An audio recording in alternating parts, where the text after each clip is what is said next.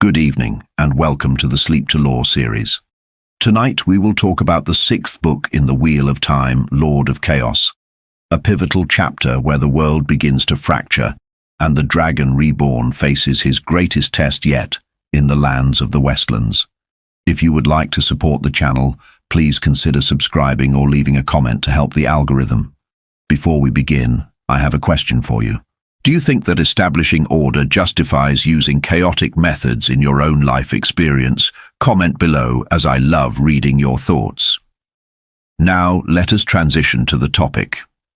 The wheel turns, and we find ourselves standing upon the black, blasted slopes of Shayol Ghul. It is a place where reality wears thin, a wound in the world, where the fabric of existence frays against the prison of the Dark One. Here Demandred arrives. He steps through a gateway, a tear in the pattern, and immediately releases the one power. The sweetness of Sidon vanishes, leaving him hollow, but only a fool channels at the very doorstep of the Great Lord. The atmosphere here is one of sensory assault and deprivation. Above, the sky is not a sky, but a roiling, inverted ocean of grey ash. Below, the valley is lit by sick, washing colours that fail to illuminate the darkness.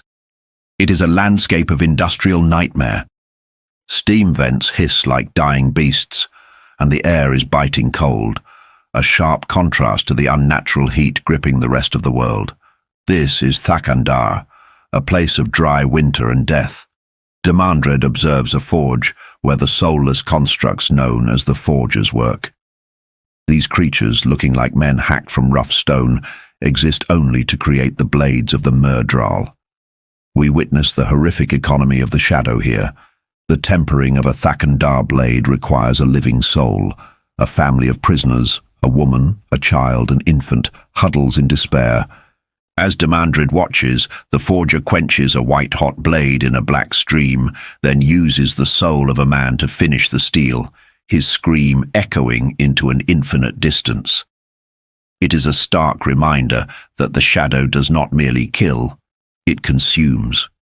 It treats suffering as a raw material, no different from iron or coal. Demandred is interrupted by a voice like crumbling leather.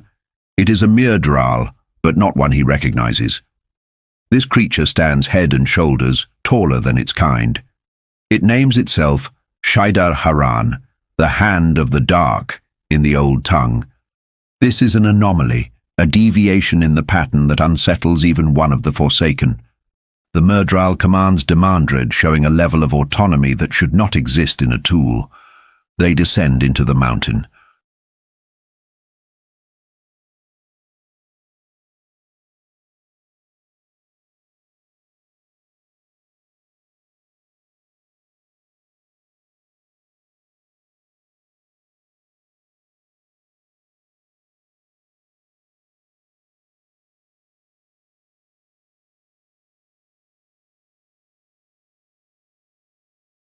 Demandred feels the ecstasy of proximity. He revels in the knowledge that the prison is weakening, that the day of return draws near. The voice of the Dark One crashes into his mind, a force that nearly obliterates his consciousness. Demandred. How fares this world? Demandred reports the losses. Ravin is dead, struck down by balefire. Lanfear and Asmodean are gone. The Chosen are dwindling. The Dark One's response is a mixture of anger and cold practicality. He acknowledges that Ravin served well, but even the Lord of the Grave cannot save a soul erased from time by balefire. The command is given. No one is to use balefire without permission, for it threatens the very world the Dark One intends to rule. Demandred, sensing an opening, asks to be named Niblis, the one who stands above all others. But the Dark One ignores the plea for status, instead delivering a final chilling instruction. He asks if Demandred would unleash chaos. The instructions are simple, yet they herald a shift in strategy. The time for subtle plotting is ending. The time for total entropy has begun. Let the Lord of Chaos rule. We shift from the freezing, ecstatic horror of the pit to the suffocating, dusty heat of Salidar. Here, the rebel Aes Sedai are hiding, and the tension is palpable. Nynaeve Almiara is sweating, frustrated, and angry. She sits in a cramped room with Siwan Sanche and Liane Sharif, former leaders of the Tower now reduced to refugees, and a woman they call Marigan. But Marigan is a mask. This is Mogadian, the spider, one of the Forsaken, held captive by an Adam. This scene illustrates the dangerous moral tightrope the heroes are walking. They are keeping a monster as a pet, squeezing her for knowledge of the Age of Legends. Nynaeve, linked to her prisoner, feels the spider's terror and hate washing over her. They are attempting to research healing, specifically the healing of stilling, but progress is slow. The dynamic here is complex. Siwan and Liane, though stilled and unable to channel, still possess the iron wills of Aes Sedai. They push and prod, desperate for a way to regain their power. The arrival of Elaine Trakan shatters the tension. The daughter heir of Andor is furious. The Salidar Hall is sending an embassy to Caemlyn, to Rand al'Thor, and they have forbidden Elaine from going. The politics of the White Tower, even in exile, are treacherous. Siwan explains the cold logic. They cannot send Elaine to the Dragon Reborn. If Rand has the Queen of Andor's daughter, he controls Andor. The Aes Sedai fear his growing power. They want to guide him, to control him, not to hand him kingdoms on a platter. They are sending 9 sisters, a number chosen with precision. It is enough to do honor, but not enough to frighten him. Or so they think. The dramatic irony here is thick. The characters discuss the number 9, but the listener knows the dread significance of 13. 13 women can overcome any man, even the dragon. By sending 9, the Aes Sedai are playing a game of brinksmanship, unaware that Rand's sanity and trust are fraying. They also reveal that Min Farshaw will accompany the embassy. Min, with her ability to see the pattern, is to be their spy, though Elaine knows Min's loyalty lies elsewhere. Later, we find Elaine seeking solace by a dried-up stream, finding Min. The heat is oppressive, a physical manifestation of the Dark One's touch on the world. The seasons are broken. In this quiet moment, we explore the burden of prophecy. Min has viewed that she, Elaine, and Avienda will all love Rand, and he them. It is a destiny that defies convention, and Elaine struggles to reconcile her jealousy with the inevitability of the pattern. They resolve to share him, a pact of sisterhood forged in the fires of necessity. Elaine tries to weave a cloud, a desperate attempt to fix the broken weather, but fails. The sky remains a relentless, empty blue. Finally, the perspective shifts to the 2 rivers, to the unfinished manor house of Perrin Ibarra. But it is not Perrin who sits in the high-backed chair. It is his wife, Fael. This scene serves as a grounding contrast to the cosmic horror of Shaiol Ghul and the high politics of Salidar. This is the grit of leadership. The 2 rivers is changing.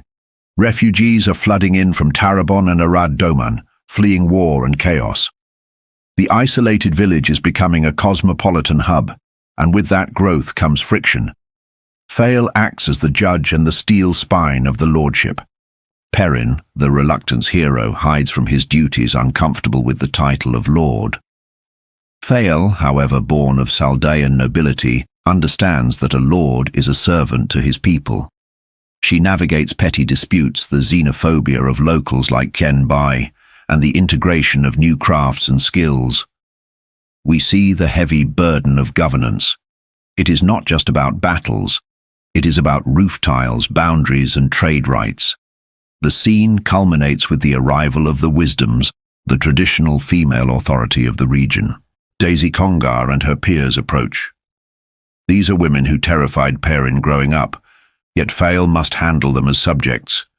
It highlights the shifting power structures of the world. The old ways are being overwritten by new necessities.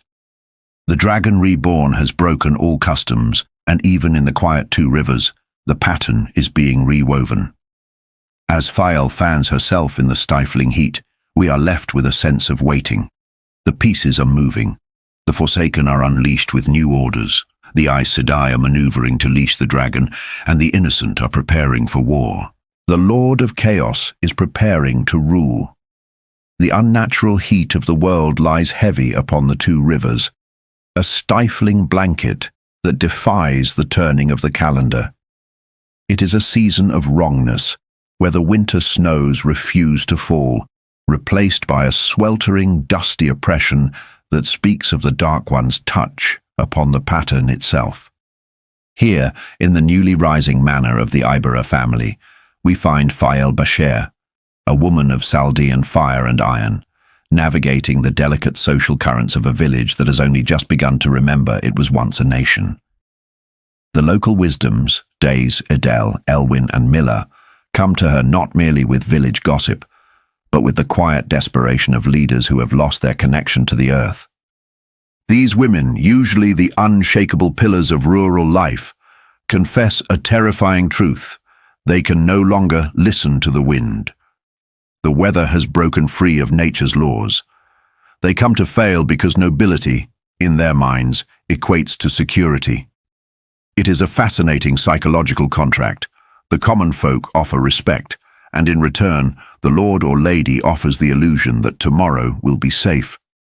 Fael, despite her own fears, steps into this role with the grace of a born aristocrat, offering them strength she does not truly possess, reminding them of their own resilience against trollocs and drought. She creates a facade of order in a world dissolving into chaos. But the heat is not the only force pulling at the two rivers. Perrin Ibera, the reluctant lord, stands atop his manor, staring not at the sky, but feeling a tug in his very soul. This is the burden of being Ta'veren, a focal point of the pattern. He feels the Dragon Reborn, Rand al'Thor, needing him across the vast distance. It is a compulsion deeper than friendship. It is destiny demanding its due. Perrin plans to leave for Caemlyn to answer that call, hoping to slip away quietly. But he underestimates Fael. In a display of political acumen and subtle manipulation, she maneuvers the conversation. She sees the danger of leaving the two rivers leaderless with refugees pouring in.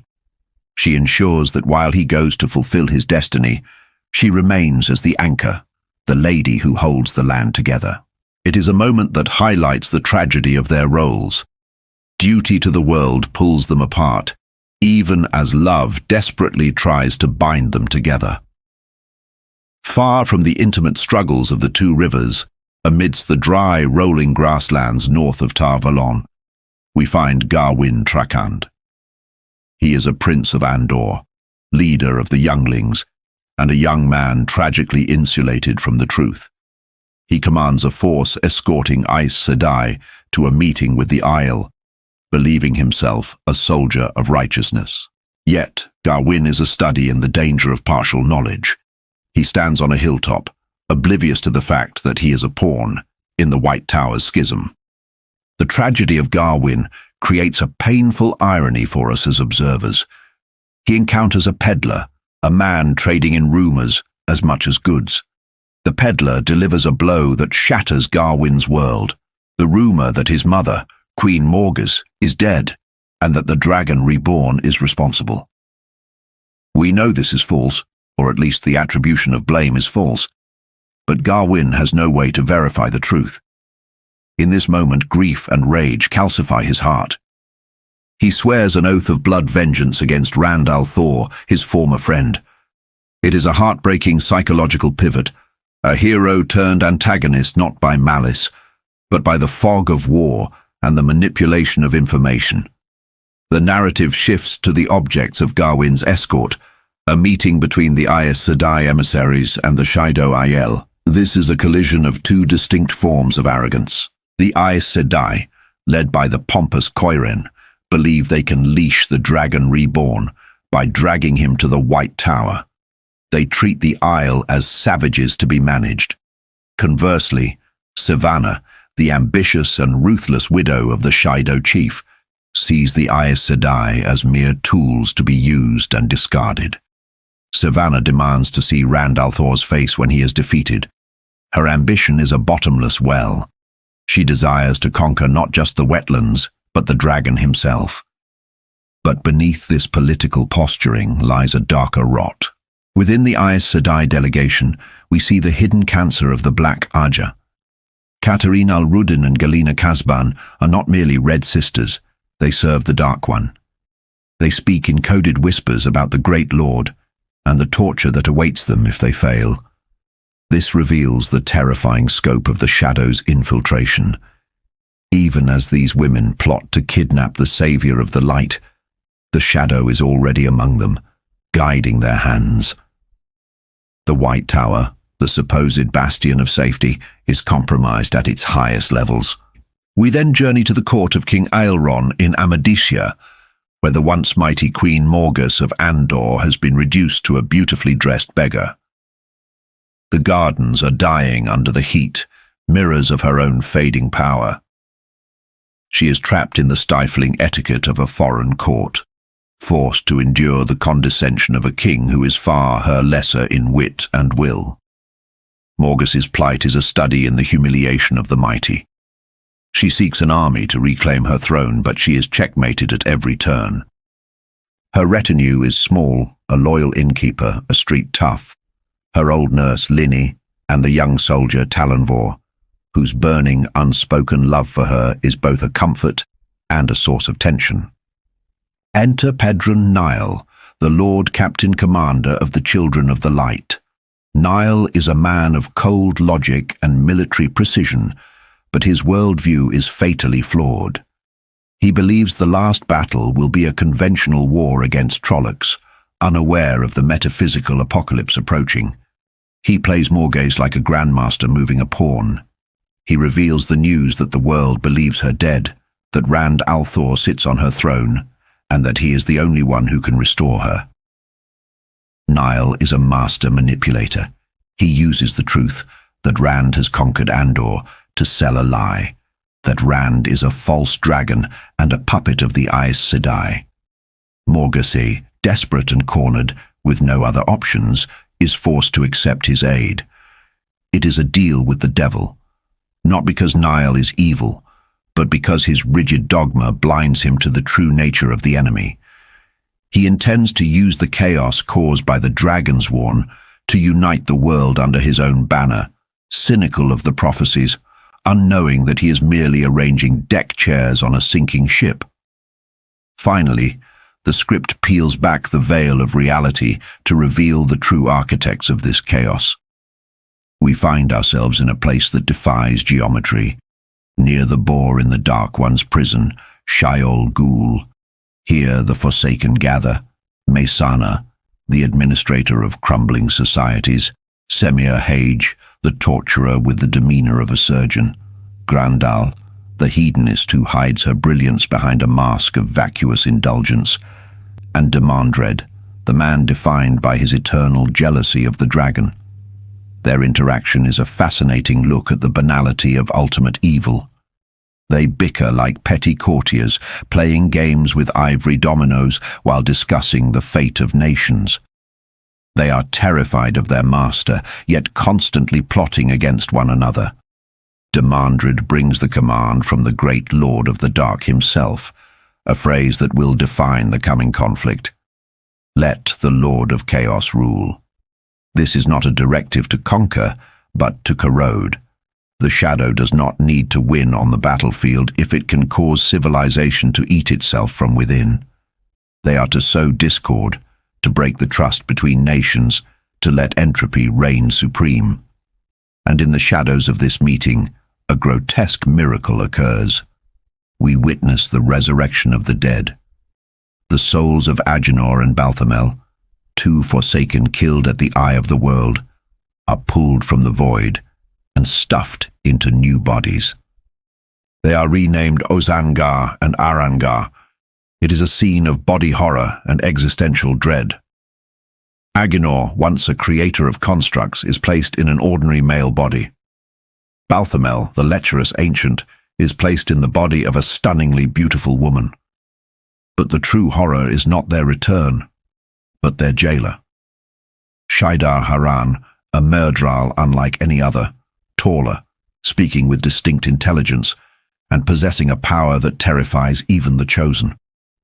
The Forsaken, who view themselves as gods among men, are cowed by this creature. It is a signal that the Dark One's influence is evolving, becoming more direct, more tangible. The hierarchy of the shadow is shifting, and even the immortal masters of the Age of Legends are no longer safe. The prologue ends on this note of shifting sands. From the drought-stricken fields of the Two Rivers to the marble halls of Amadisha and down to the very pit of doom, the world is holding its breath.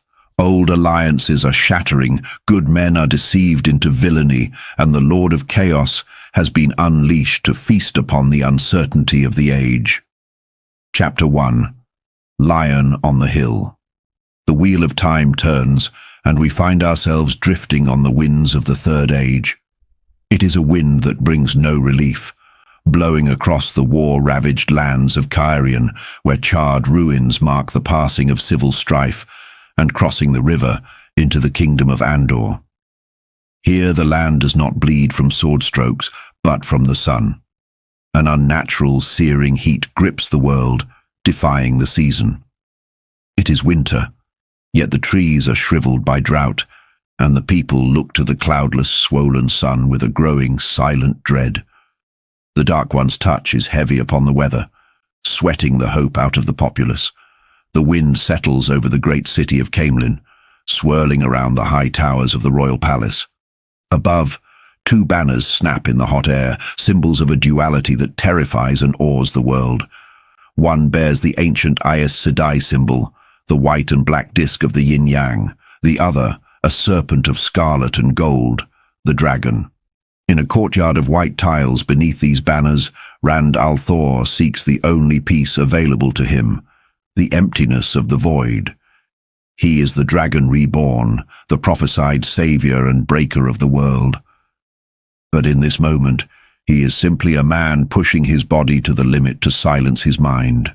Stripped to the waist, sweat slicking his skin, he moves through sword forms, Lion on the Hill, Arc of the Moon, battling 5 men at once.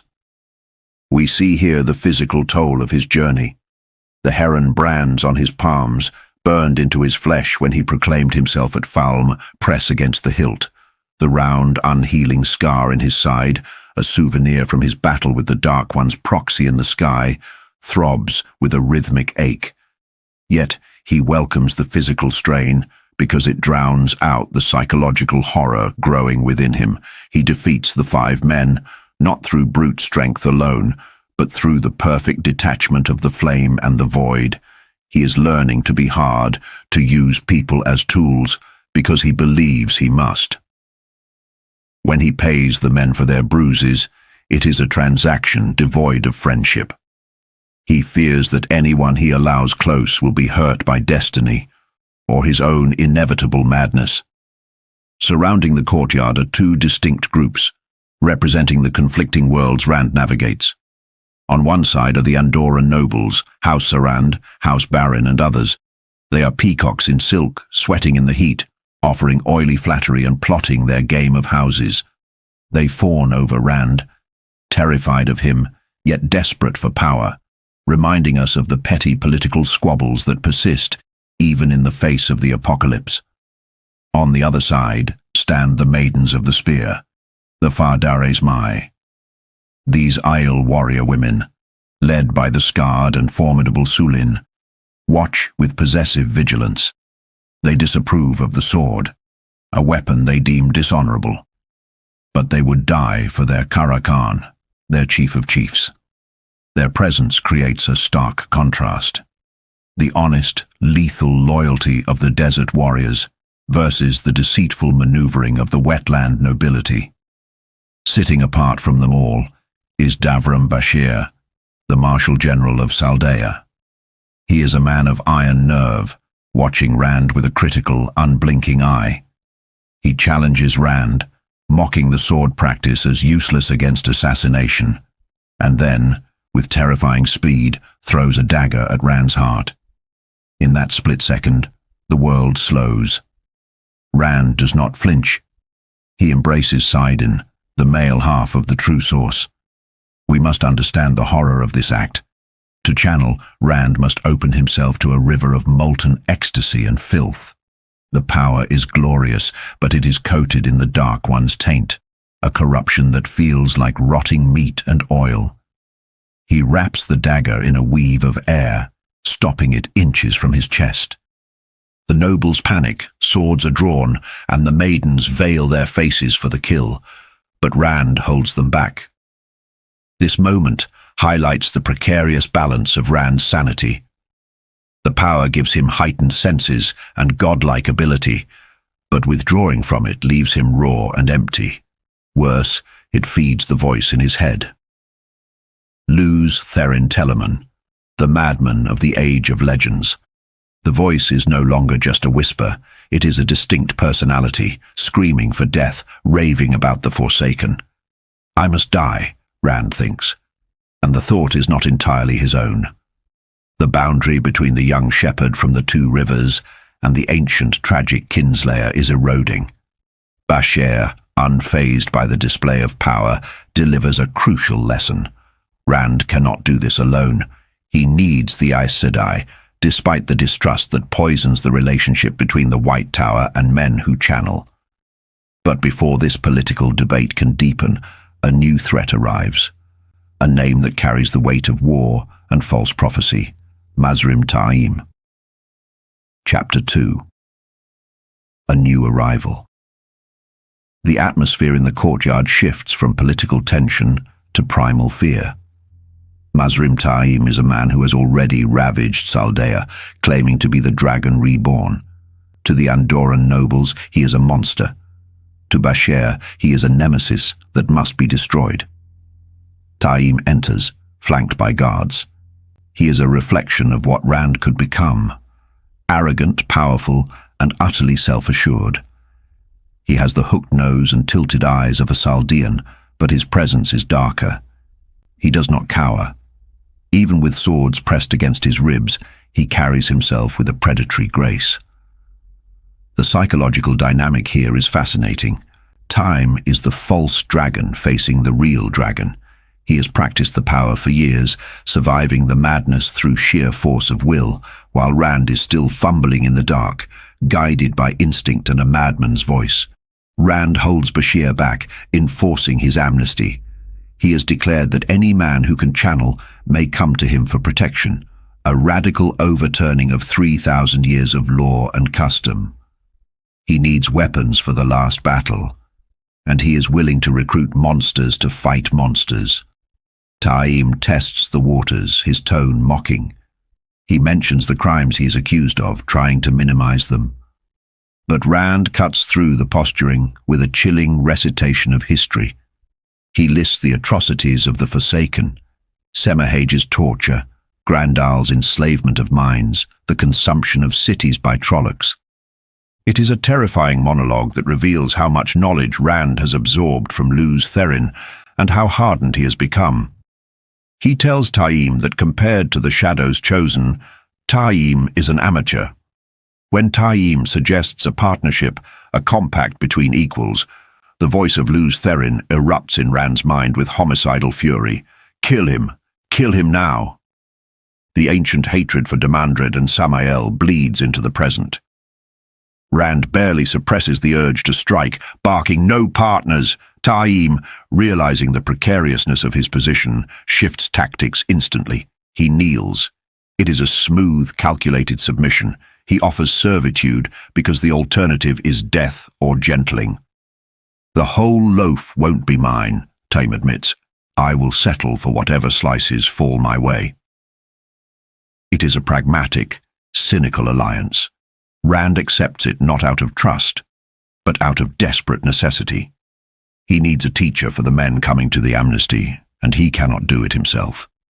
To seal this uneasy pact, Taim offers a gift.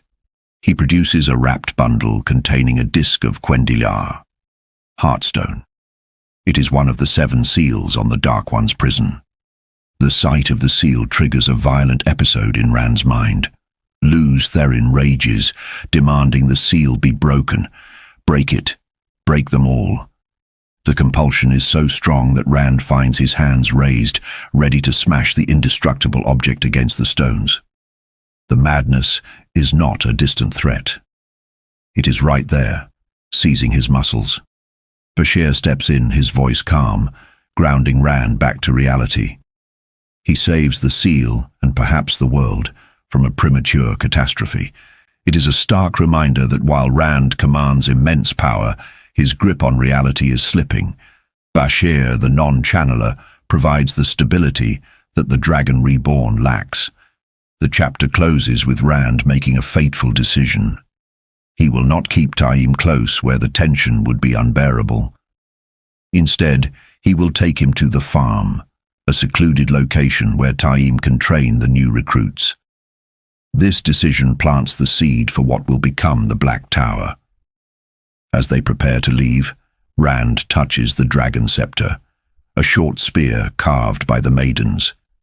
He is surrounded by enemies, the Forsaken, the White Tower, the plotting nobles, and now he has invited a wolf into his fold. He distrusts time deeply, sensing a darkness in the man, but the wheel weaves as the wheel wills. The lion is on the hill, and the army of the dragon is about to be born in earnest, forged in the fires of Satan and the shadow of madness. Chapter 3. A Woman's Eyes. The struggle for the one power is never a simple act of will for a man. It is a violent conquest. Rand al'Thor reaches for saidin, and immediately the battle is joined. He forces the power into submission amidst the infinite emptiness of the void. But the victory comes with a price. The taint of the Dark One does not merely accompany the power.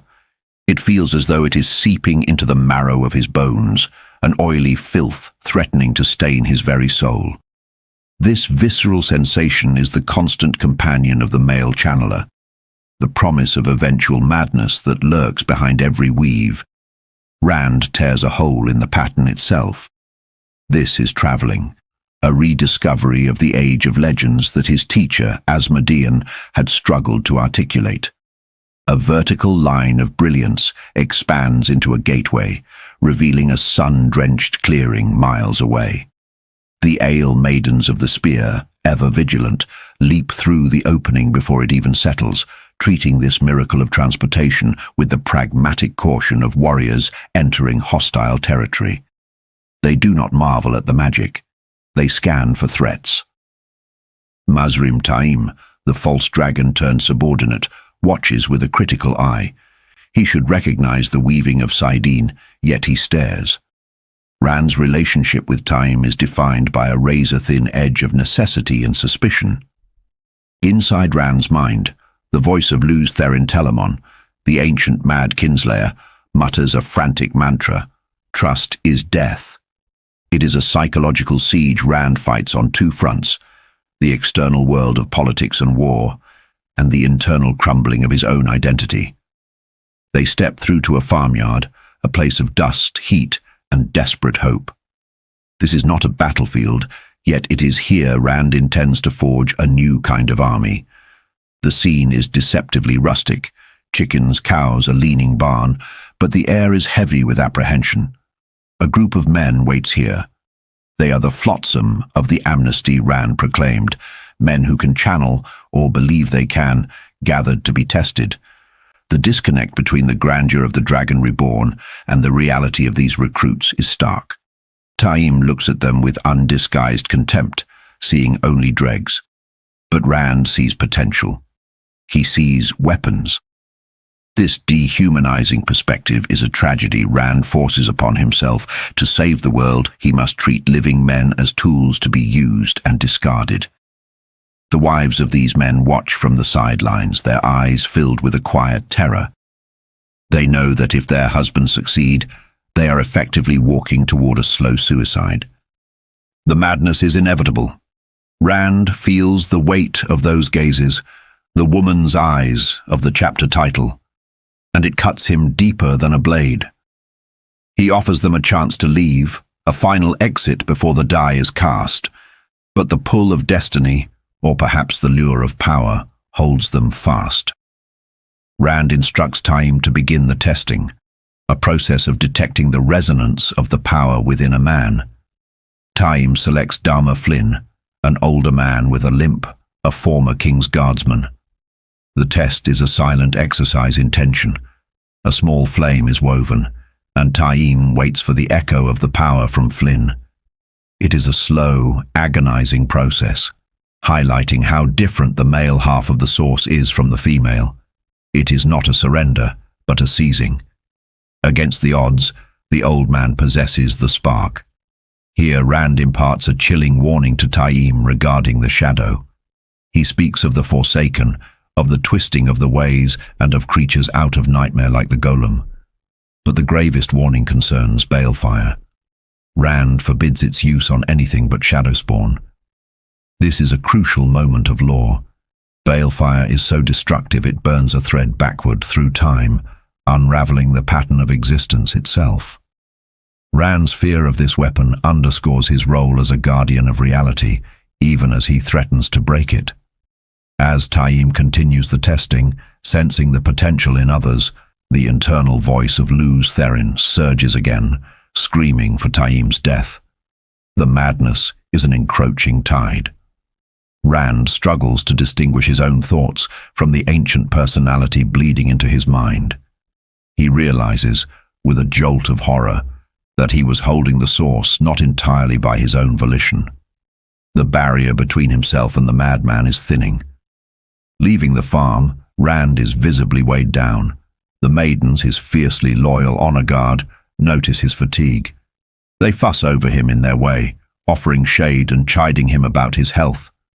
Their banter turns to Aviendha, the Elaine look-alike wise one, whom Rand is desperately trying to avoid. The maidens tease him about his shyness, completely misunderstanding that his distance is an attempt to protect her. The Aiel culture, with its complex web of honor and humor, frames Rand as a naive boy in need of guidance, a stark contrast to the terrifying figure of the Dragon Reborn he projects to the world. To avoid a confrontation with Aviendha back at the palace, and to further his complex geopolitical deceptions, Rand opens another gateway. He leaves the dust of the farm for the heat of the south. Chapter 4. A Sense of Humor. The gateway opens onto the suffocating heat of the plains of Maredo, near the border of Tyr. Here, a massive army has gathered, a sprawling sea of tents housing thousands of Tyren and Kerhaenin soldiers, alongside a vast contingent of Aiel. The cultural clash here is palpable. The Aiel occupy their own camps, segregated from the wetlanders they despise. Among the Aiel, Rand notes a disturbing new development, the Asha'man, or Spears of the Dragon. These are Aiel men wearing red headbands, marked with the ancient Aes Sedai symbol. They have abandoned their clan structures to serve Rand exclusively. It is a fanatical devotion that breaks the rigid customs of Aiel society, another sign of how Rand's presence warps the cultures around him. Rand is greeted by Royden of the Thunderwalkers. The interaction highlights the stoic respect of the Aiel, contrasting sharply with the sycophancy he is about to encounter. The maidens accompanying Rand engage in banter with the male Aiel, a flurry of jokes and insults that fly over Rand's head. This Aiel humor, often dry, violent, or based on obscure paradoxes, serves as a thematic barrier. Rand is of the Aiel by blood, yet legally and culturally, he remains an outsider, unable to grasp their sense of humor. He enters the pavilion of the High Lords of Tyr. The atmosphere shifts from the dry, hard efficiency of the Aiel to the perfumed, sweaty excess of the nobility. High Lord Weramon, a man of puffed-up chest and limited intellect, greets him with flowery titles. Weramon is the archetype of the Tyren aristocracy, arrogant, disdainful of the savages outside, and utterly convinced of his own military brilliance, despite all evidence to the contrary. The political tension in the tent is thick. Tyrens and Cairhienin, historical enemies, are forced to work together under Rand's banner, their hatred simmering just below the surface. They present Rand with news of a rebellion back in Tyr, led by High Lord Darlin and others who have declared Rand a false dragon. Rand's reaction is cold and decisive. He strips the rebels of their titles and lands, a move that shocks the assembled lords more than the threat of execution. To these men, loss of status is a fate worse than death. It demonstrates Rand's ruthless ability to dismantle centuries of feudal tradition with a single sentence. However, he strategically delays hunting them down. His eyes are fixed on a larger prize, Samael, the Forsaken ruling in Ilion. The War Council turns to maps. Wiramon, eager for glory, proposes a direct, foolish charge against the Iliana defences. He wants to crush them in detail, a strategy that would lead the army into a meat grinder against Samael's superior defensive positions. The Aiel chiefs, led by the calm and capable Bruin, watch this display with stone-faced silence. They know war, and they see Wiramon for the fool he is. Here lies the sense of humour of the chapter's title, layered with irony. Rand allows Wiramon to believe in his own foolish plan. He publicly orders the army to hold position until Mat Cauthon arrives, ostensibly to lead them. But beneath the surface, a grand deception is at play. The massive army, the loud movements, the foolish generals, it is all a sleight of hand. Rand attempts to share a joke with the maidens, a wetlander story about a rooster and a farmer falling into a pond. It falls completely flat. The Aiel analyze the logic of the water and the bird, missing the punchline entirely. It highlights the loneliness of the Dragon Reborn. He cannot truly communicate with his own followers. They speak different languages of the soul. After dismissing the pompous lords, Rand sits with the Aiel chiefs. The dynamic shifts instantly from command to council. They smoke tobacco and speak of logistics and patience. These are the men Rand truly respects. Yet even here, he must keep his true intentions guarded. He binds them to a promise of inaction, frustrating their warrior instincts to serve his deeper strategy. The sun sets, turning the sky the color of blood. Rand eats under the watchful, mothering eyes of Enila and Somara. Their care for him is touching yet invasive. They urge him to court Aviendha, offering absurd advice on how to be modestly seductive. They treat the most powerful man in the world like a hapless younger brother who needs help finding a wife.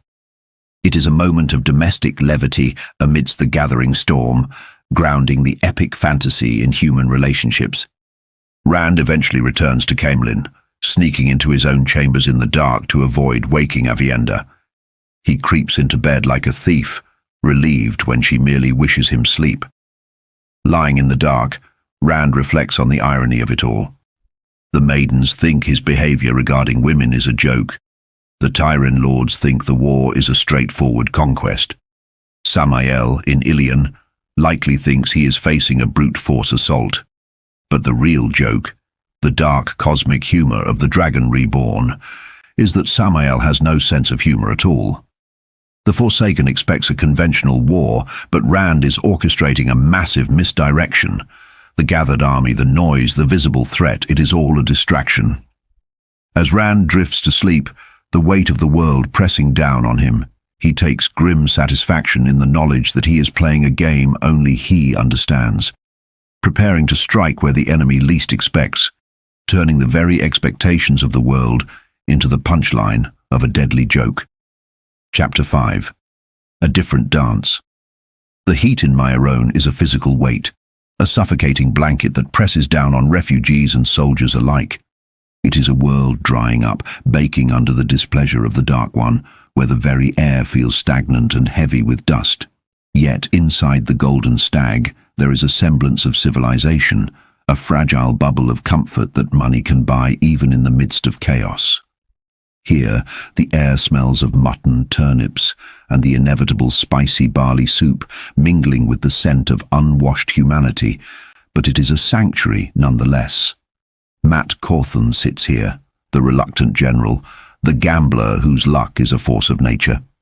The inn itself is a testament to order, with polished tables and a white-aproned girl whose sole duty is to sweep the stone floor, fighting a losing battle against the encroaching dust. This is the sort of place Matt appreciates. It oozes an air of wealth and comfort, shielding him, however briefly, from the grim reality of the world outside. Around him, the officers of the Band of the Red Hand, Talmanes, Nalesian and Derid, try to rationalize the irrational. They drink their wine and attempt to deconstruct Matt's luck, viewing it as a puzzle to be solved. Talmanes, a Kaihayanin nobleman with the compressed energy of a coiled spring, laments his losses at cards. Nalesian, a Tyran dripping in sweat and silk, suggests betting on horses, believing that animal flesh might be immune to Matt's dice-rolling destiny. They look at Matt and see a talisman, a living charm of victory. They do not see the burden of the Tavaren, the twisting of the pattern that forces probabilities to collapse in Matt's favor, whether he wishes them to or not. To them, it is a game. To Matt, it is simply the way the world turns, and often it is a terrifying ride. The serving maid, Betsy Sylvain, offers a distraction. She is pretty with the musical chime of a Kaihayanin accent, and she engages Matt in the age-old dance of flirtation. But even here, the shadow of Matt's reality intrudes. She notices the scar around his neck, the rope burn from Rauidian where he was hanged from the Tree of Life. She sees the silver foxhead medallion, a ter angriel that goes cold against his skin, his only shield against the one power. Matt deflects with humor, claiming he was hanged for knowledge, a truth disguised as a jest. He is a man who knows too much and too little, his mind a patchwork of holes filled with the memories of dead men. To escape the conversation, Matt sweeps Betsy onto the floor for a dance. It is here that the psychological weight of Matt's altered mind becomes most apparent. As the music plays, flutes and bitterns keeping a rhythm that hasn't been heard in 2,000 years, Matt drifts. The common room of the Golden Stag dissolves. In his mind, he is no longer a farm boy from the Two Rivers. He is a lord of the 10 nations, tall and golden-haired. He wears amber silk and dances with a wave mistress of the sea folk beneath a crystal dome in Coromanda. He remembers the looming Trolloc Wars before they were even named, the impending fall of civilizations that are now nothing but dust and myth. This is the tragedy and the wonder of Matrim Carthon. He is a vessel for history. The memories given to him by the Eelfin are not merely data. They are emotional, visceral experiences. He dances with Betsy, but he feels the ghost of a woman dead for millennia in his arms. He moves with the grace of a courtier from a forgotten age, the steps weaving seamlessly into the present, blurring the line between who he was and who he has become. But reality always reasserts itself. The dance ends, and duty calls in the form of Idorian, reminding him of his rounds. Matt steps out into the oppressive heat of Merone, a town swollen with the displaced. The streets are a cacophony of hawkers, soldiers, and the hopeless stares of refugees. It is a melting pot of nations, Kaihayanin, Andorans, Tyrens, all jostling for space in a world that seems to be unraveling. The soldiers of the band recognize him, cheering for Lord Matrim. The irony is bitter. Matt despises the title, despises the responsibility, yet he wears the mantle of leadership with an instinctive competence born of those stolen memories. He walks through the town, observing the chaotic tapestry of humanity. He sees gleemen juggling, hears songs of the Great Hunt, and notes the presence of those seeking the Horn of Valeri. The Horn, the artifact that could summon dead heroes, is a beacon for the desperate and the glory-seeking, another thread in the tangled web of destiny. Matt's mind, however, is preoccupied with a darker concern, the Dragon Reborn. He recalls a visit from Rand al'Thor just the night before. Rand had stepped through a slice in the air, a gateway of the One Power, appearing in Mat's room like a phantom. Rand is changing, hardening into something brittle and dangerous. He speaks of cleansing the Forsaken, of uniting the nations by force if necessary, his voice feverish with the pressure of prophecy. Mat sees the madness encroaching on his friend, the sheer terrifying scale of the game Rand is playing. Rand plans to use the band as a distraction, a feint to fool Samael, one of the Forsaken entrenched in Ilion. Mat is a piece on the board, and while he grumbles about being a hero, he knows he is trapped. He cannot abandon Rand, not truly. The pattern has woven them too tightly together. As Mat continues his patrol, the abstract dread of the future is replaced by immediate, tangible injustice. He comes upon a scene that stirs the dormant hero within him. Two hunters for the horn, garbed in the finery of Murandian arrogance, are abusing a child. They are shaking a small, gaunt boy like a rag doll simply for touching a horse. Mat does not hesitate. He hates bullies more than he hates nobles, with the efficient brutality of a soldier. He uses his Asha'man, the black-hafted spear inscribed with ravens, to drop the men. He breaks their pride and their bodies without drawing blood, ordering them run out of town. It is a moment that defines Mat. He claims to want no part of others' troubles, yet he cannot walk past suffering. The boy is Olver. He is perhaps the ugliest child Mat has ever seen, with a squashed nose and ears that stick out, a tragic little figure of dirt and defiance. Olver is an orphan of the Ale War, his family dead, his future bleak.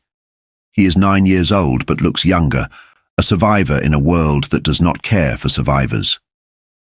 When Olver weeps, scrubbing at his dirty face, Mat's heart, usually guarded by cynicism, cracks open. He sees himself in the boy's stubbornness, perhaps, or simply sees a life that needs saving. He paws the boy off on Idorian, ordering a bath and food, grumbling about the inconvenience. But the deed is done. Mat has adopted a stray, another tether binding him to the world he tries to hold at arm's length. The day's strangeness is not over. Estian, a Tyren of little brain but much enthusiasm, drags Mat to the river. There, amidst the sluggish traffic of the drying Erenin, lies a ship of the Atha Anmir, the sea folk. It is out of place, a sleek vessel of the open ocean navigating the inland waters.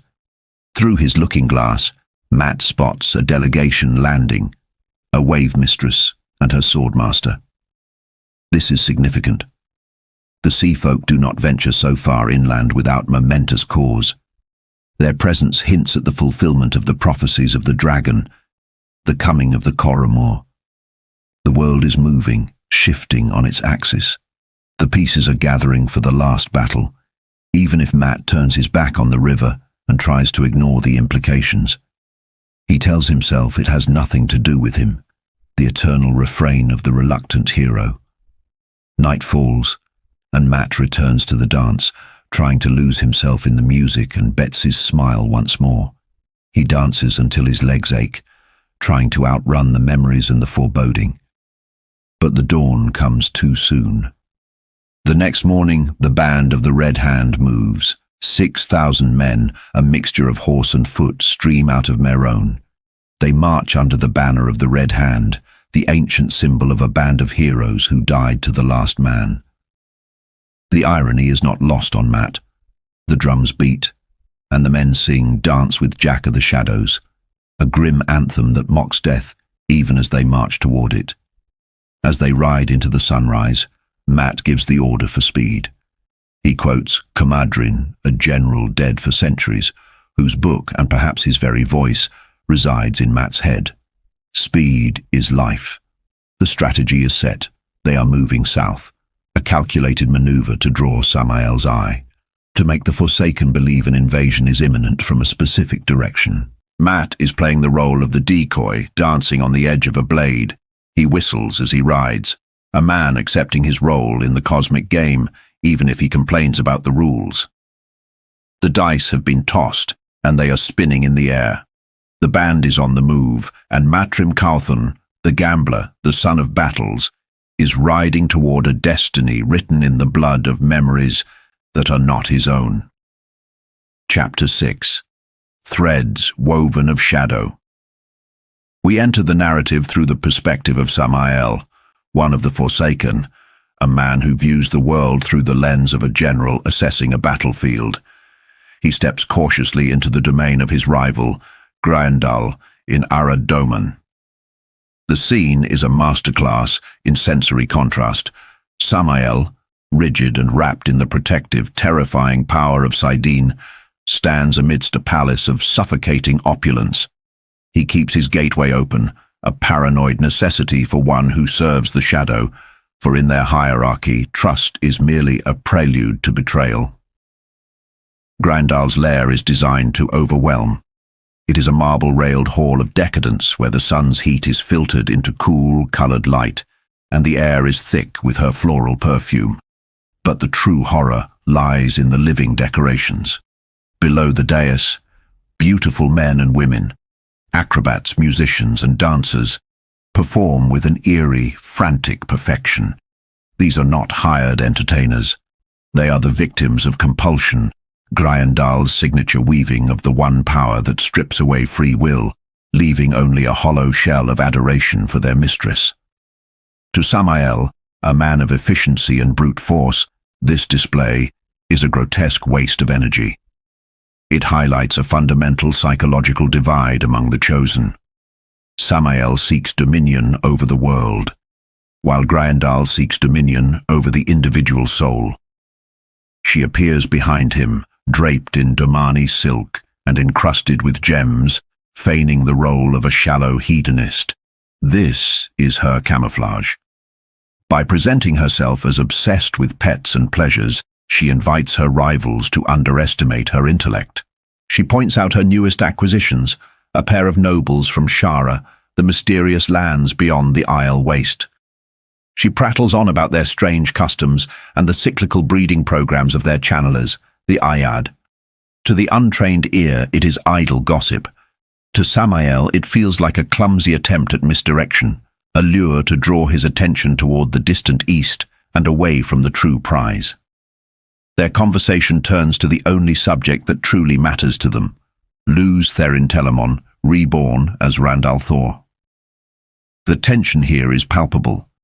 Samael bears a physical and mental scar from the Age of Legends, a literal scar on his face given to him by Luz Therin, and a deep-seated inferiority complex regarding the dragon's height and stature.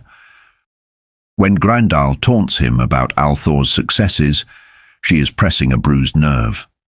They discuss the dwindling numbers of the Forsaken. Ravin, Belal, and Ishmael are gone. Lanfair and Asmodean are missing. The psychological pressure of mortality is encroaching on beings who thought themselves eternal. Samael, driven by his soldier's pride, refuses to see Rand as anything more than a lucky farm boy, a dangerous denial of reality that Grendal subtly encourages. She pushes for a link, a joining of their powers, but Samael refuses. In the politics of the shadow, linking requires one to surrender control to the other, an act of submission Samael would never entertain. He leaves with a warning for Demandred and the others to stay out of his territory, Ilion. To punctuate his exit, he commits a casual atrocity, closing a gateway on a serving man, slicing the compelled slave and his silver tray in half. It is a brutal reminder that for Samael, life is cheap, and violence is the only punctuation mark he knows. However, once Samael departs, the perspective shifts to Grendal, and the veil of the shallow hedonist drops. We see the terrifying intellect beneath the curls. Her manipulation was successful. She knows Samael's psychology better than he knows himself. She knows that by pretending to lure him toward Shara, she is guaranteed he will dig his heels in and focus entirely on Randall Thor in the west. She has effectively aimed him like a weapon at the Dragon Reborn, hoping they will destroy each other. Her inner monologue reveals she has visited Shayol Ghul and believes the Great Lord has all but promised her the title of Nablus, the supreme ruler under the shadow. She views her fellow chosen not as allies, but as pieces on a game board to be sacrificed for her ascension. The narrative then plunges us from the gilded halls of Arad Doman into a realm of clinical nightmare. We find Semirhage, perhaps the most terrifying of the chosen, in a damp stone dungeon. If Grandal represents the corruption of the mind, Semirhage represents the violation of the flesh. She is interrogating an Aes Sedai named Cabriana Mecandes. Semirhage's methods are not crude. She was once the greatest healer of her age, and she uses that supreme knowledge of the human body to dismantle it. She hangs the woman in the air with the power, strips her, and stimulates the pain centers of her brain directly. There is a cold, scientific detachment to her cruelty. She does not scream or rage. She simply applies agony as a carpenter applies a chisel. She breaks the Aes Sedai not just through pain, but by alternating it with intense stimulation of the brain's pleasure centers, a biochemical manipulation that shatters the will to resist faster than torture alone. But the true significance of this scene arrives with an interruption. In the corridor, Semirhage encounters Salidar Haran. This is not a normal Myrddraal. He is taller, darker, and radiates a wrongness that even a Forsaken can feel. When he speaks, he does not bow, he commands. This moment marks a seismic shift in the law of the dark. For 3,000 years, the Forsaken have stood at the apex of the Shadow's hierarchy, answerable only to the Dark One. Now, a creature of the Shadow commands one of the Chosen. Salidar Haran orders Semirhage to drain the prisoner quickly and report to him. When she hesitates, he implies that obeying him is obeying the Great Lord. Semirhage, a woman who breaks others for sport, feels the cold touch of fear. She realizes the rules of the game have changed. The Chosen are no longer the players, but merely high-ranking pawns. Returning to her work, Semirhage checks on her second prisoner, Cabriana's warder. He is a man of iron will, resisting the torture through sheer discipline. Semirhage decides to break him using pleasure, overloading his senses with ecstasy to bypass his mental defenses. It is a horrific inversion of the warder bond, using the connection of feeling to destroy them both. But she miscalculates. In her distraction over the Myrddraal, she pushes the stimulation too far, and the warder dies, his brain burned out by chemically induced bliss. She feels a flicker of annoyance, not at the loss of life, but at the loss of a tool. She returns to the Aes Sedai, Cabriana, who is now screaming in the dark. Semirhage smiles. In a world of shifting alliances and terrifying new threats like Salidar Haran, the simple visceral act of breaking a soul remains her only true comfort. The chapter closes on the screams, a chilling reminder that while the Forsaken may plot against each other in palaces, their foundation is built on the suffering of the helpless. Chapter 7. A Matter of Thought. The heat in Salidar was not merely a temperature, it was a physical weight, pressing down on the small, cramped room shared by Elaine Trakand and Nynaeve Almiara. It was a suffocating blanket that turned the air into something solid, something that had to be pushed through, rather than breathed. Elaine sat on her narrow mattress, the simple act of brushing her hair 100 strokes feeling like a labor of Hercules. Behind her eyes sat a dull, throbbing ache, the specific residue of a day spent channeling the one power, wrestling with the complex, dangerous art of creating ter'angreal. The room itself told the story of their current station.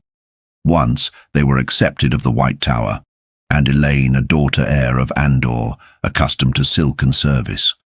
Now they were refugees in a village of refugees. The plaster was cracking, the wash basin chipped, and their possessions were stowed in battered chests. It is a stark reminder of how quickly the wheel turns. The mighty do not always fall. but sometimes they must crouch in the dust to survive. Even the flowers in the vase were bedraggled, fooled by the weather into a pathetic late bloom. Nynaeve, ever the picture of restless energy, fiddled with the dark metal bracelet on her wrist. It was an Adam, the leash used to control the forsaken Moghedian in the world of dreams.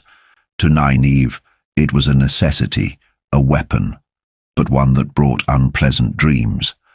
There is a profound psychological toll in being a jailer, even to a monster. The chain binds both ends. They prepared for the night's true work, not with sleep, but with travel. They donned the twisted stone rings, terangrial copies Elaine had fashioned.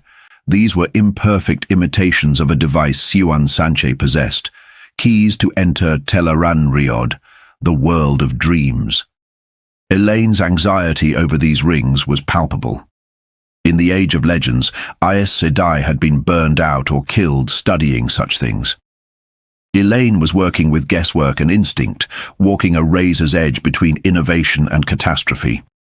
But necessity, as always in this war against the shadow, drove them forward. As sleep took them, the stifling heat of the physical world fell away, replaced by the uncanny, silent luminosity of the dream. They stood in a reflection of Salidar, but it was a Salidar of the mind, empty, still, and washed in the impossible light that permeates this realm. Here, the permanence of an object depends on its significance in the waking world.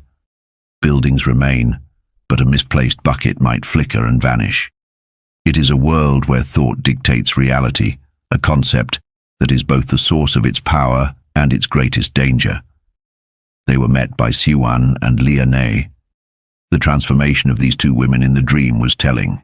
In the waking world, they played the part of bitter enemies to manipulate the Salidar Aes Sedai, a brilliant, if exhausting, survival strategy for two women who had been stilled and stripped of their official power. But here, Siuan appeared as she saw herself, strong, commanding, decked in jewels that flickered in and out of existence as her concentration wavered. Then came the council, Sheriam, and the leaders of the rebel Aes Sedai. They arrived with the arrogance of authority, projecting their waking world hierarchy into a realm that did not care for titles. Their clothes shifted constantly, betraying their lack of discipline in Dragon Reborn. They were tourists in a land where Elaine and Nynaeve were becoming natives. They viewed the dream as just another place to conduct business, failing to respect the lethal malleability of their surroundings. Together, the group shifted to the reflection of the White Tower, specifically the Amerlin's study. It is a testament to the ego of the Aes Sedai that they could instantly manifest such a complex location simply by willing it. The room was dominated by the imprint of Elida, the usurper Amerlin. Her desire for control was etched into the very decor. The flowers in the vase were rigid, perfect, and unnatural, forced into existence by the one power.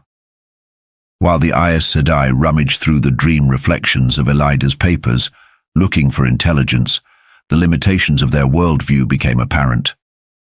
They dismissed rumors of the Black Tower and the chaos in the world as hysteria, filtering information through a lens of tower superiority. Yet, they found terrifying truths.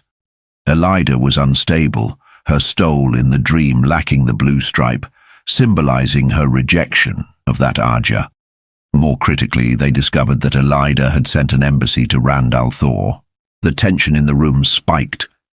The rebel Aes Sedai, desperate for legitimacy, considered the possibility of Rand accepting Elida's support. Elaine, however, saw the trap. She knew the Red Arja's hatred for men who could channel. This wasn't diplomacy. It was a prelude to a caging. But before she could argue, the dream world reminded them that it is not a playground. A scream shattered the scholarly silence. They rushed into the hallway to find that the corridor of the tower had vanished, replaced by a nightmare made manifest. This was not merely a bad dream, it was a coalesced pocket of horror that had drifted into their vicinity. The hallway had become a cavernous dungeon of rust and fire, populated by Trollocs, grotesque, distorted giants of shadow and malice. The Aes Sedai, panicked and inexperienced in the ways of the dream, made a fatal error. They tried to fight the nightmare with the one power. They linked and wove flows of fire, treating the Trollocs as physical threats. But in Dragon Reborn, belief is stronger than the power. By engaging the nightmare on its own terms, they validated it. They accepted it as real, and because they believed, the nightmare swallowed them. One by one, the leaders of the rebellion were dragged into the horror. Sheriam, Myrel, Anaia, women of immense power in the waking world, were reduced to helpless victims, tortured by the manifestations of their own fears. Elaine, terrified but clear-headed, realized the mechanics of their failure. She understood that fighting the dream with force was like trying to punch smoke. To win, one had to deny the smoke existed. With a courage that belied her years, Elaine stepped into the nightmare. She was immediately seized, the phantom pain of ropes and knives feeling horrifyingly real. But she anchored her mind. She screamed at the others not to fight, but to think. She forced her mind to visualize the hallway as it should be, the tiles, the tapestries, the mundane reality of the tower. "It is a dream," she shouted, a mantra of denial. It was a battle of will against chaos. Slowly the reality of the nightmare began to fray. The imposing, terrifying solidity of the Trollocs wavered. The cavern dissolved, overwritten by the strength of Elaine's perception. In a blink, the dungeon was gone. They were back in the hallway. The Aes Sedai lay on the floor, weeping and battered, their dream forms reflecting the torture they had perceived, but they were alive. Elaine had saved them not with the power, but with the discipline of her mind. The Aes Sedai, broken and humbled, fled back to their bodies in Salidar. But Elaine did not wake yet. She had one more errand, a compulsion of the heart that drove her across the dreamscape to Kemlin, to the royal palace of Andor. She materialized in the grand hall, but it was wrong.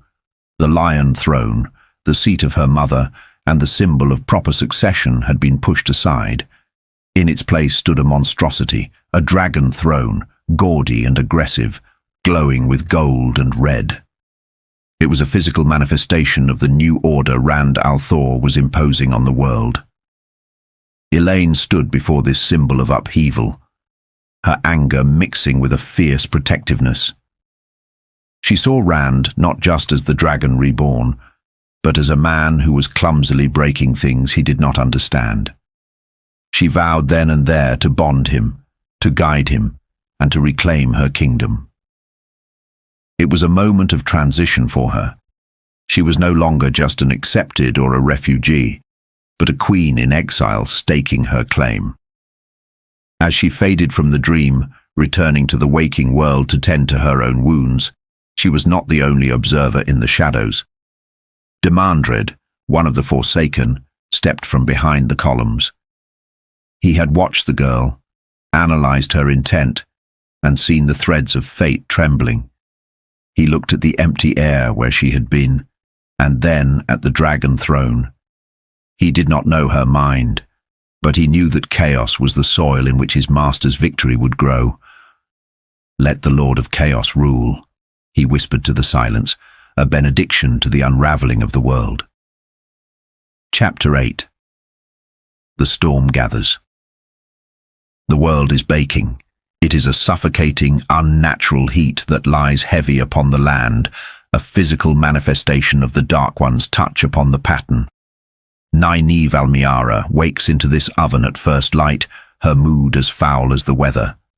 There is a storm brewing in her mind, a sense of impending disaster that her wisdom's ability to listen to the wind usually predicts, yet the grey sky remains mockingly cloudless. This disconnect between her instincts and the physical world serves as a potent symbol for her current state, disconnected, frustrated, and grappling with powers she cannot fully control. Her night in Tel Aran-Rayod, the world of dreams, offered no respite. She had spent hours wandering a dream reflection of Tarvalon, hunting for anything useful, but found only empty streets and impossible cleanliness. It is a stark reminder of the surreal, hollow nature of the dream world. Where reality is messy, the dream is often too perfect or perfectly horrifying. Her frustration is compounded by the knowledge that the rebel leaders, Sheriam and her circle, had nearly gotten themselves killed in a nightmare of their own making, only surviving because of the very warnings Nynaeve had given them. Yet, hubris is the defining trait of Aes Sedai. They accepted Nynaeve's healing, but refused to accept her wisdom. The tension in the cramped room is palpable as Elaine creates a distraction from the morning's gloom. They discuss the Edam, that terrifying device of slavery, now hidden in plain sight. It is Nynaeve's turn to pass the burden, but she refuses. Wearing the bracelet connects her to Moghedien, the Forsaken masquerading as the servant Marigan, and through that silver metal, Nynaeve feels the spider's emotions, fear, worry, and a simmering, hateful frustration. It is a dark psychological burden to have the mind of a mass murderer echoing in your own, but it is a necessary evil. The conversation shifts to Rand.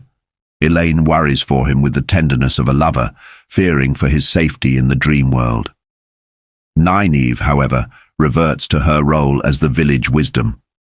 To her, the Dragon Reborn is still just a wool-headed boy from the Two Rivers who needs his ears boxed to keep him on the straight and narrow. It is a defense mechanism. If she can view him as a boy needing discipline, she doesn't have to face the terrifying reality that he is a force of nature reshaping the world, a man destined to go mad and die. Leaving the room, Nynaeve ventures into the bustling chaos of Salidar. The village is bursting at the seams, an army and a rebellion crammed into a space meant for a quiet country life. The heat amplifies the noise and the smell. She seeks a distraction, but finds herself walking into high-stakes political theatre. Inside a repurposed inn, she stumbles upon Lelaine, a sitter for the Blue Aja, showcasing their prize steer, e-gwayn Ablar. The former false dragon is being displayed to Alteran nobles not as a prisoner, but as a weapon of truth. e-gwayn reveals a secret that strikes at the very foundation of the White Tower's credibility. He confesses that the Red Aja found him long before he proclaimed himself. They didn't gentle him immediately. They nurtured his rise, feeding him information on armies and rivals, allowing him to grow into a terrifying threat, solely so they could pull him down and claim the glory. This revelation is shattering. The Red Aja, who claim to protect the world from men who can channel, were manufacturing false dragons for political gain. It is a cynical, Machiavellian maneuvering that exposes the rot within the tower. e-gwayn speaks with the cold fire of vengeance. He has been stripped of the one power, leaving him with nothing but a desire to destroy the women who used him. Nynaeve watches, disturbed by his intensity and the casual way the Aes Sedai use him. Escaping the heavy atmosphere of the inn, Nynaeve encounters another battle of wills in the street. Gareth Bryne, the exiled general of Andor, is locked in a verbal spar with Siuan Sanche. The dynamic here is fascinatingly complex. Bryne is the commander of the army, a man of immense stature, yet Siuan, reduced to a servant's role, meets him with the imperious fire of the Amirlin seat she once was. They argue about laundry and oaths, but the subtext is power. Bryne demands clarity and action. Siuan, bound by her own secrets and the machinations of the Hall, refuses to yield. It is a clash of iron and stone, hinting at a deepening, albeit antagonistic, bond between them. Nynaeve's attempts to find purpose continue to be thwarted.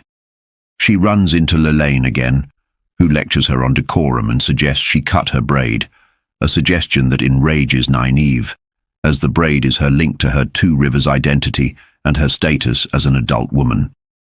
To cut it would be to accept the infantilization the Aes Sedai force upon the accepted. The feeling of entrapment grows. Nynaeve considers fleeing Salidar, perhaps to Caemlyn, but realizes she is paralyzed by indecision and the responsibility of the captured Forsaken. She wanders past Elaine teaching a novice class. The sheer number of novices, many of them older women who would have been turned away by the Tower in peacetime, highlights the desperation of the rebels. Here, Theodrin, a woman caught between the ranks, confronts Nynaeve.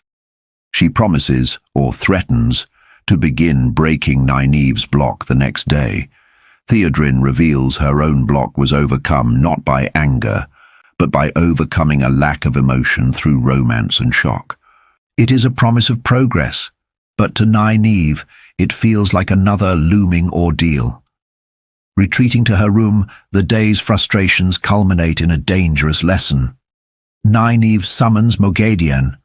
The Forsaken is terrified, her cover as Marigan fragile, but Nynaeve uses that fear to force a lesson in the One Power.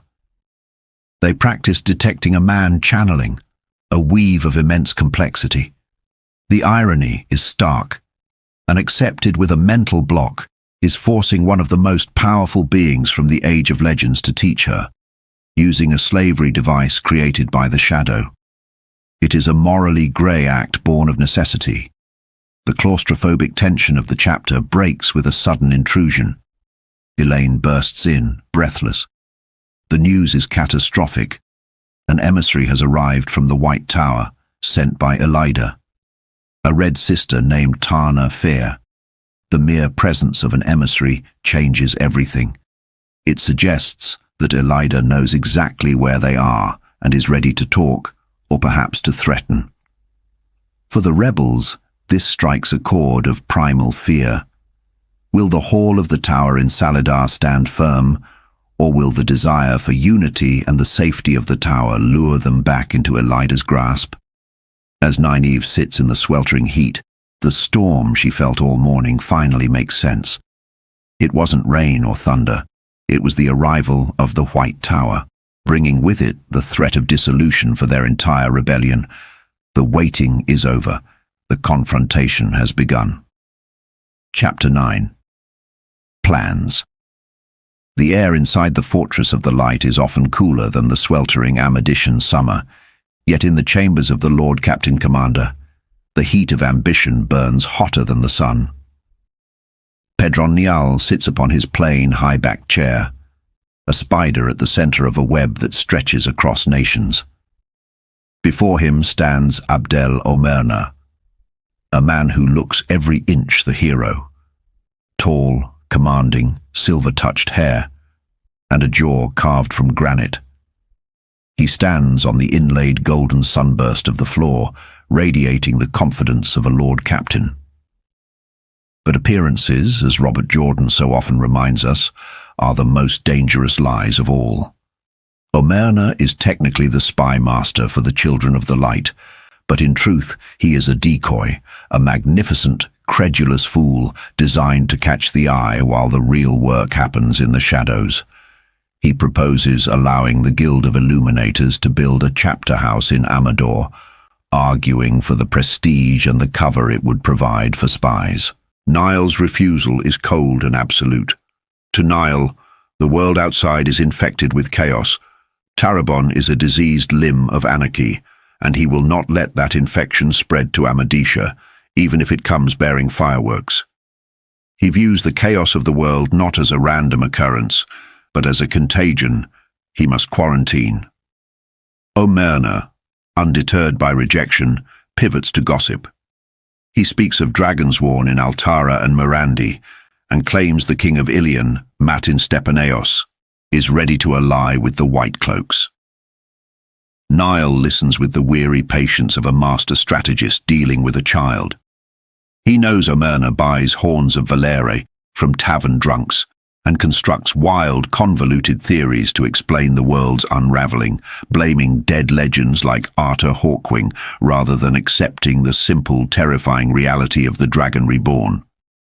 When Niall dismisses the strutting peacock, the true spy master emerges from the silence. Seban Balwa.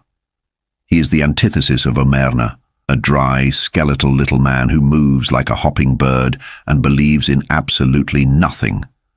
This cynicism is his greatest asset. Where Omerna sees what he wants to see, Balwa sees only the cold, hard data. They review the board. The news is grim. Bashir is in Kemlin with cavalry. The sea folk ships are idling in ports, waiting for a signal no one understands. Rand al-Thor is reported in 3 cities at once, a detail Nile dismisses as madness or body doubles, unable to comprehend the magical reality of traveling. But the most potent weapon Nile forges in this meeting is not a sword, but a lie. He concocts a masterstroke of propaganda regarding the Aes Sedai split. He instructs Balwa to spread rumors that the Black Arja has seized the White Tower, and that the rebels in Salidar are terrified refugees seeking the protection of the Children of the Light. It is a brilliant, insidious inversion of the truth. Nile intends to paint the Aes Sedai as broken and repentant, stripping them of their mystic power in the eyes of the common folk. He creates a narrative where he is the savior even of the witches he despises. As he drinks his wine, feeling the brittleness of his own age, Nile knows his time is short. He needs to unite the world under his command before the last battle, even if he has to break the world's spirit to do it. Outside the stone walls, the metaphor of predator and prey plays out in the sky. Morgas Trakand, the queen of Andor in exile, watches a falcon strike a duck. It is a violent explosion of feathers, a stark mirror of her own reality. She rides through the parched countryside, ostensibly a guest of the children, but in truth a prisoner in a gilded cage. Her retinue is a sad collection of the displaced, the loyal innkeeper Basil Gill, uncomfortable in finery, young Paiter Cornell, and a gaggle of Amadician noblewomen forced to attend her. Among them is Marande, a beautiful woman with a poisonous smile, who uses gossip as a weapon to torment the fallen queen.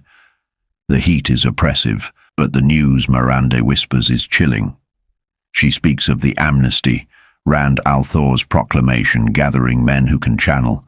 The very idea sends shivers through the party. It is the breaking of a 3,000-year taboo.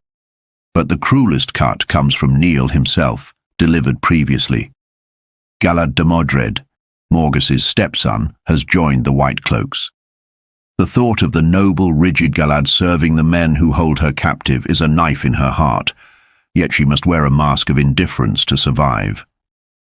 As they ride back toward the city under the watchful, jailer-like gaze of the White Cloak officer Norowyn, they pass refugees.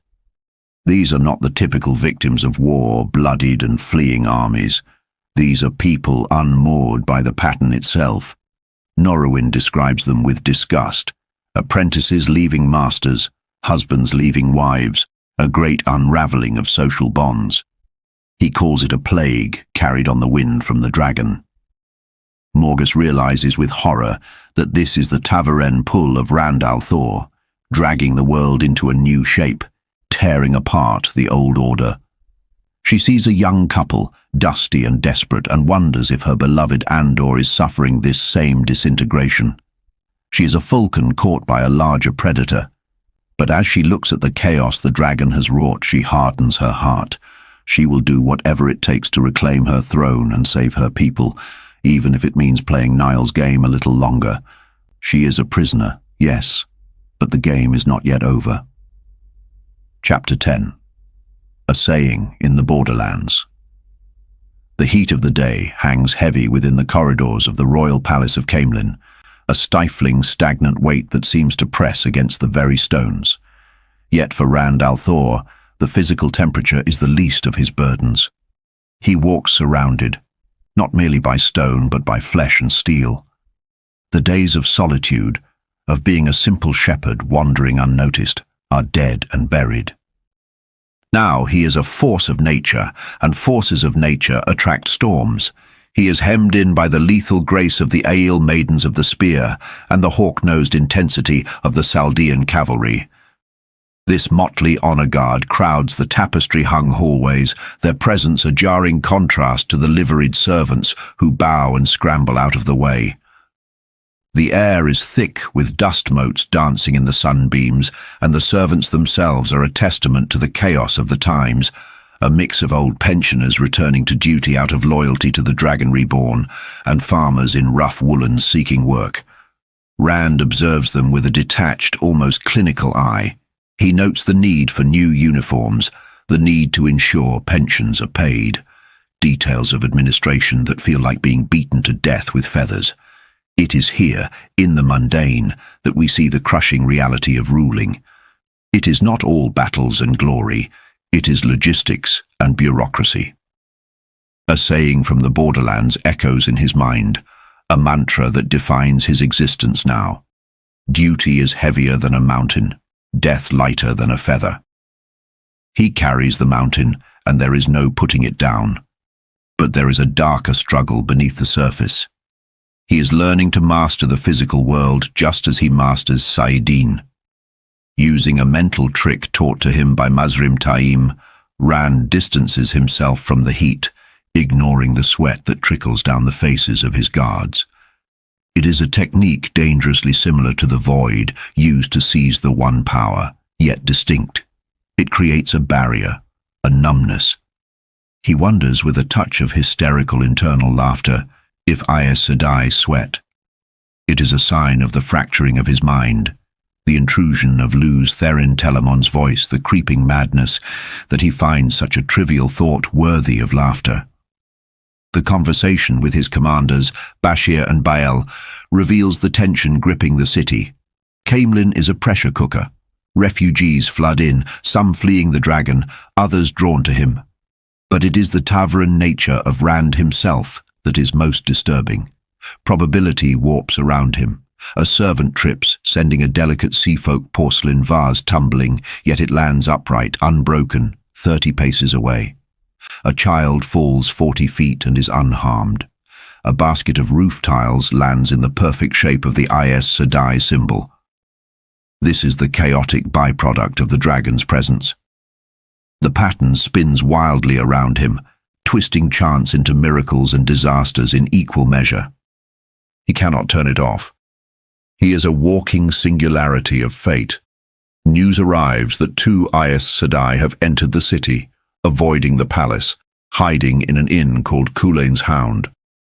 This triggers Rand's paranoia, a necessary survival trait. He needs to know their intent. Are they friends, enemies, or something in between, as Aes Sedai usually are? Escaping the suffocating palace protocol, Rand rides into the city. The description of Caemlyn here is vital. It is an Ogier-built wonder, curves of white stone flowing with the land, now packed with a hive of humanity. Hunters for the horn, merchants, and the aimless drifting souls who have given up everything to follow the dragon.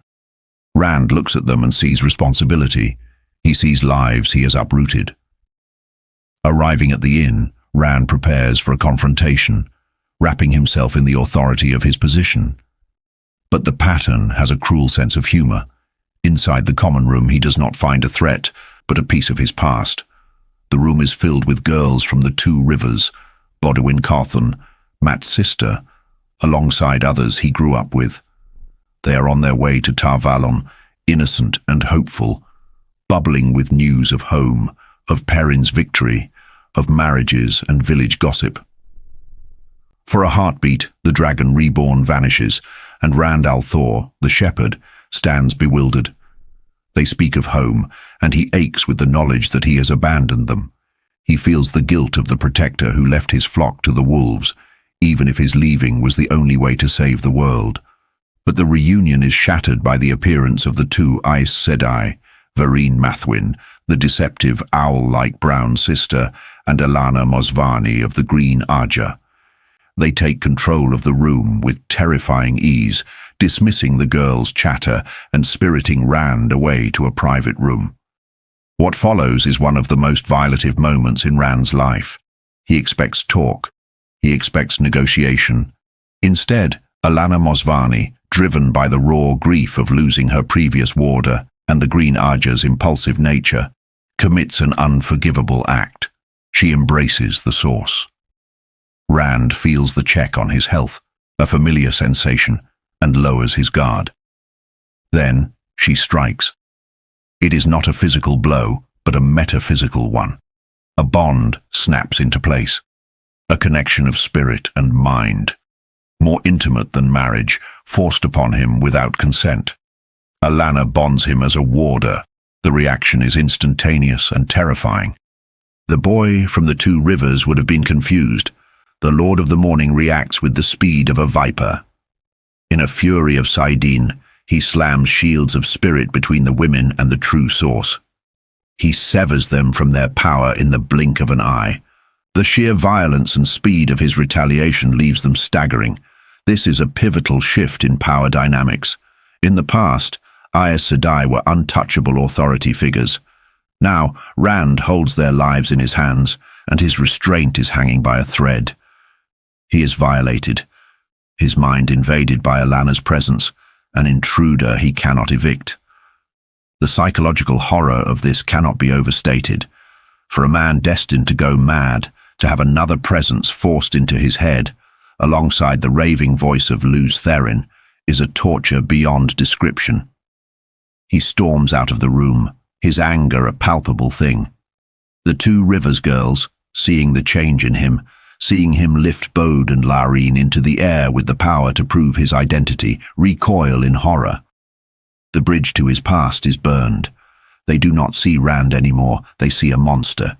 He leaves them weeping in fear, the weight of the mountain crushing down harder than ever. Chapter 11. Lessons and Teachers. We shift perspective to Verin Mathwin, offering a glimpse into the Aes Sedai mind. Verin is a creature of logic and secrets, a stark contrast to Alanna's emotional volatility. She recognizes the catastrophe Alanna has caused. They had hoped to guide the dragon. Instead, they have just confirmed his worst fears about the White Tower. The scene in the inn's common room turns from a reunion to a boot camp. The Two Rivers girls are hysterical, terrified by the display of the power they just witnessed. Here, we see the duality of the Aes Sedai. Verin offers comfort, tea and brandy, the grandmotherly face. Alanna, struggling with her own shock and the backlash of Rand's fury, offers the rod. She uses an illusion to appear as a giant, terrifying the girls into submission, instantly transforming them from travelers into novices. It is a harsh lesson. Innocence has no place in this new world. The girls are no longer villagers. They are recruits for a tower that is itself broken. Verin and Alanna retreat to discuss their failure. We learn here of the schism in the White Tower, the rebellion against Elida. This context is crucial. The Aes Sedai are not a monolith. They are fracturing, desperate and dangerous. Alanna's bonding of Rand was an act of desperation, an attempt to leash a hurricane. Verin, ever the pragmatist, begins to calculate how to salvage the situation. She realizes that Rand is not just a man who can channel. He is a Taveran who is rewriting the rules of reality. The amnesty, Rand's proclamation that men who can channel will be safe, is not a rumor. It is a shifting of the tectonic plates of history. Meanwhile, Rand flees Caemlyn. He travels not by horse, but by the power, tearing a hole in reality to step into a clearing miles away. He needs to escape the feeling of Alanna in his mind, but distance offers no relief. The bond ignores space. She is there, a silent observer in the back of his skull, a constant reminder of his violation. He arrives at what will become the Black Tower, a farm where Mazrim Taim is training the first generation of Asha'man. The atmosphere here is starkly different from the White Tower. There is no gentle guidance, no years of study. This is a weapon factory. We see Taim's brutality. He pushes the students to the breaking point. Stones explode, shrapnel flies, men are bleeding. It is survival of the fittest. Taim represents the dark shadow of Rand's necessity. He is arrogant, cruel, and efficient. Rand watches the training with a mixture of hope and revulsion. He sees the men who will be his army, but he also sees the danger. He orders Taim to teach them the sword as well, a lesson born from his recent ambush. If a man is shielded, he must still be able to fight. He refuses to let them be helpless as he was for that split second with Alanna. But the most chilling moment comes at the end. Rand, driven by the pressure of the Forsaken, the Tower, and the nations of the world, makes a fateful decision. He unleashes Taim. He authorizes the use of traveling for recruitment. No longer will they wait for men to trickle in. They will go out and find them. They will harvest the channelers before the Red Arja can gentle them. Time promises to match the White Tower in numbers in less than a year. Every man a weapon. As Rand stands in the farm clearing, the voice of Luz Therin buzzing in the distance and Alanna's presence lurking in his mind, he accepts the bargain. He will build a legion of men destined to go mad, hoping they can save the world before they destroy it. He has accepted that the mountain of duty may well crush him, but he will not go down alone. The dragon has ceased to be a man. He is becoming the breaker of nations, and the Black Tower is his hammer. Chapter 12. Questions and Answers. The oppressive heat of Salidar seems to seep into the very timber of the small house where Nynaeve Almiara and Elaine Trakand are hiding their most dangerous secret. The air is thick, not just with the unnatural drought affecting the world, but with the frustration of stagnation. We open with Nynaeve sitting on her bed, a study in forced patience, while Elaine leans precariously out the window. They are attempting to spy on the little tower, the headquarters of the rebel Aes Sedai, using the one power to pierce the wards of privacy. But the attempt is a failure. The sitters have woven a ward against eavesdropping that is absolute, a barrier of spirit that stops anyone listening with the power. It is a testament to the paranoia that currently grips the White Tower's splinter faction.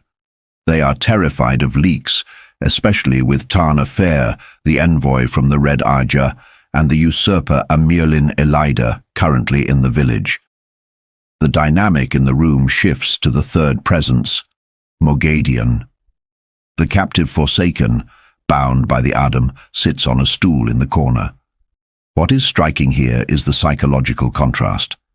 While Nynaeve and Elaine are dripping with sweat, miserable in the heat, Moghedien appears cool and untouched. She claims it is a simple trick of mind over matter, a detachment from physical discomfort that Aes Sedai promise but rarely master. It's a subtle flex of superiority from the spider, a reminder that even in chains, she possesses knowledge from the age of legends that dwarfs the current age. Moghedien's behavior is evolving. Gone is the cringing wretch of previous days. As Elaine leaves to teach her classes, taking the control bracelet of the Adam with her, Moghedien's demeanor sharpens. She begins to manipulate Nynaeve, not with the power but with words. She suggests that the girls should flee to Caemlyn, to Rand al'Thor. This isn't kindness. It is a calculated move to sow discord. Moghedien points out a terrifying truth. The Aes Sedai of Salidar will eventually stop being polite. They will strip Nynaeve and Elaine of their secrets, dissecting their discoveries and their relationship with the Dragon Reborn. Moghedien paints a picture of Nynaeve as a political pawn, or worse, a sacrifice to reunify the White Tower. It is a masterful stroke of psychological warfare, playing on Nynaeve's deep-seated distrust of the Aes Sedai hierarchy. For a moment, the Forsaken seems the more honest companion, offering a dark, pragmatic logic. Slavery to Rand is better than execution by the Tower.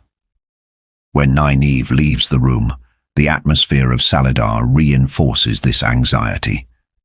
The village is a pressure cooker. The presence of the Red Envoy has silenced the usual bustle. Servants move with fear, and even the soldiers seem wary. The average person is terrified that the rebellion will collapse, or that they will be hanged for treason. Rumors fly wild, tales of white cloaks, or that Elida is dead. highlighting how misinformation fills the void of leadership. Nynaeve seeks out Birgitte Silverbow, her bond to the world of heroes and a grounding force. Nynaeve is agitated, her mind racing with the need to escape, fueled by Mogadian's warnings and the fear that their cover story regarding Marigan, Mogadian's alias, is about to crumble. She wants horses. She wants to run. However, we see here the clash of Nynaeve's impulse against Birgitte's centuries of tactical wisdom. Birgitte agrees to the escape plan, but refuses to take Uno and the Shenarran soldiers, arguing that a low profile is their only shield against the bandits and Dragonsworn ravaging the countryside. Nynaeve, struggling with the loss of control, tries to push Birgitte into spying on the hall, but the warder refuses flatly. Birgitte has her own traumas regarding Aes Sedai and spying from her past lives, a rare glimpse into the sorrow behind the hero's legend. The tension is broken, or perhaps heightened, by the arrival of Nicola. The novice is a fascinating character study in ambition. She delivers a summons from the Aes Sedai, but she does so with a watchful, calculating gaze. Nicola represents the new generation of channelers who are not bound by the old traditions, and she sees the cracks in Nynaeve's facade. She is obedient, but her eyes weigh and measure Nynaeve, sensing weakness. Nynaeve is summoned to Janya and Delana.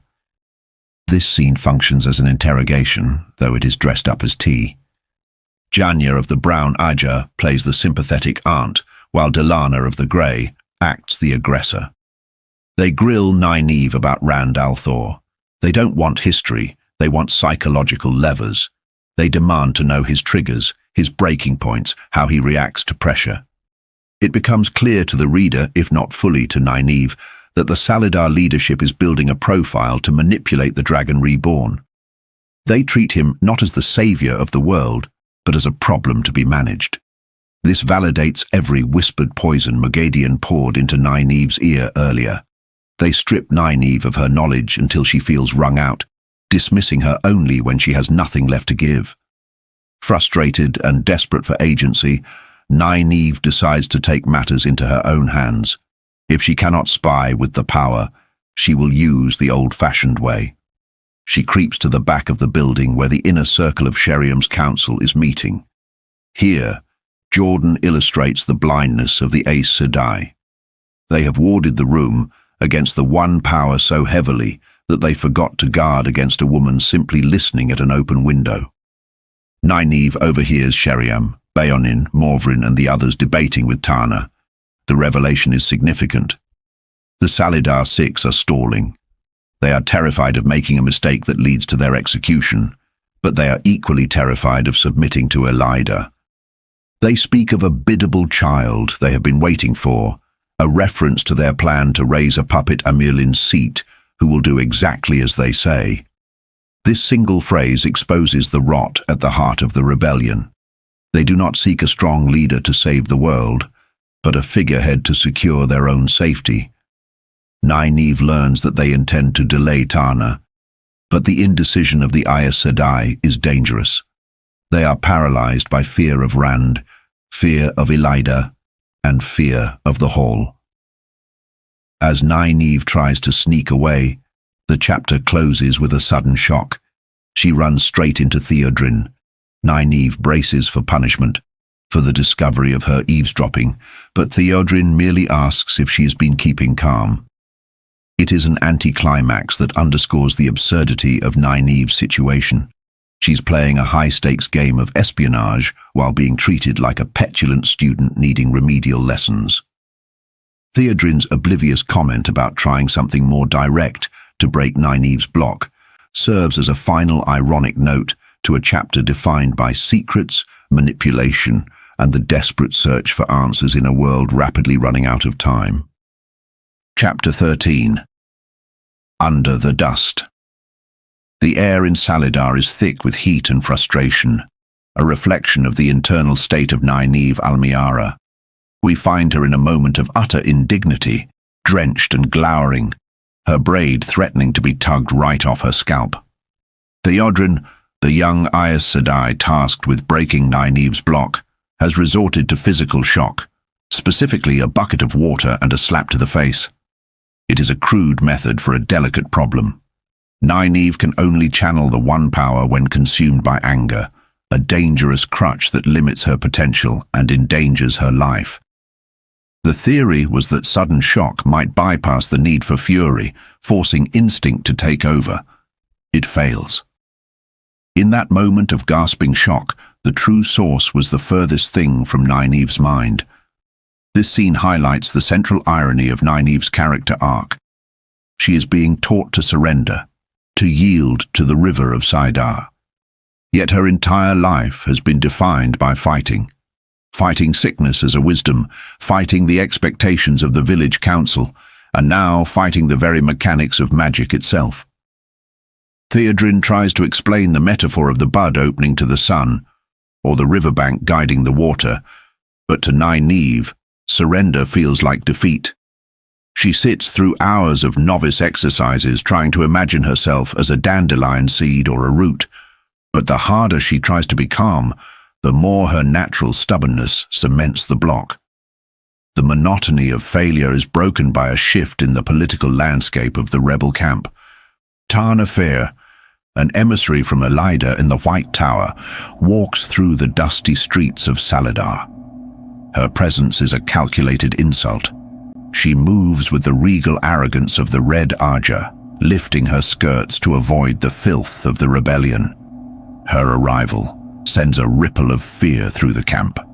The rebel Aes Sedai are powerful, yes, but they lack the unified conviction of the tower.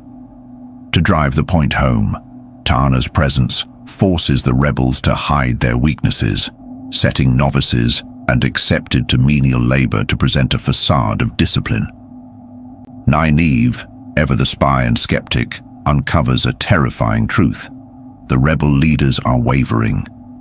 By eavesdropping, she learns that Sheriam and the others are considering reconciliation with Elida. The fear of being stilled or executed is being weighed against the stability of the tower. This places Nynaeve and Elaine in a precarious position. If the rebels fold, the Wonder Girls might be handed over to Elida as a peace offering. Tana eventually corners Elaine and Nynaeve in their cramped quarters. The Red Sister drops her mask of disdain for one of predatory warmth. She attempts to recruit them, specifically targeting Nynaeve. She plays on Nynaeve's insecurities, calling her a wilder, but noting that she, Tana, was once a wilder too. It is a subtle manipulation, suggesting that only the rigorous discipline of the tower can truly help Nynaeve master her power. But the core of the visit is an interrogation about Rand al'Thor. The tower knows Nynaeve and e-gwayn grew up with the Dragon Reborn. Tana wants that intelligence. Nynaeve, realizing the trap, plays the part of the simple village woman, dismissing Rand as merely a stubborn, wool-headed boy. But the threat hangs heavy in the air. Tana leaves with a final chilling invitation to defect. Driven by the need to secure their position and force the rebel hall to support Rand, Nynaeve and Elaine decide to take a drastic step. They turn to the twisted stone ring Terangriel to enter Teleran Ryod, the world of dreams. Their goal is desperate. They need to find something, anything of such value, that the rebels will be forced to remain independent to possess it, or something that proves the tower's incompetence. They utilize the concept of need.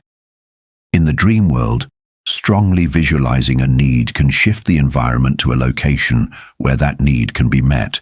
It is a dangerous, unpredictable mechanic of the dream, relying on the subconscious as much as the conscious will. They seek a weapon or a lever against the tower. Instead, the dream shifts them away from Tar Valon entirely. They find themselves in a dusty storeroom in a city of canals and white plaster, Ebu Dar. Here, hidden among rubbish and cast-offs, they discover a cache of objects focused on the one power. Elaine identifies a shallow crystal bowl carved with clouds. It is a Terangriel for controlling the weather, the bowl of the winds. While not a weapon of war in a world baking under the Dark One's unnatural heat, This is a prize beyond measure. They realize that securing this bowl could be the key to legitimizing the rebels and saving the world from drought. But the discovery comes with a realization. The answers they need are not in the White Tower, nor in Salidar, but in the dangerous city of Dar. Chapter 14. Dreams and Nightmares. The perspective shifts to the vast, starry void between dreams, where e-gwayn Alver navigates the dangerous currents of Teleran Rayod. E-gwayn is becoming a master of this domain, a fish swimming in an ocean of subconscious minds. The imagery here is cosmic and isolating. She sees the dreams of sleepers as flickering lights in the darkness. She is hunting for information, spying on the dreams of rulers and Aes Sedai, carrying the burden of knowledge that she cannot yet share. Her exploration reveals that the world of dreams is becoming crowded. She spots other dreamwalkers, a copper-skinned woman and a sturdy, determined woman, likely Mogadian or Black Aja hunters, though e-gwayn does not yet know their full identities. The presence of these predators adds a layer of paranoia to her journey. She is a spy in a house of mirrors, where being seen could mean death or worse. Drawn by a strange magnetic pull, e-gwayn finds herself snagged by a specific dream. Against her will, she is sucked into the subconscious of Garwin Trakand. This scene offers a tragic psychological profile of the young prince. In his dream, he rescues e-gwayn from a monstrous, distorted version of Rand. It reveals Garwin's deep-seated jealousy and his heroic complex. He cannot accept that e-gwayn is a powerful Aes Sedai in her own right, nor can he accept that she might choose the Dragon Reborn. He needs to be the savior, and he needs Rand to be the villain. E-gwayn tries to maintain her identity, chanting that it is only a dream, attempting to remain the observer. But the dream logic is seductive. Garwin offers her the adoration and safety she rarely finds in her waking life of deception and danger. The barrier between her own mind and the e-gwayn of Garwin's fantasy begins to erode. She hears him confess his love, a confession hindered by his torn loyalty between her and his duty, and his vulnerability breaks her defenses. For a moment, she ceases to be the wise one apprentice and allows herself to simply be the woman in love, dissolving into the dream's embrace. It is a sweet, terrifying failure of discipline, mirroring Nynaeve's inability to surrender in the previous chapter, though e-gwayn's failure is one of surrendering too much. She wakes abruptly, not to peace, but to chaos. In Salidar, the air is shattered by screams. A bubble of evil has drifted through the pattern, striking the rebel camp. These phenomena are the Dark One's touch on reality, turning the laws of physics and probability on their heads. Inanimate objects gain a malicious sentience. Nynaeve wakes to her stool attacking her. Elaine is nearly crushed by her own bed. The scene is frantic and surreal, wash basins hurtling through the air, bedsheets acting like pythons to strangle sleepers, dust motes turning into blinding storms. It is a different kind of battle than fighting Trollocs. This is domesticity turned deadly. In the street, the horror is visceral. Nynaeve finds a watchman with his head caved in, not by a sword, but by some mundane object turned projectile. The tragedy of useless waste strikes her hard. She is a healer, and death without cause, death that steals people in the safety of their beds, infuriates her. But without anger, she cannot channel. She is helpless, reduced to physical dragging and shoving, watching the Aes Sedai embrace the source that remains just out of her reach. Anaya, a Blue Sister, finds them. She assumes this is an attack by the Forsaken, specifically Samael. She organizes the women into linked circles. This leads to a crucial moment of revelation for Nynaeve. Anaya forces Nynaeve into a link. In a circle, one woman guides the flows while the others surrender their strength. Nynaeve attempts to resist, her reflex is always to fight, but the link snaps into place. Suddenly, Nynaeve is filled with the power. The anger that usually fuels her is washed away, replaced by the cool, emotionless serenity of the Aes Sedai she is linked with. She feels the awe and the unity of the circle. It is a profound paradox. She is channeling, she is filled with Salidar, yet she is not angry. She is merely a vessel. It proves that her block is purely psychological, a wall she built herself. For an hour she marches with the others, using the power to pin down thrashing carpets and flying fence rails, feeling the seductive joy of the magic she is usually denied. As the chaos subsides, a strange event occurs with Nicola, a novice with the potential for the talent of foretelling. In a trance-like state, she speaks words of prophecy. The lion sword, the dedicated spear, she who sees beyond. 3 on the boat, and he who is dead yet lives. The great battle done, but the world not done with battle. The land divided by the return, and the guardians balance the servants. The future teeters on the edge of a blade. The words hang in the air, a roadmap for the future conflicts of the series, referencing Elaine, Avienda, Min, the resurrection of legends, and the Shonchan return, but in the exhaustion of the moment, they are dismissed as the ravings of shock. The immediate danger passes, and the Aes Sedai are left puzzled. This was not a directed strike by the Forsaken. The randomness was too high, the malice too unfocused. Nynaeve, exhausted and drained as the link dissolves, realizes the truth. It was a bubble of evil, similar to what they faced in Tyr. The Dark One does not need generals to kill them. The very fabric of reality is fraying. The chapter closes with Nynaeve stumbling toward sleep, her anger gone, leaving only weariness. Theodrin's lesson on surrender remains unlearned, yet the link proved that Nynaeve is capable of it, if only she can get out of her own way. The camp settles into an uneasy quiet, the dust of the rebellion stirred by things far darker than politics. Chapter 15.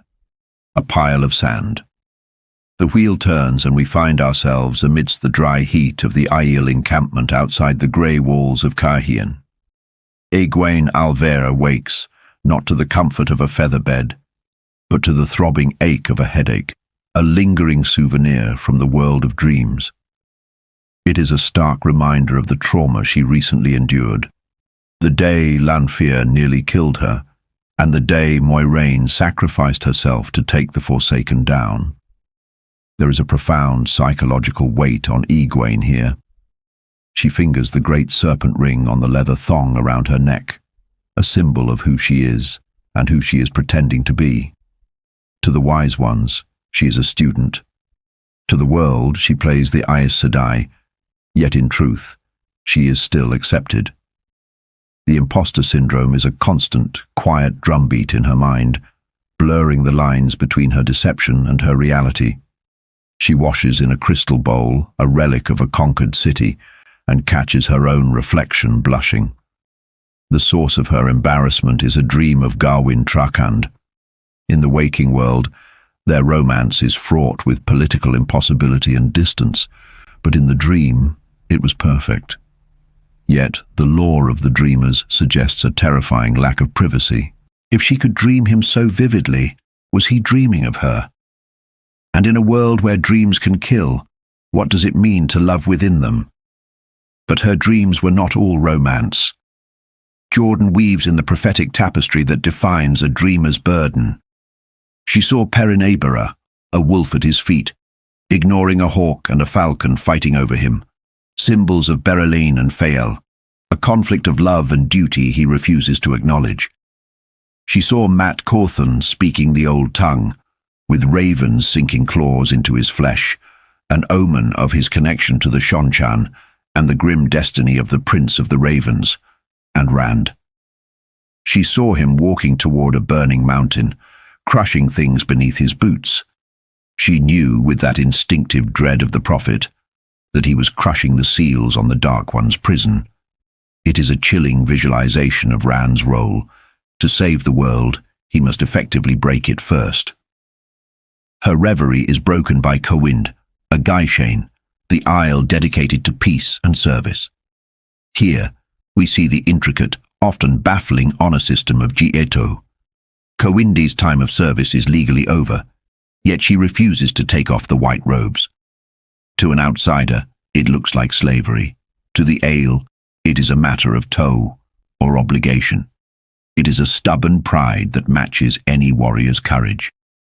The wise ones, Aes, Bear, and Melaine, enter the tent. They are bedecked in gold and ivory, radiating authority. They are concerned for e-gwayn's health, specifically the dangers of entering Tel'aran'rhiod while exhausted. But the scene shifts to a lesson in Isle discipline. Because Cowind refuses to leave her service, Melaine gives her a task to search a pile of sand, grain by grain, for a single red one. It is a task of impossibility, a Zen-like punishment meant to illustrate the absurdity of Cowind's stubbornness, or perhaps to honor it with a labor of infinite patience. During their conversation, the wise ones drop a crucial piece of lore regarding the world of dreams. They confirm that strong emotion, love or hate, can pull a dreamer into another's dream. It is a dangerous gravity. Bear speaks of a legendary wise one, Mora, who lived to be 300, suggesting that the power extends life for the wise ones just as it does for Aes Sedai, though they use it differently.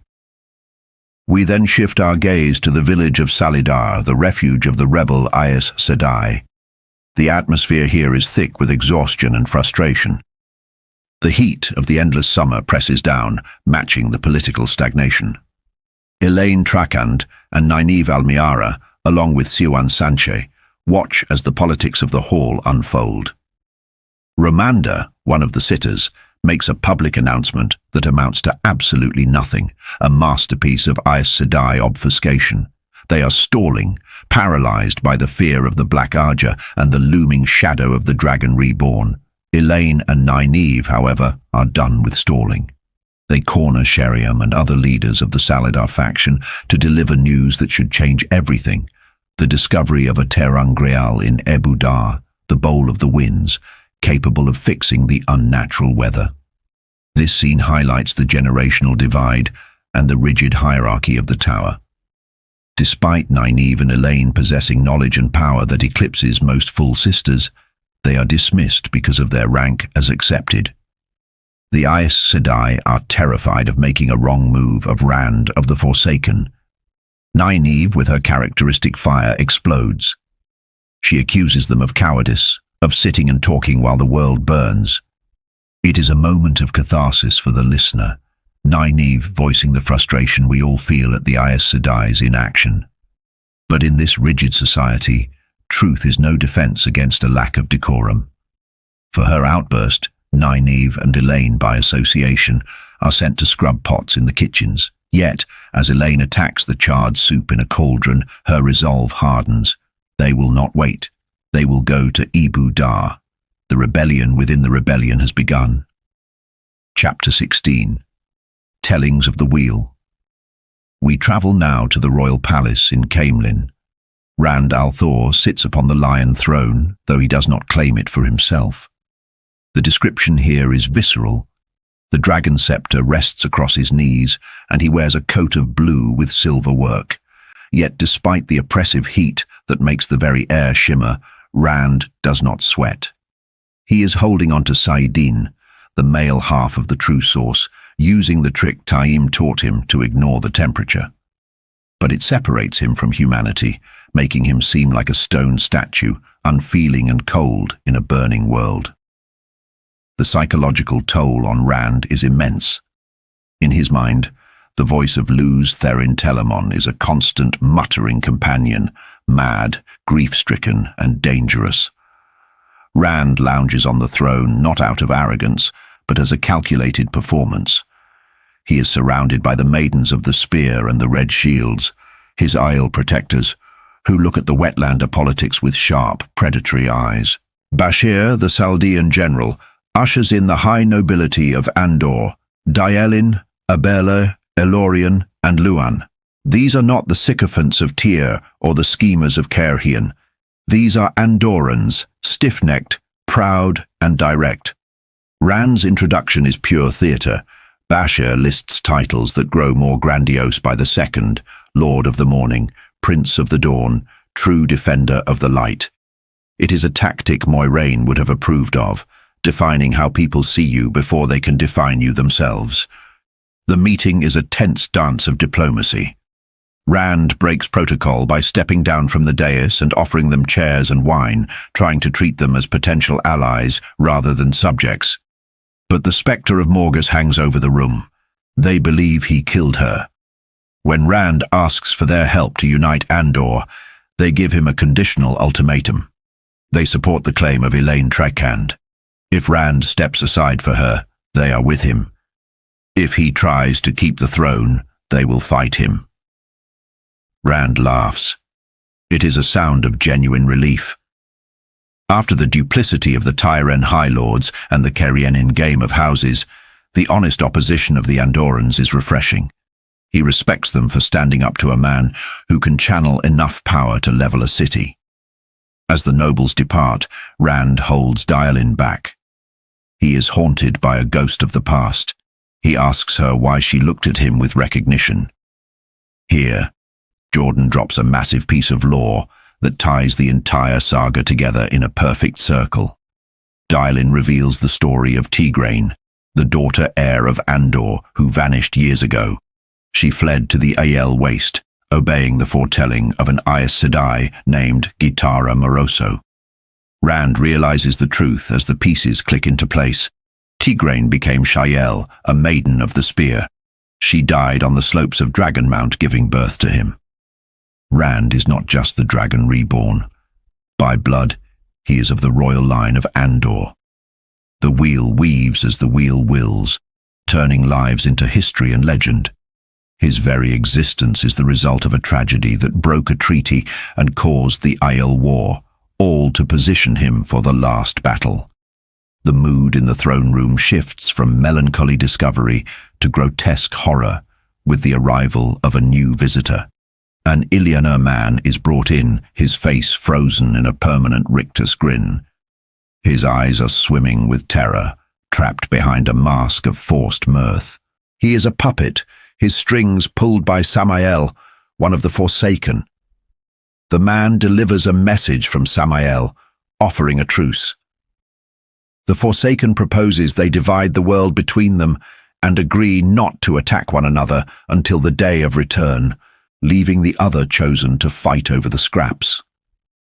It is a tempting offer for a weary man, one less enemy to worry about, but the voice of Lews Therin snarls in Rand's mind, a visceral reaction to the ancient betrayal.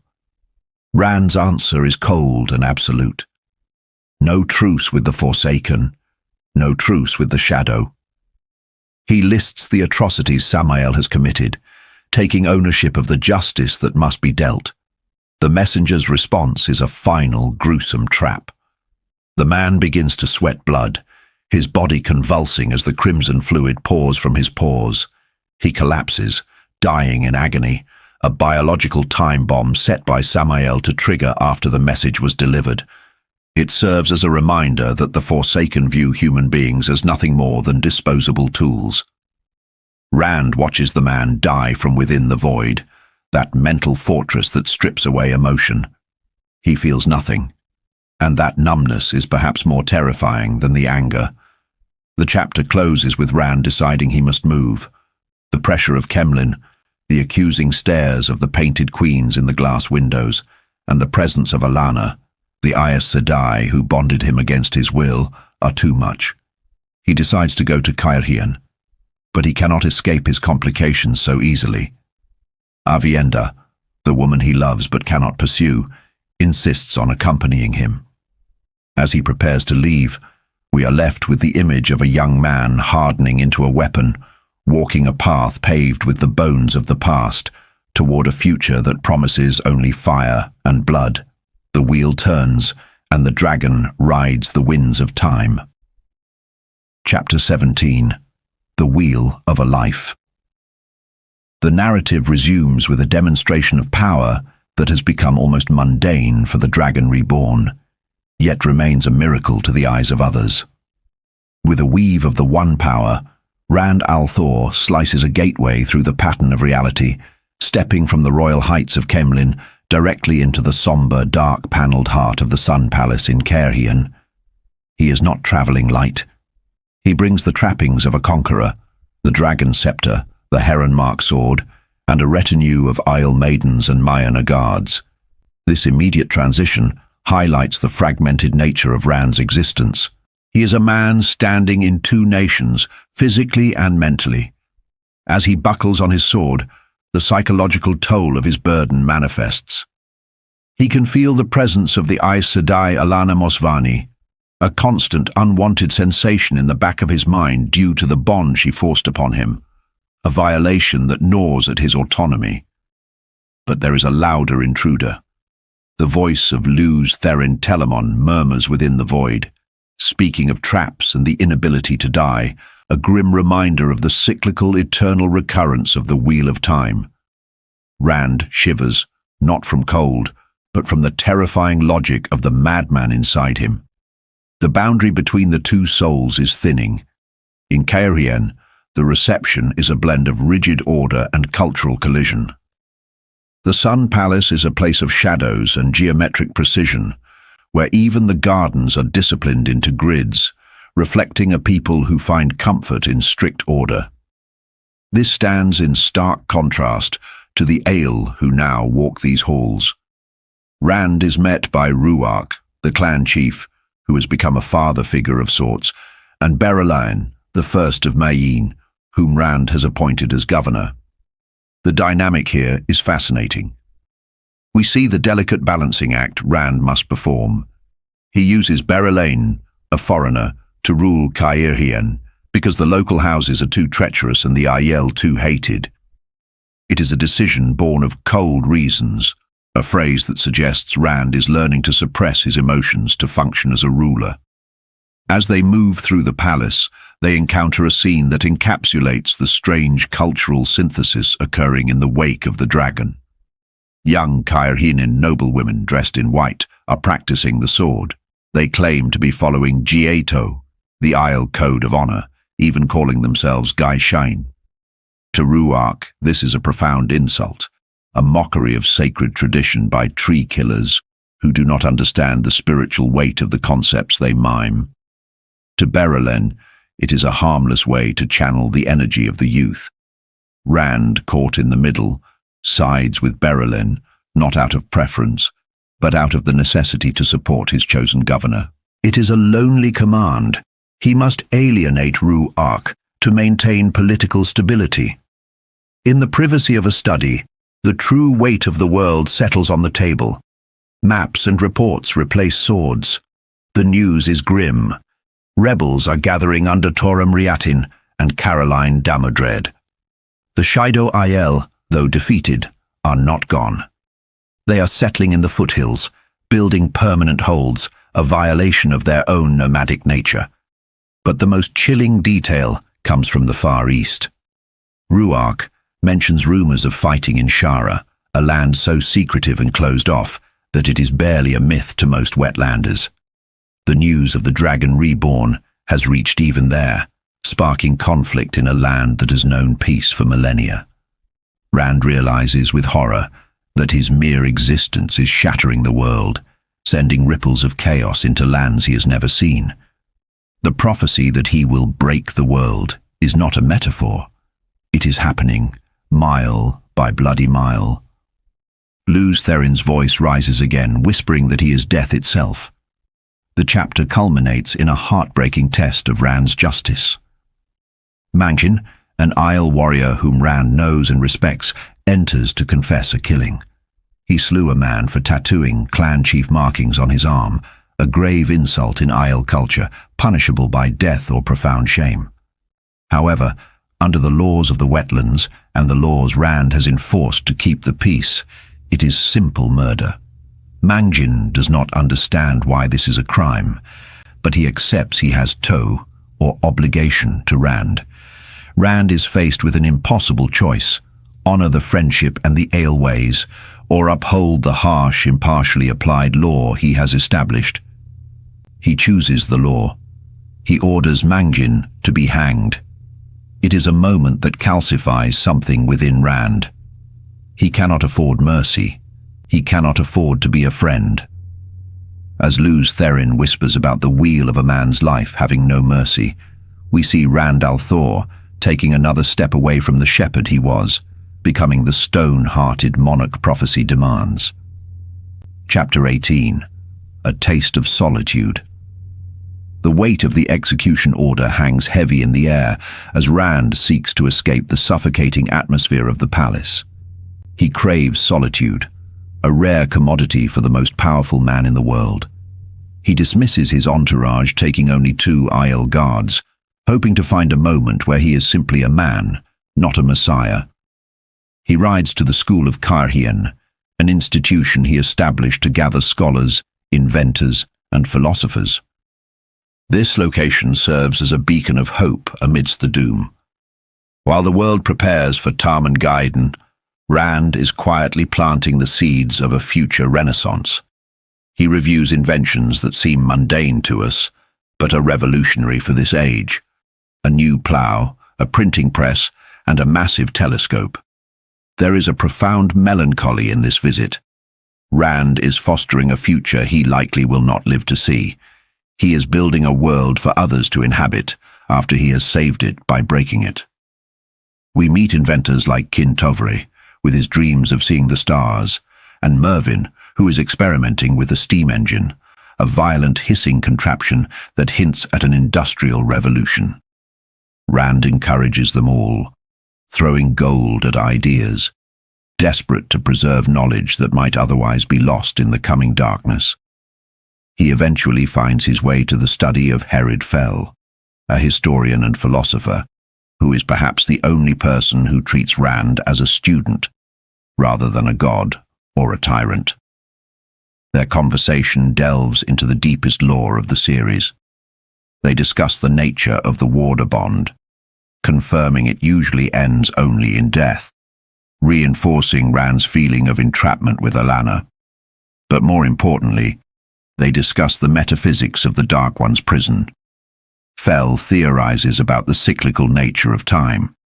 If the wheel turns and ages repeat, then the Dark One's prison must be whole again before the next age of legends can begin. This implies that the current weakening of the seals is not just a disaster, but a necessary part of the cycle. Here, Rand asks a terrifying question, prompted by the mad voice of Lews Therin in his head.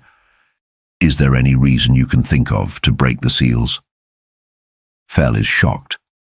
To break the seals on the Dark One's prison seems like ultimate madness. But the seed is planted.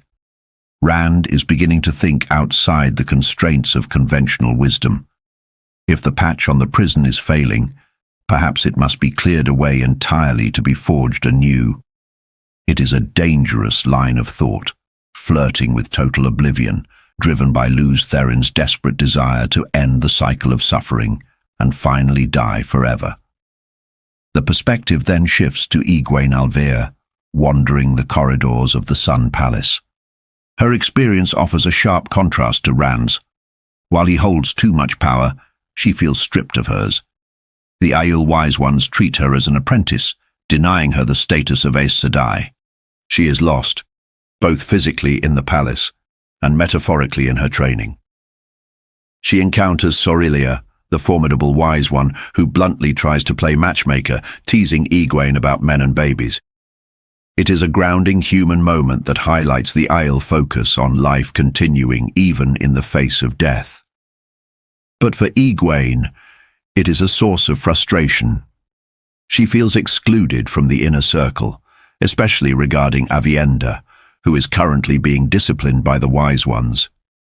e-gwayn eventually waits in Rand's chambers, hoping to bridge the widening gap between them. When Rand arrives, he looks exhausted, worn down by the parade of obligations he just escaped. The reunion between the 2 childhood friends from the 2 rivers is tragic in its coldness. Rand asks for Elaine's location, needing the daughter heir to secure the thrones of Andor and Carhian. He speaks of political necessity, but e-gwayn, holding to her oaths and the secrecy of the Aes Sedai, refuses to tell him. She sees him not as the boy she loved, but as a dangerous force, a man who can channel. The tension escalates rapidly.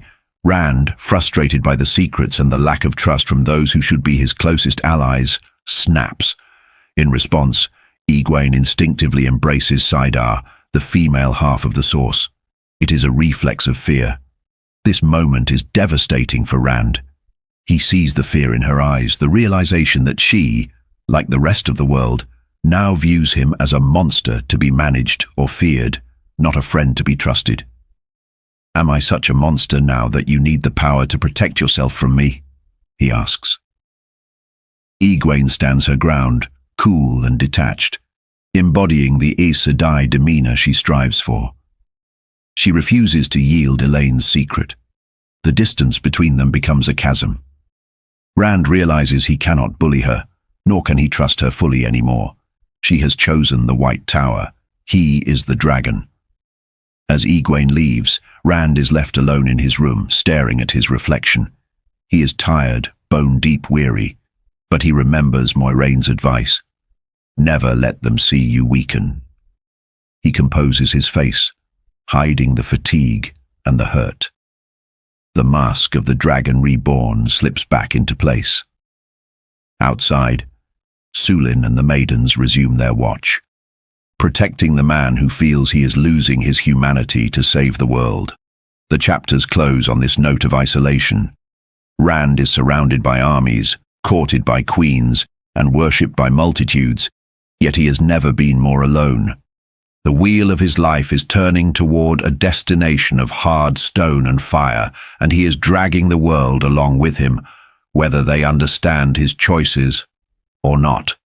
Chapter 19. Matters of Tow. Rand al'Thor seeks rest, but the mantle of the Dragon Reborn allows for little peace, even in slumber. The boundaries of his own mind are eroding, the warding he places on his dreams proving insufficient against the intruder already living within his skull. He dreams not as the shepherd from the Two Rivers, but as Luz Therin Telamon. He witnesses the Age of Legends in its death throes, flying machines known as show wings crashing from the sky, great cities of glass and light shattering into ruin, and the face of Ilyena, golden-haired and terrified, as love turns to horror. It is a terrifying psychological bleed-through. Rand wakes shaking, sweating, his identity splintered. He is no longer just dreaming of the past. He is remembering it.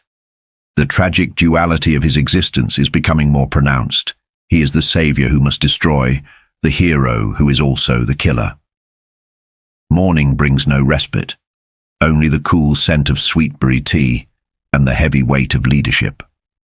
Leaving his chambers, Rand steps into the intricate, suffocating web of Cairhienan politics. The corridor is a tableau of power players, the wise ones, solid and unyielding. Beryline, the first of Mayene, playing her role with diplomatic grace, and the ambitious nobles of Cairhien and Tear, their clothes slashed with colour, but their eyes filled with calculation. It is a silent battlefield, where a glance can signal treason and silence can scream intent. The Tyrans, like Malan, and the Cairhienin, like Colliver, circle one another, but all fear the dragon. Rand cuts through the pageantry with cold efficiency, announcing his immediate return to Caemlyn. But reality, grim and unyielding, intrudes. Beryline reminds him that Mangin, an Aiel warrior Rand likes, is to be hanged for murder that morning. The Aiel adhere strictly to their law, and Rand, forcing himself to be the impartial ruler, refuses to intervene or even watch.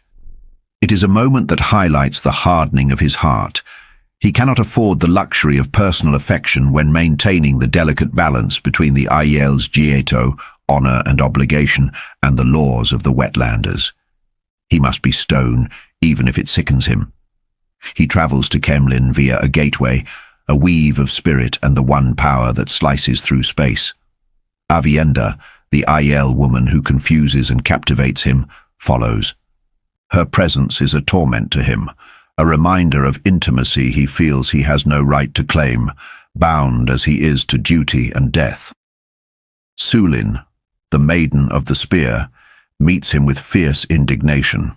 She berates the most powerful channeler in the world as if he were a foolish child for stepping through the gateway first, risking ambush. It is a profound insight into the Aiel mindset. To the maidens, Rand is the Kara Khan, their chief of chiefs, but he is also their charge. Their honor lies in his survival, and his recklessness is a direct insult to their spears. In the privacy of his Caemlyn apartments, the air thick with unspoken tension, Aviendha reveals that she has not come merely to follow him, but to relay messages from the Wise One Dreamwalkers. The dreams are cryptic, heavy with prophecy. They speak of a boat and a tilting scale, a man with a dagger Rand cannot see, likely a grey man, a soulless assassin of the shadow, and of Rand cutting the wetlands in two with a sword. But the most significant dream speaks of rain coming from a bowl, surrounded by snares. To find this treasure, one must find the one who is no longer. It is a riddle of life and death, hinting at the bowl of the winds, a ter'angreal capable of correcting the oppressive heat choking the world. The conversation shifts to the complex web of TOH. Aviendha is a woman at war with herself, caught between her feelings for Rand and her obligation to Elaine Trakand.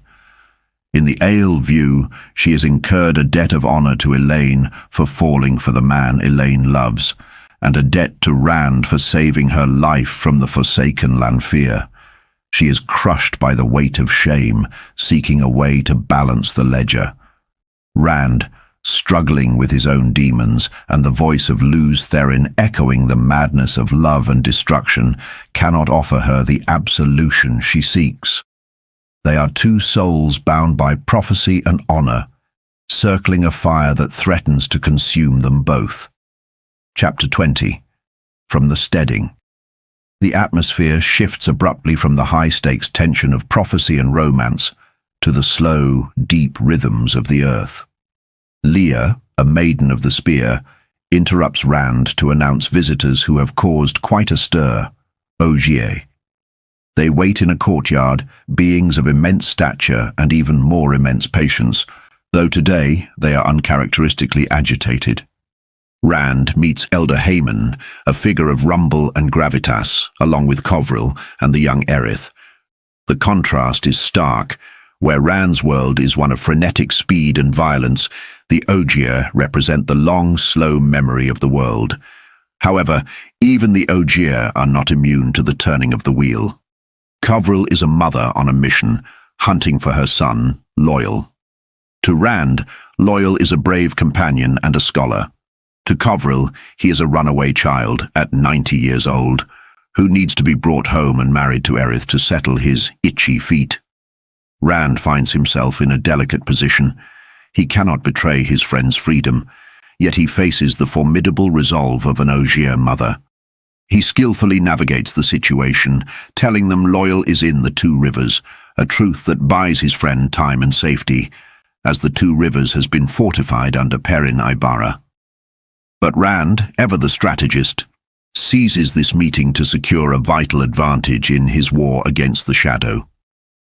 He asks Elder Hayman for maps, specifically the locations of all Ogier steading and the waygates. The ways, ancient paths grown inside the void between realities, have darkened. Once a gift to the Ogier, they are now infested with the Black Wind and Trollocs. To protect the realms of men, Rand must know where the doors are. What follows is a scene of profound melancholy. Elder Hayman, armed with a pen suited to his massive fingers, begins to mark the maps. As he identifies the locations of the steading, he also marks the sites of great cities built by Ogier masons during the exile following the breaking of the world. He marks places like Mafel Dadaranel and Manetheren. As the list grows, Hayman begins to weep. He is not just marking points on a parchment, he is conducting a roll call of the dead. These are not merely ruins. They are testaments to the long defeat, the slow erosion of civilization and memory. The Ogier remember what humans have forgotten, and their grief is as heavy as the stone they once shaped. Rand watches this geography of loss unfold, learning that the world is much older and more scarred than he realized. The map reveals the contraction of humanity, borders shrinking back as the blight advances. Finally, Rand points to a specific location, a place of ruins east of Baelon. Harmon identifies it as Aridhol, a name that evokes a sad business from the Elder, but Rand knows it by its darker name, Shadar Logoth, the Shadow Waiting. With the cold pragmatism that is slowly consuming the shepherd he once was, Rand asks to be shown the waygate at that accursed city. He intends to use the very darkness that destroyed Aridhol, signaling his willingness to walk the edge of the abyss to save the world. The chapter closes on this ominous note, the weeping of the Ogier juxtaposed against the dragon's grim resolve. Chapter 21. To Shadar Logoth. Our journey continues not with the clash of steel, but with the quiet, desperate tension of a map spread across knees. We find Rand al'Thor in Caemlyn, his patience fraying like an old rope. He is a man running a race against the shadow, and he has no time for the slow plodding of horses. His goal is to transport the Ogier, Elder Haemon, Speaker Covril, and Erith to the waygate at Shadar Logoth. It is a frantic bid to send them home to the two rivers to find Loyal, but the very name of their destination casts a pall over the room. To the Ogier, places hold memory, and Shadar Logoth remembers hate. Harmon and Covril recoil at the plan, for they know the city by its true name, Aridhol, a place where an ancient ally of the light was consumed not by the Dark One, but by its own suspicion and malice. Yet Rand is unyielding. Here we see the psychological armor he has forged, the void. He wraps himself in this mental emptiness to hold the one power, but it also serves to distance him from fear and empathy. He overrides the Ogier's wisdom and the Isle's protective instincts with a cold, terrifying logic. When Sulin and the Maidens of the Spear insist on accompanying him, Rand's refusal is not born of arrogance, but of a desperate need to minimize the casualties he knows are inevitable in his wake. He eventually relents, but his heart is a stone, hardened to endure the losses he anticipates. Rand tears a hole in reality, opening a gateway. They step from the opulence of the palace into the silence of the lost city. Shadar Logoth. The description here is haunting. A city of white marble and grand domes, beautiful but dead, rotting under a sun that offers no warmth. There is a sense of voyeurism in the ruins. Invisible eyes watch from the empty windows. It is a place where the taint of the Dark One is rivaled by the taint of humanity's own corruption, a distinct and predatory evil known as Mashadar. As they navigate the rubble, the voice of Luz Therin Telamon bleeds into Rand's thoughts, blurring the line between reincarnation and madness. Luz Therin is terrified. He speaks of Ishamael and death, his ancient trauma resonating with the current danger. This internal dialogue serves as a grim reminder that Rand is never truly alone. He carries the ghosts of the Age of Legends, and they are screaming. They reach the waygate, a thing of grown stone now trapped behind a power-wrought metal fence. But the mission fractures. Leah, one of the maidens, vanishes. The horror of Shadar Logoth is not just in what you see, but in what simply ceases to be. Rand's reaction is a mixture of fury and panic. He breaks the Isle into search parties, scouring the silent streets as the sun begins to dip. But shadows in Shadar Logoth are not merely the absence of light. They are the hunting grounds of Mashadar. As twilight threatens, they are forced to make the impossible choice. To stay is to die. Haemon warns that nightfall means certain death. Rand, the Dragon Reborn, the breaker of nations, is powerless to save one woman from this cursed place. He is forced to abandon the search. Before they leave, he weaves a trap around the waygate, a weave of sidings so vicious, so designed for suffering against any shadow spawn that crosses it, that it sickens him to create it. It is a reflection of how the taint is seeping into his own creativity, turning his protection into cruelty. He opens a gateway to the two rivers, depositing the Ogier in a meadow near Eamon's field. The sight of his homeland, the smell of the air, strikes him with a profound sense of dislocation. He sees a new farmhouse, a sign that life has moved on without him. He refuses to visit the village, refuses to see Tam or his old friends. He is a weapon now, not a sheep herder, and weapons do not have homes. As he leaves, Sulin notices his hand. He has scratched the back of it until it bleeds, a physical manifestation of the psychic wound caused by leaving Leah behind. He marks himself for every maiden who falls for him, a private ritual of grief in a life that allows no public weakness. Chapter 22. Heading South. We shift perspectives now, moving from the brooding intensity of the dragon to the seemingly chaotic, yet surprisingly competent world of Mat Cawthon. The atmosphere changes from the oppressive silence of a dead city to the dusty, rhythmic march of an army on the move. Mat is riding with the band of the Red Hand, juggling coloured stones, trying desperately to convince himself, and everyone else, that he is merely a gambler and a rogue, not a general or a hero. There is a deep irony in Mat's character. He vehemently rejects the archetypes of the hero or the warder, claiming they are fools, yet he commands with an instinctive brilliance that betrays his bloodline and his memories.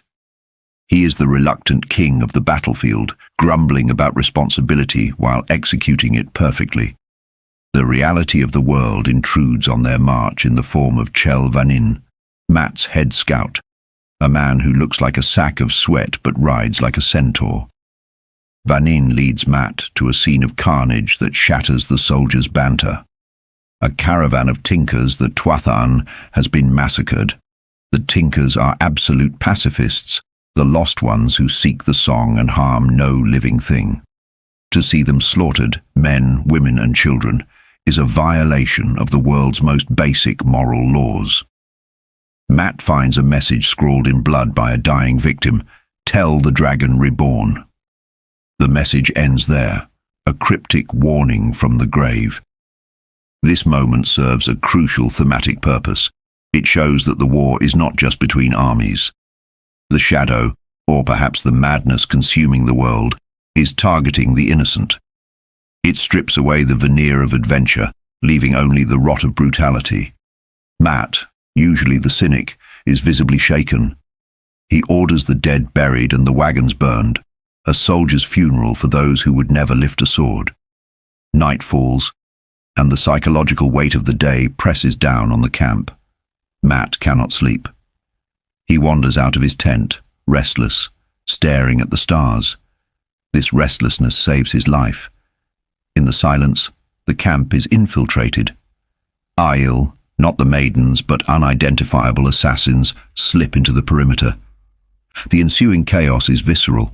Mat is caught in his small clothes, armed only with his spear and his memories. This is not the duel of wizards. It is a desperate, dirty brawl in the dark. Mat's Taveran luck bends probability, allowing him to survive a strike that should have gutted him, but it is his skill with the Ashandare that keeps him alive. He rallies his men, bellowing orders, transforming instantly from the brooding insomniac back into the Lord General. The assassins are killed, but the cost is high. Talmanes is wounded, and the sanctity of the camp is broken. But the true horror lies in the forensic details. Mat investigates the site and finds the impossible. A bush sliced perfectly flat, the branches sheared by a razor edge that exists only in the one power. A gateway was opened here. These were not random bandits. This was a surgical strike sent by a channeler, likely a Forsaken. The realization chills Mat. He is no longer just a friend of the dragon. He is a target high enough on the list to warrant the use of the power. As the adrenaline fades, we are treated to a moment that encapsulates Mat Cawthon's soul. A boy named Olver, a grotesque little orphan with a tragedy of his own, is found in the camp. Matt blusters and complains, threatening to tie the boy's nose in a knot, yet he immediately takes responsibility for him. He gives the boy money, offers him a horse, and effectively adopts him, all while loudly proclaiming he is not a charitable man. It is the perfect closing image. Matt Cawthon, bleeding and stitched up by an incompetent servant, denying he is a hero while acting as a father to the fatherless, marching toward a destiny he tries to outrun with every step. Chapter 23. To understand a message. We begin within the heavy, oppressive atmosphere of Ilion inside the great hall of the council. But this is no longer truly a seat of human governance. It has become the lair of the Forsaken. Grandal enters, her presence a study in calculated hedonism, yet even she struggles to maintain composure. Her gown, made of stryth, a material from the Age of Legends that shifts color and opacity based on the wearer's mood, betrays her momentarily, turning dead black. It is a visual representation of the constant deadly anxiety that plagues the Chosen. To deal with one another is to walk on a knife's edge. The chamber itself is a testament to Samael's looting of history. He has penetrated the timeline, retrieving a stasis box, a preserve of the past that has kept artifacts perfectly untouched by the breaking of the world. The room is cool, lit by glow bulbs rather than the flickering crudity of oil lamps, and filled with art that hasn't been seen in 3 millennia. Samael, scarred and golden-bearded, revels in his hoard. He displays a Zara board, a game of violence and strategy, which serves as a fitting metaphor for his worldview. He does not see people. He sees pieces on a board to be captured or removed. There is a fascinating psychological interplay here. Samael plays the role of the generous host, pouring wine, but his confidence is unnerving to Grindal. He speaks of the great lord, and his own ascendancy with a certainty that suggests secret knowledge. He reveals a shocking piece of diplomacy. He has offered a truce to Rand al'Thor. The complexity of the Forsaken's communication is laid bare when Samael explains the result. He sent a messenger to die at Rand's hands. Because the messenger died, Samael interprets this not as a rejection, but as an acceptance of a stalemate. It is a twisted military logic. Luz Therin, or the man who now holds his soul, is gathering armies in Tiar, not Ilion. Samael believes he has secured his flank. He's banking on the Dragon Reborn's morality, mocking Rand's reluctance to kill women, viewing compassion as a tactical weakness to be exploited. The conversation shifts to an interrogation of power. Samael demands the locations of the other Forsaken, Demandrid, Semirhage, Mesana. He positions himself as the inevitable Naiblis, the supreme ruler under the Dark One. Grindal, realizing that Samael might be holding saidin and could destroy her in an instant, offers up a truth to buy her safety. Mesana is hiding within the White Tower. As she departs through a gateway back to Arad Doman, the facade drops. Samael's bonhomie vanishes, leaving a jaw aching from a forced smile. We see the depth of his delusion and his ambition. He believes he has manipulated the manipulator. He intends to stand alone on the day of return, the last rival standing against the dragon. It is the eternal flaw of the shadow. Even united by a dark god, they are fundamentally incapable of true alliance, forever plotting their own solitary ascent to power. Chapter 24. An Embassy. From the cool, recycled air of the Age of Legends, we are thrust into the sweltering, dusty reality of Carrion. The sun is a molten gold hammer, and the streets are a cacophony of life. We follow e-gwayn Alver, who moves through the throngs with a light heart. There is a profound sense of culture shock here, but in reverse. After months in the ale waste, the sheer noise, the smell of unwashed humanity, and the visual chaos of the wetlands are almost nostalgic to her. Robert Jordan paints a vivid picture of the city's recovery. It is a place of contradictions. Aiel warriors walking alongside silk-clad merchants, the tension of a conquered city masked by the bustle of commerce. E-gwayn, dressed in Aiel garb, is invisible to the wetlanders. They see the clothes, not the woman. It is a lesson in perception. People see what they expect to see. This anonymity allows her to act as a spy in plain sight, gathering rumors of the world, tales of a split in the White Tower, of Trollocs, of the Dragon Reborn. Her reverie is broken by the sight of a procession that chills her blood. Aes Sedai, a party of them, accompanied by soldiers, cutting through the crowd. She spots the Red Aja among them. This is the embassy from Salidar, the usurper Amelin, sent to bring Rand to heel. The sight triggers a primal fear in e-gwayn. As an accepted who fled the tower, she is vulnerable. If they find her, they will leash her. She flees back to the safety of the Wise One's tents. Here, we see the maturation of e-gwayn's political instincts. She meets with Berelain, the first of Mayani, and the formidable Wise Ones, Amys, Bear, and Sorelea. E-gwayn navigates the conversation carefully. She must warn them about the Aes Sedai without revealing too much of her own vulnerability. There is a subtle power struggle here. The Wise Ones treat Berelain with a surprising maternal firmness, and they treat e-gwayn as an apprentice who must be protected but also hardened. The chapter concludes with a focus on physical and mental resilience. The Wise Ones test e-gwayn's health, ensuring her headaches, the side effect of forcing her way into Teleran Hyod, the world of dreams, are gone. They subject her to grueling physical exertion, running her until she drops. It is the Aiel way. Strength is not just in the power, but in the flesh and the will. E-gwayn passes their test, earning the right to walk the dreams again. She's becoming something new, no longer just a village girl, not quite an Aes Sedai, but forged in the harsh heat of the waste into something harder, like steel tempered in fire. Chapter 25, like lightning and rain. The narrative tension tightens as the dawn breaks over the Aiel encampment.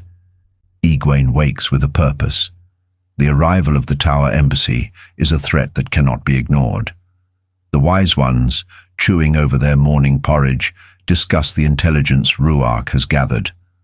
We learn the names of the opposition: Nasune Bihara, a brown sister of frightening intellect who notices everything; Sareen Nemdal of the White, a woman of cold logic and hidden fire; and Koiren, the Grey Leader. The Wise One's reaction to the Aes Sedai is a mixture of wariness and cultural disdain. They know the Aes Sedai do not follow Gieto, the code of honor that governs all Aiel life, which makes the sisters unpredictable and dangerous. They decide to counter the embassy with surveillance, but e-gwayn decides she must take matters into her own hands. She enters the city, seeking the Lady Aralin's palace where the embassy is staying. Jordan describes the sensation of the power being used, a heavy, unseen pressure radiating from the building. E-gwayn, hiding behind a stable, employs a trick she learned from Moiraine, using a stone to focus a weave of air and fire to eavesdrop. It is a dangerous game. She catches fragments of conversation, whispers of arresting rumors, and eventualities. But the pieces of the puzzle refuse to fit. Then, the narrative takes a sharp emotional turn. Fleeing the site to avoid detection by Nasuna, e-gwayn literally collides with a wall of a man. It is Garwin Trakand. The reunion is a collision of past and present. Garwin, the Prince of Andor, is leading the younglings, the honor guard for the very Aes Sedai e-gwayn is spying on. He is a tragic figure here, blinded by misinformation. He believes Rand killed his mother, Morgus. His grief is raw, his hatred for the Dragon Reborn palpable. E-gwayn is forced to navigate a minefield of emotions. She loves him. The text describes the realization hitting her like lightning and rain, but she is also loyal to Rand. This scene reveals e-gwayn's growing pragmatism. She defends Rand, swearing he did not kill Morgus, but she also manipulates Garwin. She accepts his declaration of love and his offer to run away, but she refuses to leave. Instead, she binds him to her with a promise: He will not raise a hand against Rand until she can prove his innocence, and he must keep her presence a secret from the other Aes Sedai. She uses his love to neutralize him as a threat. It is a decision that is both romantic and ruthlessly political.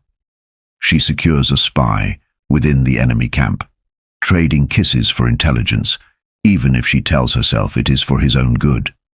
The perspective then shifts to the Aes Sedai within the palace, offering a chilling glimpse into their arrogance. We see Coiren, Nasun, Serain, and the Red Sister, Galena. They are dissecting the events of the day. They felt the channeling of e-gwayn's eavesdropping attempt, but rather than guessing the truth, their paranoia leads them to a false conclusion. They believe Moiraine is alive, disguising herself. Their conversation reveals their true intent. The escort for Rand is a sham.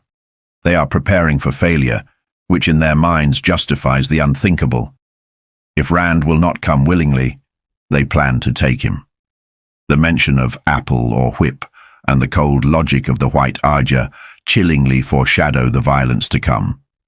They sit in their comfortable chairs, sipping tea, calmly plotting the kidnapping of the world's savior, utterly convinced of their own righteousness. It is the quintessential tragedy of the White Tower in this era, competence marred by hubris, leading the world closer to the precipice. Chapter 26. Connecting Lines. The hills of Andor lay baked and brown under a relentless sun, the air trembling with the sound of thunder despite the utter lack of clouds. It was an oppressive atmosphere, mirroring the internal landscape of the man standing upon the hilltop. Rand al'Thor sat atop his horse, the dragon scepter resting heavy in his hand, watching the display of martial prowess below. The thunder was not a storm, but the hoofbeats of 9,000 Saldean cavalry, moving with the fluid lethality of a serpent across the dry grass. There is a profound isolation in leadership, particularly for the Dragon Reborn.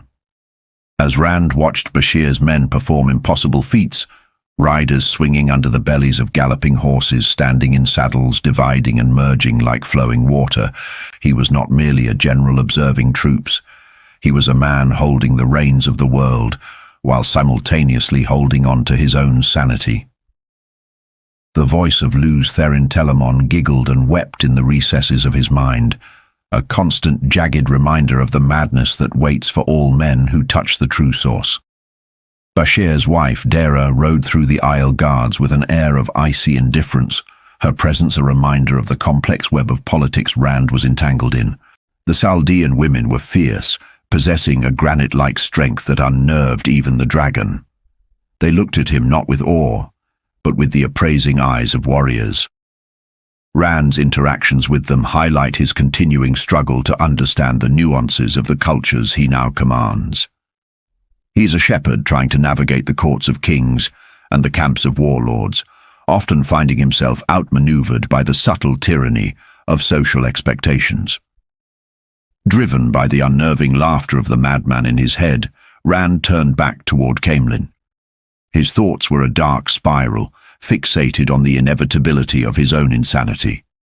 He wondered if he would know when the break occurred, or if he would simply drift into a reality where he laughed at ghosts. This introspection is crucial to understanding Rand's character at this stage. He is terrified not just of death, which he accepts as necessary, but of the loss of self, the erasure of the man he is before the duty is done. The streets of the new city were a press of humanity, the air thick with the noise of a populace trying to survive the heat and the uncertain times. A scattering of cheers followed him, cries for the Dragon Reborn, for the King of Andor. The titles grated on him. He sought not adulation, but Elaine Trakand, the woman who should be wearing the crown he now held in trust. Then, the violence of the world shattered his introspection. From a rooftop, a white-cloaked assassin rose. The attack was sudden, a heartbeat of chaos. Rand reacted with the instinct of a channeler, seizing Saidin. The sweetness of the power and the filth of the taint flooded him simultaneously as he wove a shield of air to deflect the crossbow bolt and a ball of fire to incinerate the attacker. But the physical world moved slower than the one power. A body slammed into him, knocking him from his saddle. It was Dezora, a maiden of the spear. She had taken the bolt meant for him. As Rand held her, watching the light fade from her eyes, the tragedy of his existence was laid bare. Those who loved him and served him were fuel for the fire he was forced to build. He was safe, but at the cost of a woman who had pledged her life to his protection. The aftermath was a blur of ale efficiency. The street was cleared. The assassins, hired men wearing the guise of white cloaks, were captured. Rand's mercy had evaporated in the heat of the attack. He ordered the survivors hanged, a brutal justice delivered with a voice that sounded distant to his own ears. He spared only one to carry a message to Pedron Neal, the Lord Captain Commander of the Children of the Light, a promise of retribution. Here we see the hardening of Rand al'Thor. The soft-hearted boy from the Two Rivers is being calcified by trauma, creating a shell of steel and ice to protect what little humanity remains within. He forced himself to memorize the faces of the dead, Dezora, and a local woman caught in the crossfire. He added their names to the list etched into his soul, a litany of guilt he recited to keep himself honest, to ensure he never viewed these lives as mere pawns. It is a form of psychological self-flagellation, a way to pay for the power he wields with the currency of his own suffering. Back in the palace, the demands of the world allowed no time for grief. Reen Harfer brought news of the sea folk, a wave mistress demanding an audience. The world was converging on him, every faction seeking a piece of the dragon.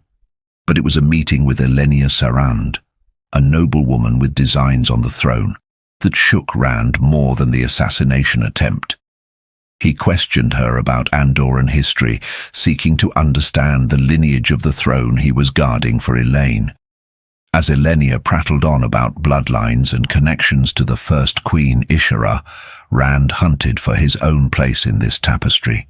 He learned that the great houses were all cousins, distinct from the common folk, but the revelation that struck him like a physical blow was Elenia's offhand comment that he bore a resemblance to Tigraine, the vanished daughter heir.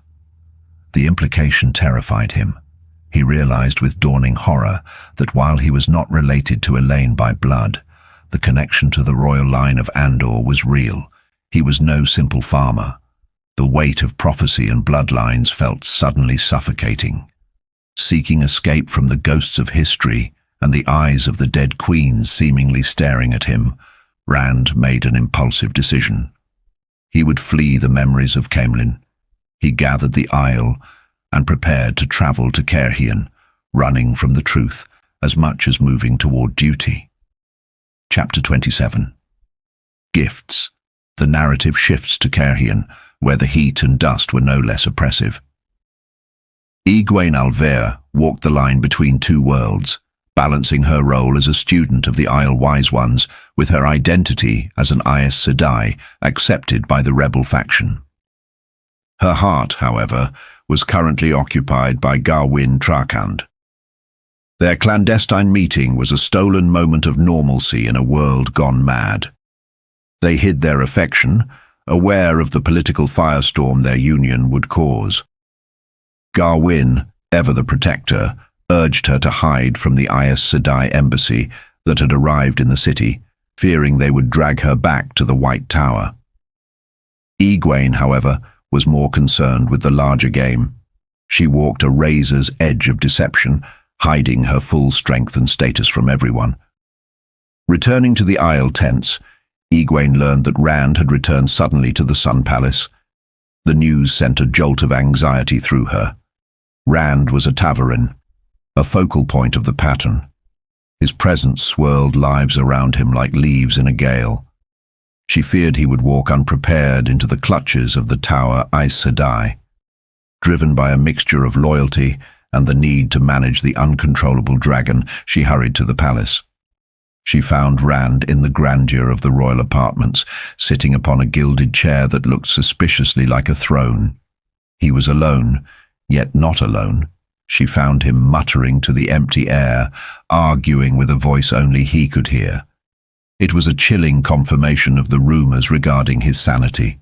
When she touched him to check for fever, he recoiled, his eyes filled with a terrifying mixture of suspicion and recognition of the madness stalking him. But Rand regained his composure quickly, masking his instability with arrogance. When e-gwayn warned him about the Aes Sedai, urging him to show deference to avoid conflict, Rand scoffed. He had no intention of bowing. He intended to play the game of houses, to use the Aes Sedai just as they intended to use him.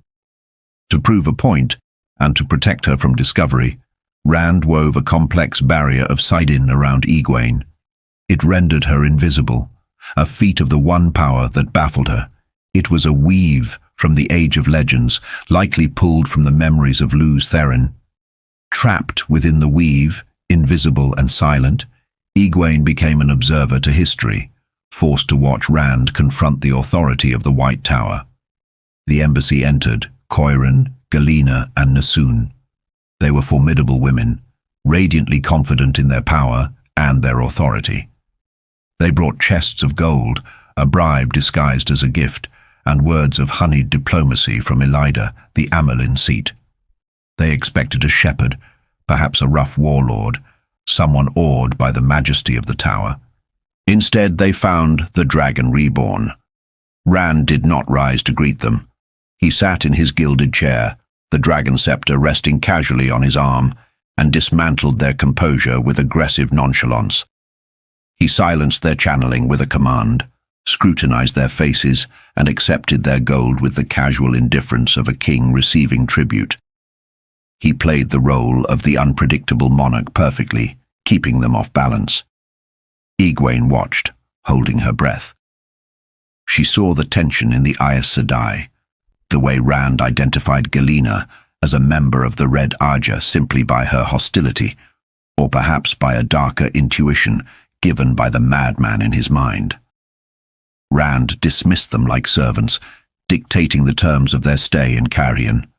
He forbade them from coming near him without permission, shattering the protocol that Aes Sedai are always in control. When they left, their dignity bruised but their resolve unbroken, Rand released e-gwayn. The encounter highlighted the widening gulf between them. e-gwayn, trained by the tower, believed in the institution and its necessity. Rand, battered by the world, saw only enemies and tools. He explained his method of traveling to her, boring a hole through the pattern itself, a concept that sickened e-gwayn with its violation of natural law. It was a stark reminder that Rand was operating on a level of power and instinct that defied modern understanding. As the chapter closes, we see the perspective of the departing Aes Sedai. In their carriage, the facade of serenity dropped. They were not cowed, they were calculating. They had missed e-gwayn entirely, thanks to Rand's weave, but they had sensed something. More dangerously, they were plotting. They discussed the kidnapping of Moiraine, whom they mistakenly believed was the hidden woman, and confirmed their intent to eventually take Rand by force. Nasune, the scholar of the Brown Aja, tapped her lip thoughtfully. To her, Rand was a fascinating specimen, a subject for study. But underneath the scholarly curiosity lay the cold, hard ambition of the tower. They had brought chests for gold, yes, but one could not help but wonder if those chests were large enough to hold a man, should he prove too difficult to lead. The lines were drawn. The dragon had roared, but the White Tower does not surrender its power easily. The dance had begun, and the music was the sound of a world breaking apart. Chapter 28. Letters. We return to the Dragon Reborn in Caemlyn, where the weight of the world is matched only by the fracturing weight of his own mind. Rand al'Thor is no longer just hearing whispers.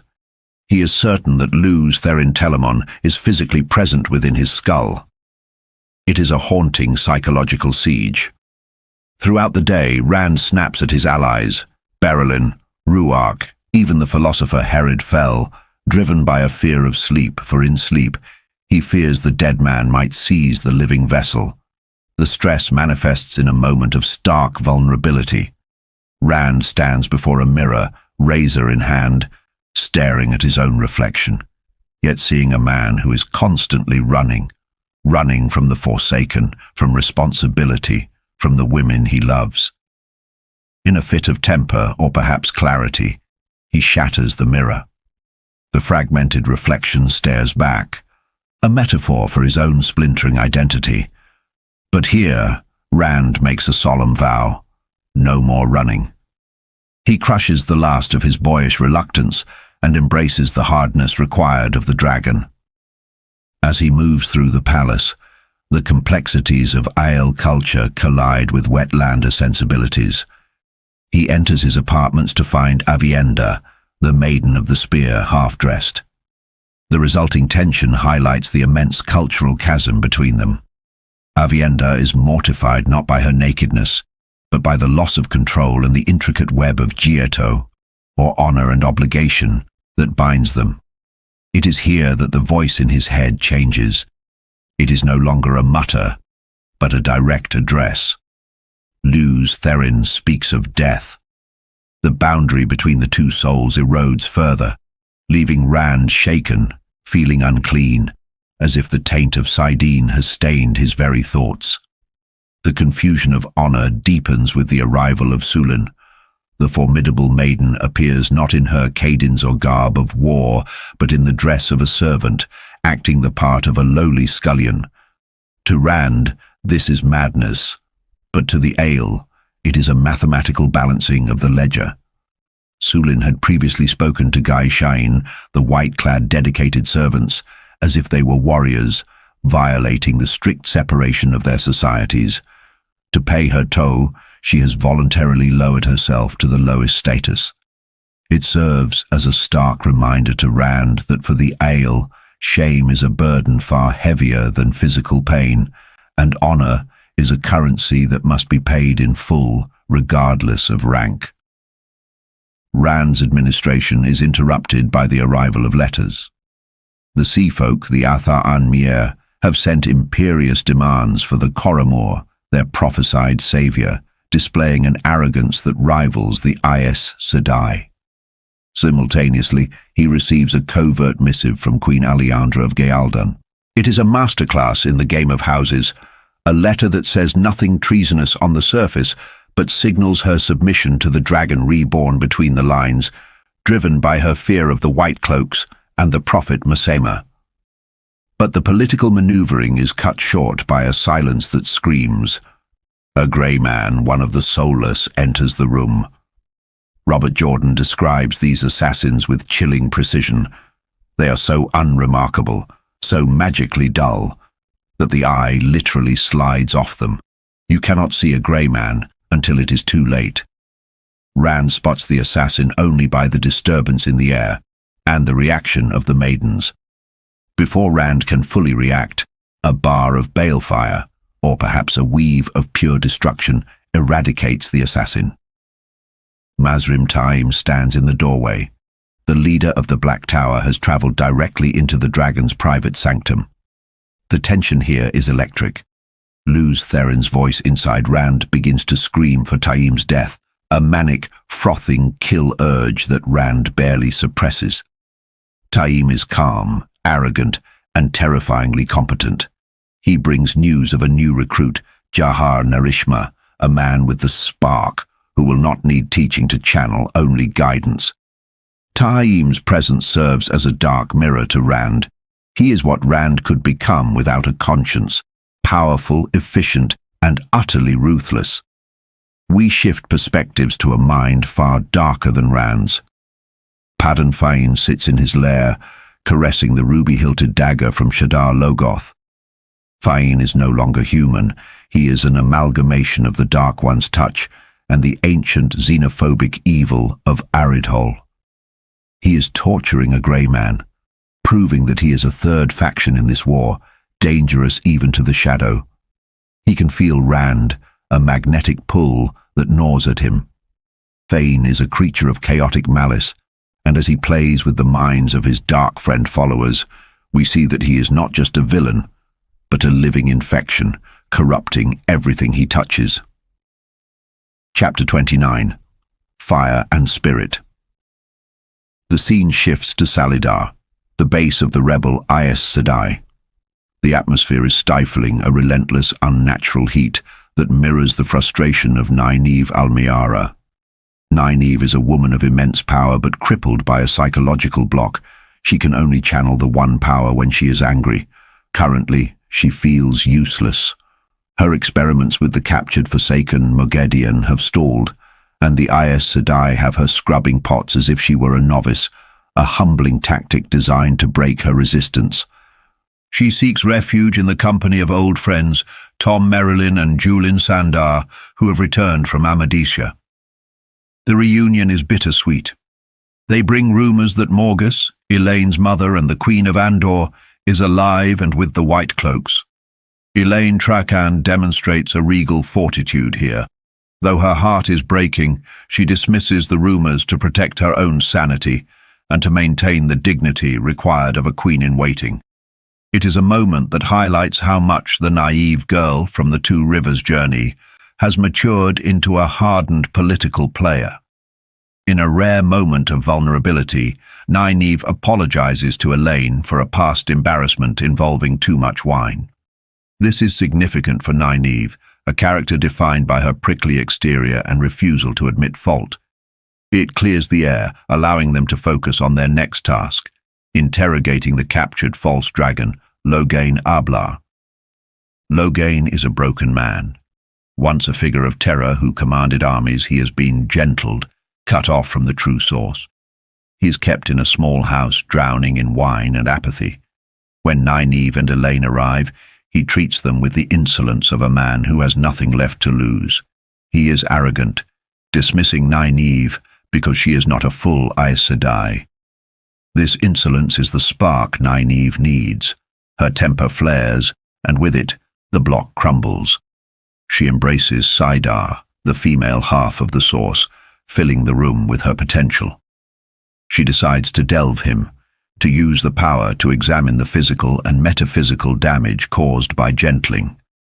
To the Aes Sedai, gentling is final. It is a severing of the connection to the Creator, a wound that cannot be healed. But Nynaeve does not accept the impossible. As she weaves flows of spirit, air and water into e-gwayn, she perceives something the classically trained sisters missed. She feels a cut, a gap where the connection used to be. It is a void that defies logic, but Nynaeve operates on instinct, not dogma. She probes the emptiness. She finds the severed edges of e-gwayn's ability. In a moment of intuitive brilliance, she bridges the gap. She pours fire and spirit into the void, elements usually associated with destruction and passion, not healing. The reaction is instantaneous. The shockwave of power returns to e-gwayn. His eyes widen, the connection is restored. Nynaeve has done the impossible. She has healed a man who was severed from the source. It is a miraculous, world-shattering event that overturns 3,000 years of White Tower knowledge. In her fury and her refusal to accept the limitations placed upon her, Nynaeve Almiara has changed the rules of the game forever. She backs away, breathless and terrified by her own success, and tells Elaine to fetch Sheriam. She knows, as we do, that nothing will ever be the same again. Chapter 30. To heal again. The air in Salidar is thick with tension, but within the small room where Nynaeve Almiara sits guard, the atmosphere is electric with the dangerous potential of the one power. Nynaeve is alone with e-gwayn Ablar, the former false dragon, a man stripped of his ability to channel, gentled and broken. Or so he should be. But Nynaeve, driven by an insatiable curiosity that often outweighs her caution, has been probing the severing that cut him off from the true source. Something pushes back. It is a metaphysical weight, a resistance against the shield she has woven. In a moment of panic and instinct, She floods herself with Salidar, the female half of the power, driving it into the shield with a frantic intensity. She shouts for Elaine to run, to fetch help, and the daughter heir bolts without question. Here, we witness the terrifying reality of Nynaeve's raw potential. e-gwayn is a man who once shook the world, yet Nynaeve binds him with flows of air, pinning him to his chair effortlessly. But in that chaotic surge of spirit and the other 5 powers, she realizes she has done something thought impossible for 3,000 years. The shield she held had bent, not because e-gwayn was fighting it from the outside, but because something inside him had been reconnected. e-gwayn looks at her, and for the first time since his capture, his eyes hold the shine of a man who feels the universe breathing with him again. He smiles. It is the smile of a tiger let out of a cage. Nynaeve has healed stilling. The sheer magnitude of this act cannot be overstated. In the lore of the Wheel of Time, gentling or stilling is a fate worse than death. It is a spiritual amputation. The Aes Sedai of the Yellow Aja, who specialize in healing, have claimed for millennia that it is permanent. Nynaeve, untrained and guided only by her intuition, and perhaps the latent memories of the Age of Legends, ignored the dogma that healing uses only spirit, water, and air. She used fire and earth, elements usually neglected by women, bridging the void with sheer force of will. But the immediate reaction from the Salidar Aes Sedai is not awe. It is skepticism and fear. When Sheriam and the leaders of the frantic rebel faction burst into the room, they find e-gwayn bound and gagged, his eyes crinkling with amusement at Nynaeve's panic. They assume Nynaeve is delusional, a common malady for accepted who crack under pressure. They drag her away, threatening her with punishments ranging from scrubbing pots to being nailed in a barrel. It is a stark look at the arrogance of the declining White Tower. When faced with a miracle, their first instinct is to dismiss it because it violates their limited understanding of the world. To prove herself, or rather because she is backed into a corner, Nynaeve needs to perform the miracle again. But Nynaeve has a block. She can only channel when angry. The Aes Sedai, realizing this, manipulate her. They bring in Siwan Sanche and Liane Sharif, the former Amirlin and Keeper who was stilled by Elida. The Yellow Sisters crowd the room, radiate skepticism, and insult Nynaeve's integrity until her temper snaps. Fueled by rage, Nynaeve seizes Siwan. She delves into the matrix of the woman's being, feeling for the nothingness, the scar where the connection to the source was severed. Again she weaves spirit and fire, earth and air and water. The room gasps as the glow of Salidar envelops Siwan. The healing of Siwan Sanche is a moment of profound emotional release. The woman who was once the most powerful person in the world, who was reduced to a servant, suddenly weeps. She is whole again. Liane follows, embracing the return of the power with a beatific smile. However, Robert Jordan weaves a bitter irony into this triumph. The Yellow Sisters, upon seeing the impossible, immediately begin to critique Nynaeve's technique. They chatter about how they would have used different flows, how her touch was too rough, completely ignoring that she succeeded where they had failed for centuries. It highlights the stagnation of the Aes Sedai. They are more concerned with form and tradition than results. Yet there is a cost. Siwan and Liane are healed, but they are not the same. When Siwan later attempts to lift Gareth Bryne with flows of air, she fails. The healed connection is not as strong as it was. She has gone from being a powerhouse to a woman of merely respectable strength. This creates a fascinating shift in the political landscape of the rebels. In the White Tower, hierarchy is dictated by strength in the power. Siwan and Liane, once at the apex, are now effectively demoted to the lower rungs of the ladder. The chapter closes with a poignant scene of vulnerability. Siwan, overwhelmed by the return of her senses, breaks down before Gareth Bryne. It is not just the power that has returned, but her capacity to feel the warder bond, specifically the phantom pain of her dead warder, Alric. The stilled numbness had protected her from the full weight of that grief. Now, the wound is fresh. She pushes Brian away, terrified of her own fragility, yet she, Lyonne, Nynaeve, and Elaine form a secret alliance, a crew, to steer the rebellion, knowing that while they may lack raw muscle, they possess the knowledge and guile to survive the storm. Chapter 31, Red Wax. We shift sharply from the humid, hopeful chaos of Salidar to the oppressive, sweltering heat of Amador. The perspective moves to the Children of the Light, and the atmosphere becomes one of rigid fanaticism and decaying glory. Aemon Valda, a Lord Captain of the Children, rides into the Fortress of the Light. He is a man of violence and ambition, despising the dust and the refugees that clog the city, viewing the world through a lens of absolute judgment. The fortress is a place of internal strife. While the White Cloaks project a unified front of white and gold, distinct factions are grinding against one another. Valda represents the military arm, arrogant and direct. He clashes with Radama Sunawa, the High Inquisitor, a man whose fanaticism has burned away his flesh, leaving a gaunt scarecrow who speaks of torture with a pious softness. They both conspire in shadows, united only by their disdain for the aging Lord Captain Commander, Pedron Neal. Niall, however, is playing a much deeper game. Sitting in his audience chamber, he is a man besieged by rumors and the weight of prophecy. He receives a message sealed in red wax, a code from a spy in Tarabon. The intelligence is terrifying. The Forerunners, the Shonchan, are tightening their grip on Tanchico. They guard their secrets so closely that not a whisper could pass the walls. Niall burns the message.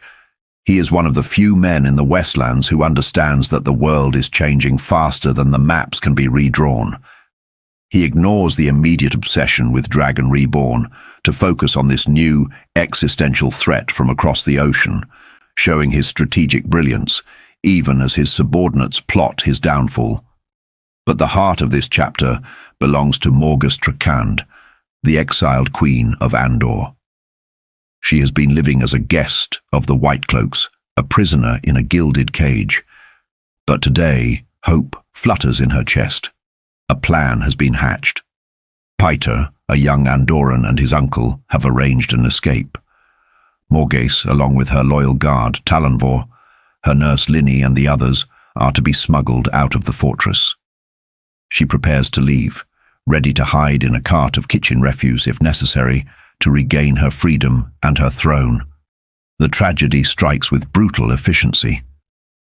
An inquisitor, Ainur Saran, arrives not to arrest her, but to summon her to Niall. He leads her through the fortress, taking a shortcut. This route is a calculated act of psychological warfare. They walk into a courtyard dominated by a scaffold. There, hanging by their necks, are the conspirators. Piter, the boy she had known from her own lands, sways at the end of a rope. His uncle hangs beside him. They are dead. The escape is not just foiled. It has been strangled for all to see.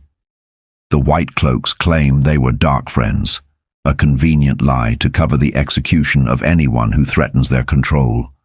Morgase is a queen, and she possesses a spine of steel. She does not faint, she does not scream, but inside something breaks. She realizes that Niall knows everything. She realizes that if she continues to resist, the next ropes will be for Lini, for Talonvor, for the people she loves. The Inquisitor Asunawa watches from a window high above, a vulture waiting for the carrion. Defeated, Morgus is brought before Pedron Neal. The old general barely acknowledges her presence, treating her like a piece on a board that has already been moved. He presents the treaty again, the document that will lend White Cloak legions to retake Andor, in exchange for the Children of the Light holding equal authority with the Queen's law and garrisoning her capital forever. It is a deal with the devil, selling her nation's sovereignty to save it from the Dragon Reborn, or so she tells herself. But in truth, she signs to save Talonvor and Linny. She presses the seal into the red wax, a visual echo of the red wax on Niall's secret intelligence earlier. It is a binding in blood and bureaucracy. Niall, having won his prize, dismisses her distress with a casual invitation to play a game of stones. He has crushed a queen and barely looked up from his desk. As Morgus leaves, we are left with the chilling conversation between the Inquisitors. They view Morgus not as a political asset, but as a witch who has escaped the noose for too long. They speak of her eventual confession and execution with eager anticipation. Morgus has bought time, but she has walked from a cage into a pit of vipers, and the walls of Amador have never seemed higher or more inescapable. Chapter 32. Summoned in Haste. The aftermath of Rand al'Thor's presence in Cairhien lingers like the smoke of a grand illumination, leaving the city vibrating with unseen tension. For e-gwayn Alvire, the atmosphere within the Aiel camps is stifling, a reflection of the oppressive heat and the dust that coats every surface. The wise ones, usually pillars of stoic calm, are on edge, prowling their tents with the agitation of bristling cats. This mood is exacerbated by the intrusion of the Shido, specifically the arrogant Savannah, who struts through the camp protected by custom, her very presence a challenge to Amy's and Sorelea. It is a lesson in the complexity of Aiel society. Hospitality and custom shield even enemies, creating a powder keg of social restraint ready to spark. e-gwayn, caught in the middle of this silent warfare and treated like a servant by the gloating Savannah, seeks escape. Her days are filled with the frustration of an apprentice who believes she is ready for more, a common theme in the journey of power. She finds solace in stolen moments with Garwin Trakand, where fear has been replaced by the fluttering of a blossoming, if dangerous, romance. But romance cannot quell her ambition. Driven by boredom and the knowledge that the sea folk windfinders possess secret knowledge of cloud dancing, e-gwayn ventures to the docks. Here we see the collision of cultures that defines the world at this moment. e-gwayn, confident in her potential as an Aes Sedai, hires a grumbling boatman to row her to a sea folk vessel. She expects the reverence due to the Dragon Reborn's associates. Instead, she finds a wall of secrecy. Upon climbing the ship's ladder and sensing the ability to channel in a woman on deck, a windfinder adorned in golden silk, e-gwayn is met not with a welcome, but a blade. The ropes are severed, sending her plummeting into the Alguenya River. It is a humiliating check to her ego, a reminder that outside the White Tower's influence, the rules change. Yet, e-gwayn's reaction is telling of her growing strength and perhaps a touch of dangerous pride. She does not flee in shame. She embraces Salidar. In a display of raw power and petty retribution, she suspends the windfinder and her companions in the air, dangling them helpless before dropping them into the river. It is a moment of triumph that instantly sours into realization. She has channeled openly, foolishly exposing herself to any Aes Sedai who might be watching. Fear, cold and sharp, replaces her anger. She retreats to her tent, the reality of her precarious position crashing down on her. The narrative shifts to the realm of the mind, the world of dreams, Telaran Ryad. After days of anxious waiting, e-gwayn summons the courage to face what she fears is inevitable. She enters the heart of the stone in the dream, a place of redstone columns and the glittering crystal sword Kalandor. Here, the charade she has played, posing as a full Aes Sedai while being merely accepted, finally collapses. The delegation from Salidar arrives.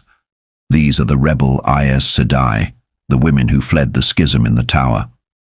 e-gwayn stands before them, and the power dynamic shifts instantly.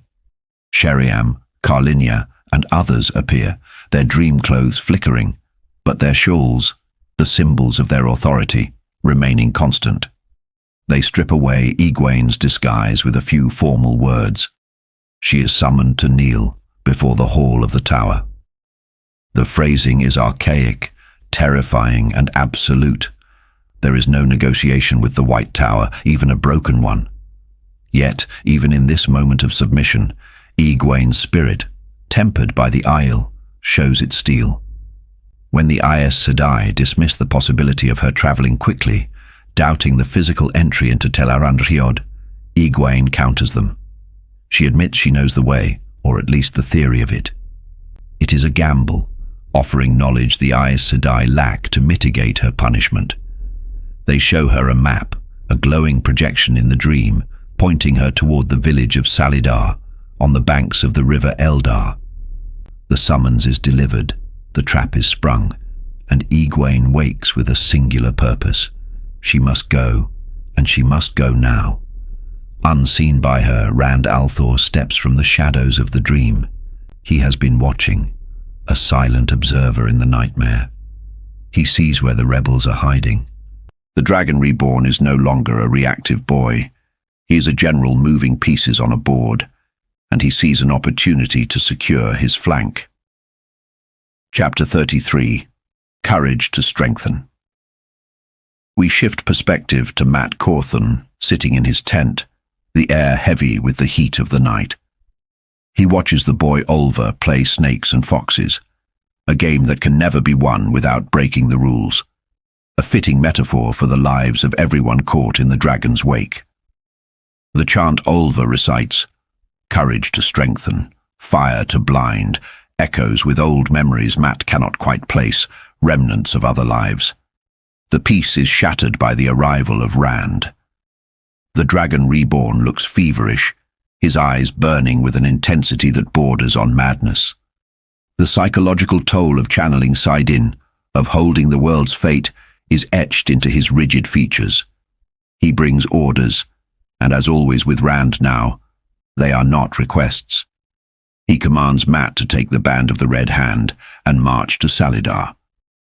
His goal is ostensibly to escort Elaine Tracan to Caemlyn to claim her throne, but the strategic undercurrent is clear.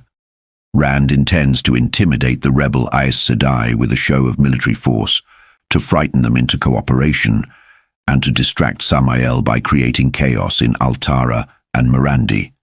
Mat, ever the reluctant hero, tries to refuse, to offer logic against the madness, but the Ta'veren pull is too strong. He is caught in the web. Rand also attaches Aviendha to this mission, a decision that creates friction, but serves Rand's need to distance himself from her, perhaps to protect her, or perhaps to protect his own heart. The chessboard is set. The gambler and the spear maiden are sent south to retrieve the daughter heir. Meanwhile, e-gwayn faces a trial far more personal than a military march. Before she can leave for Salidar, she must resolve the conflict between her ambition and her honor.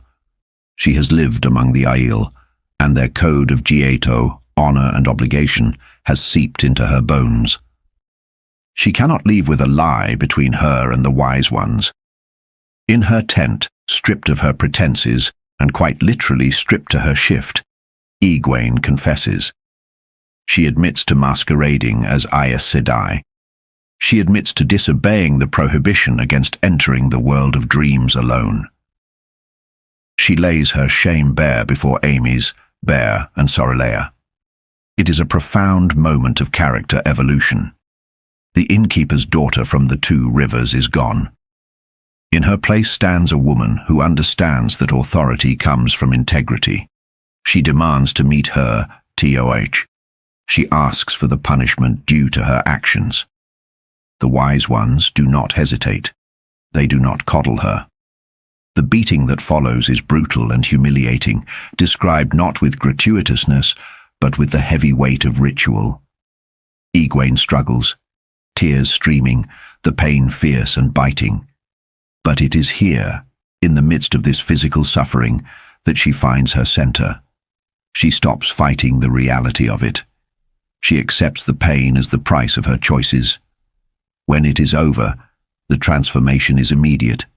The shame vanishes, replaced by the clean slate of paid debt. The wise ones embrace her, no longer looking at a foolish apprentice, but at an equal in spirit. Salidar, the hardest of them all, offers the highest praise. I knew you were Aiel in your heart. This acceptance is more valuable to e-gwayn than any stole or shawl.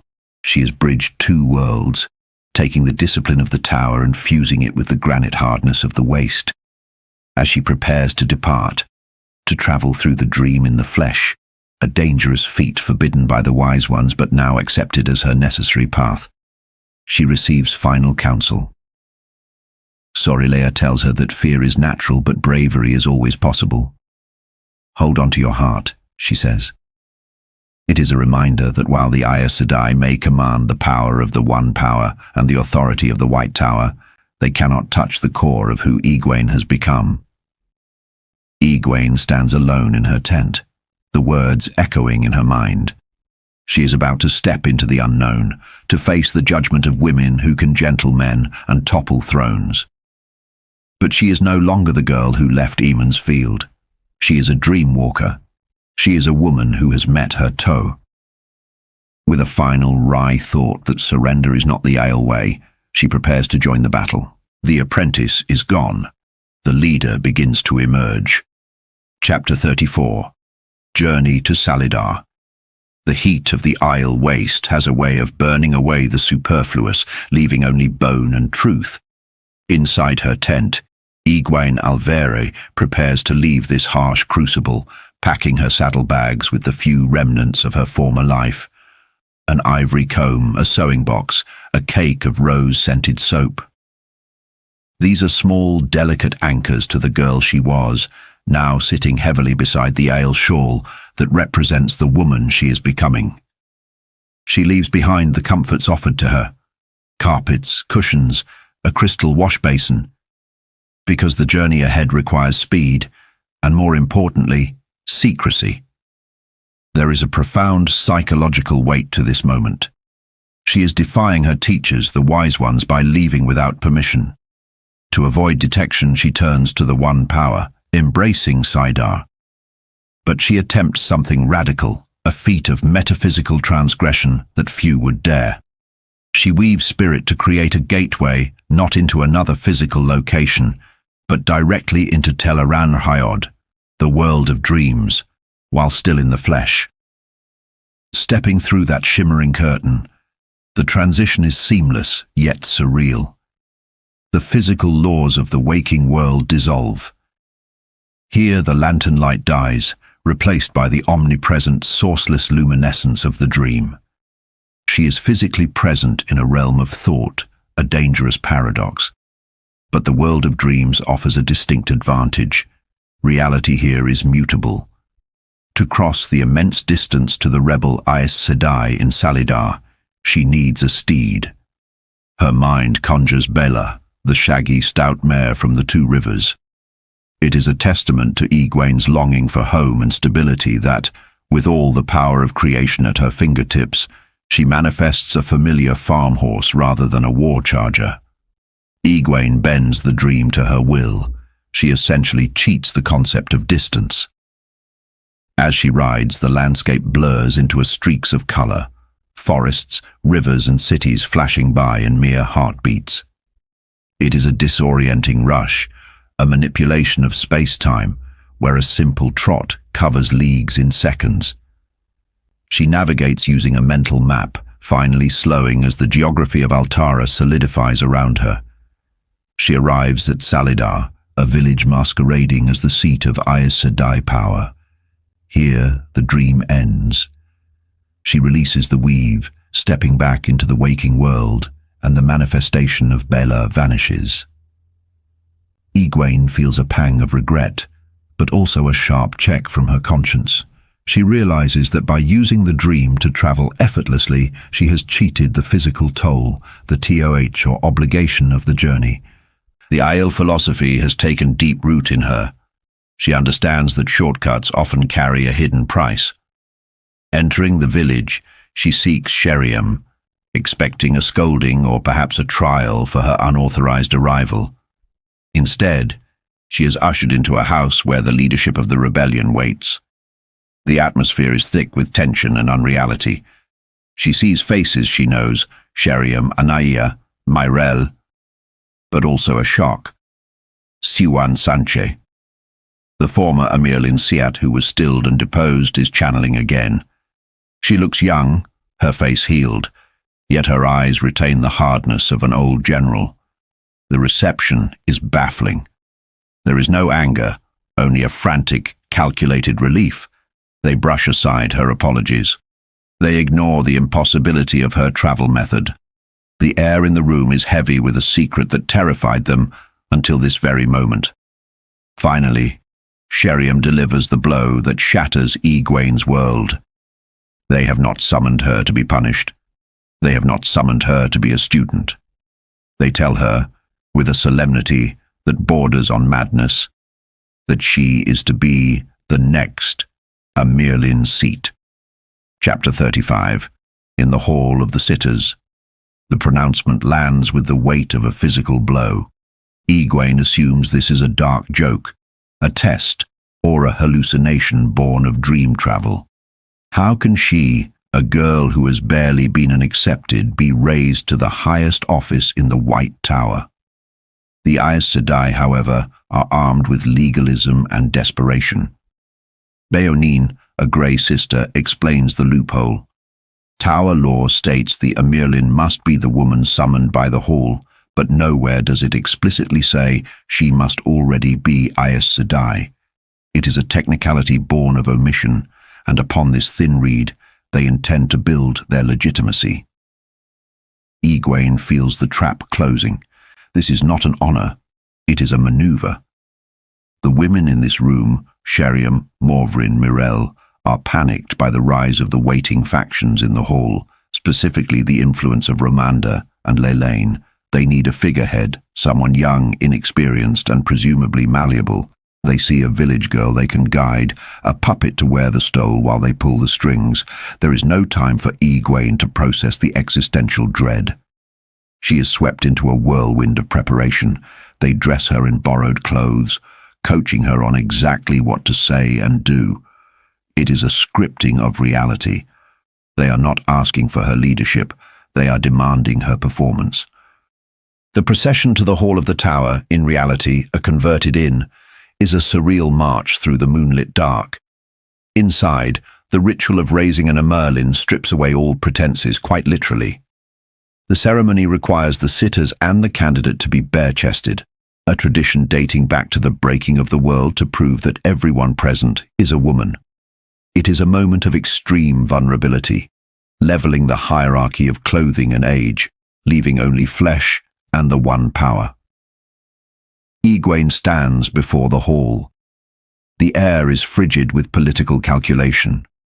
When asked who stands for her, Sheriam and her conspirators pledge their lives. But the acceptance is not immediate. When the sitters are asked to stand in support, Romanda and Lelaine, the two most powerful women in the hall, remain seated.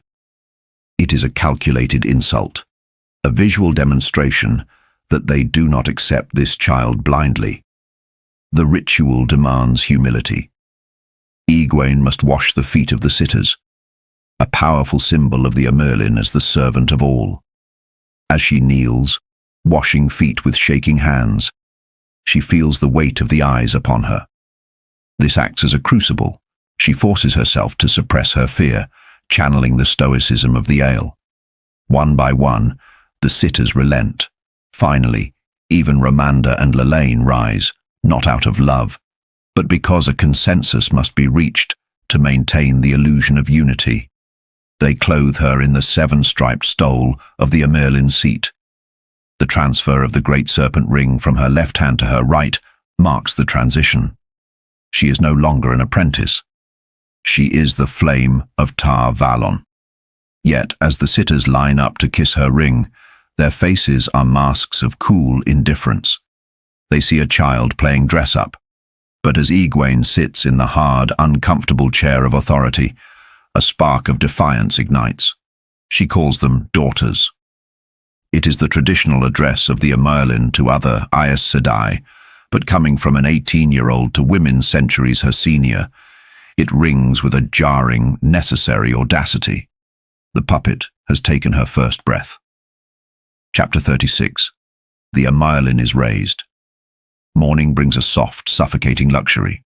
e-gwayn wakes in a bed drowning in lace pillows, lace curtains, lace coverlets.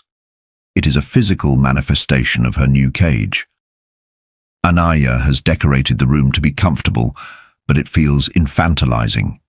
Her new maid, Chessa, fusses over her, treating her with a blend of reverence and familiarity. e-gwayn realizes she must construct a mask.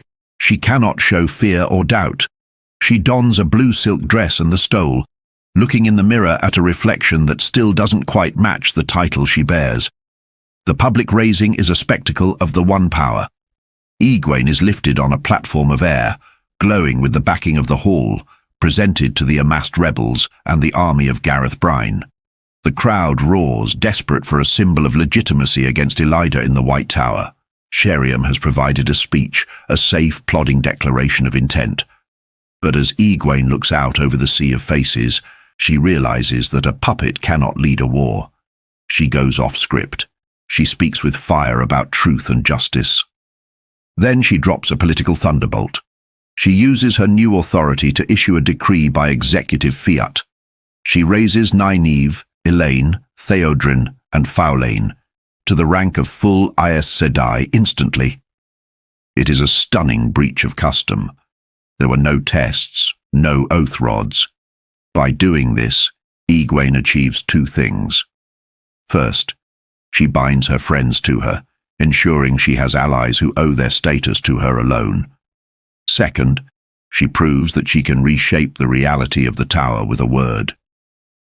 The shock among the sitters is palpable. Romanda and Lelaine corner her immediately afterward, their fury barely contained behind veils of politeness. They warn her against breaking custom, their underlying threat clear. Do not think you are actually in charge. e-gwayn plays the part of the naive girl, apologizing and promising to consult them in the future, disarming them with feigned innocence while keeping her victory intact. Later, in the privacy of her study, which is tellingly bare of any actual work or reports, e-gwayn reunites with Nynaeve and Elaine. The dynamic has shifted irrevocably. Her friends curtsy, creating a painful distance. e-gwayn begs them to stop, needing the grounding presence of the two rivers, but Elaine wisely points out that the mask must remain in place. They are friends, yes, but e-gwayn is the Amarlin now. They share information. Nynaeve and Elaine reveal their discovery of a terangrial called the Bowl of the Winds, hidden in Ebu Dar, capable of fixing the Dark One's unnatural heatwave. It is a mission of global importance, but the conversation turns to the immediate danger of e-gwayn's position. e-gwayn lays out her analysis with a cold clarity that surprises her friends. She understands exactly why she was chosen. She knows Romanda and Lelaine see a novice they can bully. She knows Sheriam thinks she can be led by the hand. The Salidar faction wants a figurehead to intimidate Randall Thor and to present a face of innocence to the world. But e-gwayn has been forged in the Isle Waste. She has learned the concept of Giotto, and she has watched Moiraine play the game of houses. She tells her friends that she intends to use the Aes Sedai's own arrogance against them. She will play the factions against one another, pretending to be pulled by different leashes until she is strong enough to snap them all. She is alone, surrounded by women who view her as a tool, but she has the heart of an Aiel and the mind of a tactician. The hall thought they raised a puppet. Instead, they have raised a storm. Chapter 37. When battle begins. The silence within the rebel camp at Salidar is heavy, not with peace, but with the weight of secrets finally spoken. In the study of the new Amarlin Siat, Nynaeve Almiara and Elaine Trakand unveil a truth that shatters the conventional understanding of the war against the shadow. They present a silver bracelet, segmented and innocuous to the eye. Yet it is an Adam, the Shonchan device of enslavement. Nynaeve confesses in a rush that they have done the impossible. They have captured Moghedien, the spider, one of the Forsaken. This moment marks a pivotal psychological shift for e-gwayn Alvear. Her mind reels, not just at the presence of a legend of terror in their midst, but at the sheer audacity of her friends. They have kept a monster as a pet to glean the lost weaves of the Age of Legends. When Moghedien is summoned, disguised as the refugee Marigan, we witness the terrifying efficacy of the one power to deceive. Nynaeve demonstrates the inverted weaves that mask the Forsaken's true face, revealing a regal, hateful woman beneath the guise of a farm wife. But the true transformation here belongs to e-gwayn. When she takes the bracelet, placing the Adem on her own wrist, she sheds the last remnants of the innkeeper's daughter. She feels the spider's terror and self-loathing through the empathetic link of the device, and instead of recoiling, e-gwayn embraces the ruthlessness she learned from the Isle Wise Ones. She does not play the Aes Sedai game of serenity. She threatens Moghedien with a cold, jagged brutality. She promises to make the Forsaken beg for death if she steps out of line. This is the steel of the waste manifesting in the Amerlin's seat. e-gwayn realizes that to fight monsters, she must possess the capacity for monstrosity herself. Demanding to know how the Forsaken move instantly across the world, e-gwayn bullies Moghedien into revealing the mechanics of traveling. It is not a boring of holes, as e-gwayn theorized, but a folding of the pattern to make two places one. In a flash of intuition and raw power, e-gwayn weaves spirit and opens a gateway, not to a dream but to the sun-blasted clay of the Isle waste. It is a monumental discovery, reclaiming a lost talent that changes the strategic landscape of the world. The shock in the room is palpable. Nynaeve and Elaine are stunned that e-gwayn, the novice, succeeded where they had not yet thought to look. The scene shifts as Siuan Sanchi enters. The former Amerlin, now reduced in power but not in intellect, recognizes the shift in dynamic immediately. She pledges her service to e-gwayn, not as a puppet master, but as a necessary advisor. e-gwayn, solidifying her authority, commands her friends to resume their roles as accepted to maintain the ruse, while she prepares to wage war on the Hall of the Tower. We see glimpses of this political battlefield, the sitters Romanda and Lelarn, each holding court, arrogant and oblivious to the true power e-gwayn holds. Deeper in the shadows, Delana is manipulated by Halima, the terrifying reincarnated channeler Arangar, illustrating that while the light bickers, the shadow infiltrates. e-gwayn, bathing in the sense of victory and floral oil, realizes that the battle has truly begun, and she is no longer a piece on the board, but a player moving them. Chapter 38. A Sudden Chill. We move from the claustrophobic politics of Salidar to the oppressive, unnatural heat of the Altaran forest. Matt Cawthon leads the band of the Red Hand, and the atmosphere is thick with the Dark One's touch. It is winter, yet the world is an oven. Flies and biting insects swarm the dead brown ferns. This environmental decay serves as a constant reminder that the last battle is not just political, but existential. Matt rides with Pips, his hat pulled low, ever the reluctant hero. He's accompanied by Avienda, the Isle warrior, whose presence is a source of cultural friction.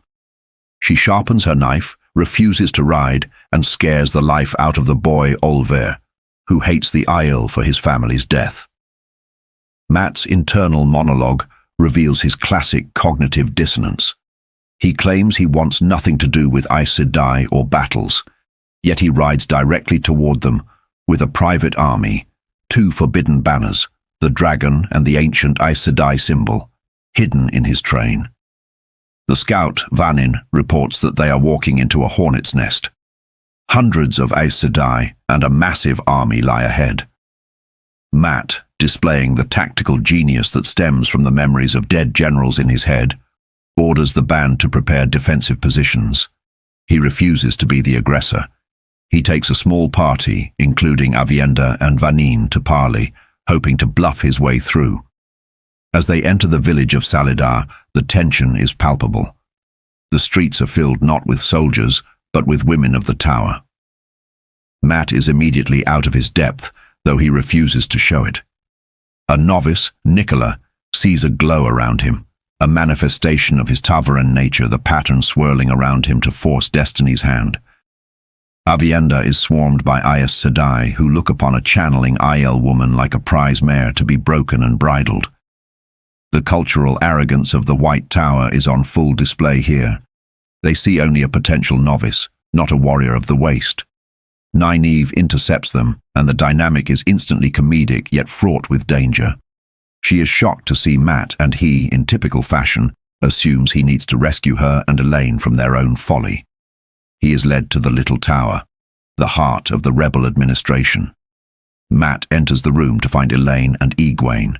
To him, they look like children playing dress-up, Elaine in her silks, e-gwayn sitting behind a desk. He completely misreads the situation, blinded by his childhood memories of them as the innkeeper's daughter and the village wisdom.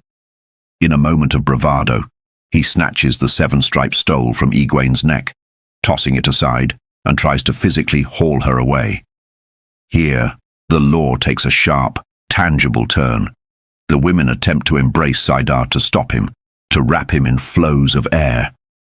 But the silver fox-head medallion beneath Mat's shirt goes ice-cold against his chest. The weave dissolves. It is the ultimate shield, a ter'angreal that renders him immune to the one power.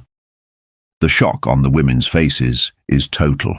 They are the most powerful channelers of their age, yet against this gambler with a spear, they are powerless. Mat delivers his ultimatum. He is taking them to Caemlyn for their safety. He offers them Rand's protection, speaking to them as if they are runaway novices in over their heads. He is trying to be the hero, unaware that he's speaking to the Amyrlin seat. The dramatic irony reaches its peak when a servant enters, addressing e-gwayn as mother. E-gwayn calmly retrieves the stole Mat threw aside and places it back upon her shoulders. The symbol of ultimate authority rests on the girl Mat thought he was saving.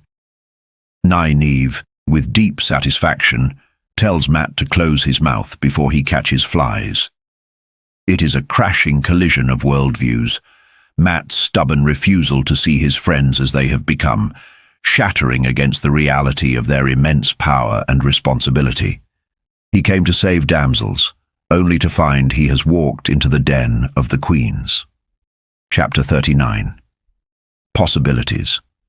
The humid, oppressive heat of Salidar hangs heavy in the room, a physical weight that usually strips away patience and propriety. Yet, e-gwayn Alvera sits behind her table, cool and composed. This is not merely a physical feat, though she is utilizing a trick learned from Siwan Sanche to ignore the temperature, a mental discipline unrelated to the one power. It is a psychological armor. To be the Amyrlin seat, even in this rebel camp of Aes Sedai, is to wear a mask of unassailable authority. She studies Mat Cawthon, who stands before her sweating and bewildered, looking less like the conquering general, and more like a poleaxed ox. The dynamic here is a fascinating study in conflicting realities. To Mat, e-gwayn is still the innkeeper's daughter from the Two Rivers, a girl playing dress-up in a dangerous game that will get her head cut off. He sees himself as the rescuer, the dashing hero come to snatch his village friends from the clutches of goat-brained lunatics. But to e-gwayn, Mat is a chaotic element, a Tavaran wild card delivered by Rand. She suppresses the urge to bombard him with questions about how Rand knew to send him, or how the Dragon Reborn learned of her rediscovery of traveling. Instead, she maintains the silence of queens. Mat predictably breaks the silence with incredulity. He cannot reconcile the girl he knew with the woman demanding he recognize her authority. He urges them to flee, to use a gateway to escape to his army, the Band of the Red Hand. He is trying to save them from the White Tower's retribution, unaware that e-gwayn intends to conquer the tower, not run from it. The tension snaps when Mat turns his focus to Nynaeve, treating her with a patronizing familiarity that is dangerous when applied to the former wisdom of Emond's Field. Nynaeve, Unable to embrace Salidar without anger, but blocked by the presence of a man who makes the power fail, resorts to a more primal method. She kicks him. It is a moment of slapstick comedy that undercuts the high political stakes, a reminder that despite titles and powers, they are still youths from the same village. Mat's indignation is palpable, but it quickly shifts to a dangerous glint. He is no longer a boy to be boxed about the ears. He is a man who has walked through Terangriel and led men to their deaths. e-gwayn intervenes, her voice level, checking the escalating violence. She skillfully reframes the narrative. Mat is not an independent agent, he is Dragonsworn. By following Rand's orders, he has aligned himself with the dragon, making him a pariah to the very Aes Sedai he mocks. Mat tries to bully them with logic, revealing Rand's naive hope that e-gwayn would simply bring the Salidar Aes Sedai to Caemlyn to swear fealty. e-gwayn rejects this instantly. To bow to Rand would be to destroy the White Tower's influence forever. She's loyal to her friend, yes, but she is the Merlin seat first. Mat storms out, threatening to carry Elaine back to Caemlyn tied in a sack if necessary, leaving the women to scheme. And scheme they do. They realize that Mat's bluster hides a core of iron integrity. If he promised Rand he would protect Elaine, he will not leave her side. This gives them the perfect mechanism to move him where they need him. They decide to manipulate his protective nature to make him escort Elaine and Nynaeve to Ebu Dar to search for the Bowl of the Winds the Terangriel needed to fix the weather. They will use his own honor as a leash. The planning is interrupted by Sheriam, the keeper of the chronicles. The power dynamic shifts again. Sheriam, who is used to bullying the young Amayelin, finds e-gwayn utilizing the threat of Mat's Dragonsworn army to force the Hall's hand. e-gwayn paints a picture of being trapped between the approaching dragon's army and the Aes Sedai's inaction. She suggests that remaining in Salidar is dangerous, subtly steering Sheriam toward the idea of moving the camp, perhaps toward Ebu Dar, or at least out of their stagnation. It is a masterclass in manipulation. e-gwayn makes Sheriam believe the solutions are her own, all while sipping tea and complaining of the heat. Chapter 40. Unexpected laughter. Outside the stifling politics of the Little Tower, Mat Cawthon seeks counsel from Tom Merrilin. They sit in the shade of an alley, two men from different generations trying to decipher the enigma of Aes Sedai logic. Tom, smoking his pipe, offers a parable about a woman named Laritha and a bootmaker. It is a story of a would-be rescuer who fails to understand that the victim has her own agency and power dynamics within her perceived prison. Mat misses the point entirely, blinded by his own chauvinism and protective instincts. He sees e-gwayn and Elaine as birds in a snare, unaware that they are the ones setting the traps. Tom, however, sees the truth. He recognizes that e-gwayn is walking a razor's edge. She has the backbone to be Amelin, perhaps even the brains, but the question remains, is she tough enough to survive the sharks in her own camp? Tom refuses to help Mat rescue them because he knows they must walk their own paths. He understands that Elaine must grow into a queen, and that requires danger. Mat leaves in frustration, disgusted by what he sees as the Gleeman's senility. Mat attempts to gather intelligence, but finds himself blocked at every turn. Nynaeve avoids him, guilt-ridden or perhaps just wary of his temper after the kicking incident. He checks in with Vanine and his scouts, resigning himself to a long wait. He is caught in the web of his own promise, just as the women predicted. Meanwhile, Elaine navigates the streets of Salidar, where rumors of Mat's arrival and the Dragonsworn army buzz like hornets. She encounters Birgitte and Arena. Here, we see the tragic isolation of a legend reborn. Birgitte Silverbow, ripped from the pattern and forced into flesh before her time, struggles with her identity. She is a hero of the Horn, a figure of myth, yet now she must live as a woman who breathes and bleeds. She fears the weight of expectation. that people will expect her to slay giants when she's merely trying to survive the politics of warders and Aes Sedai. Elaine offers her the only thing she can, friendship and the promise of secrecy, grounding the legend in humanity. Elaine then proceeds to rescue Aviendha from a circle of inquisitive Aes Sedai. The Aiel woman is a curiosity to the sisters, a wilder who channels with immense strength. Elaine extracts her, bringing her to the privacy of a small room. The atmosphere is fraught with tension. Elaine expects a confrontation, but she is unprepared for the cultural collision of Jihato. Aviendha, stripping away the wetland proprieties, confesses her sin. She has slept with Rand al'Thor. To the Aiel way of thinking, she has incurred a massive TOH, or obligation, to Elaine. She offers Elaine a knife or a stick, kneeling and baring her neck, fully prepared to accept death or a beating to balance the scales of honor. It is a stark reminder of how alien the Aiel culture is. Aviendha values honor above survival, and she values her friendship with Elaine above her own happiness. Elaine's reaction is a testament to her upbringing and her heart. She is shocked, certainly, and the jealousy is a bitter pill, but she refuses the violence Aviendha offers. She refuses to be the executioner. Instead, the conversation turns to the sheer absurdity of their situation. Aviendha explains the concept of sister wives, of sharing a man as first sisters. It is a concept that baffles the Andoran noblewoman, yet as they discuss it, and the fact that Min Farshaw is also in love with Rand, the tragedy dissolves into comedy. They realize they are three women of immense capability, all tied to a wool-headed shepherd who barely knows his own mind. The tension breaks not with blood, but with unexpected laughter.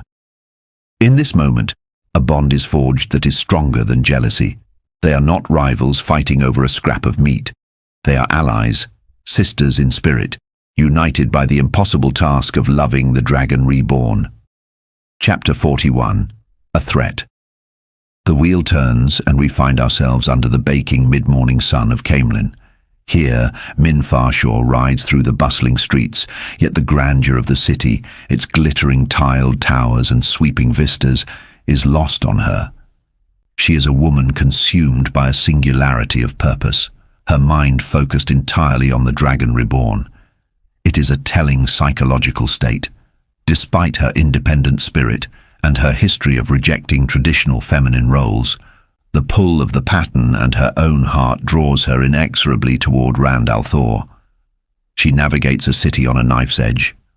The streets are clogged with the mundane traffic of life, but cutting through the noise are the Aiel, striding with a lethal grace that demands space.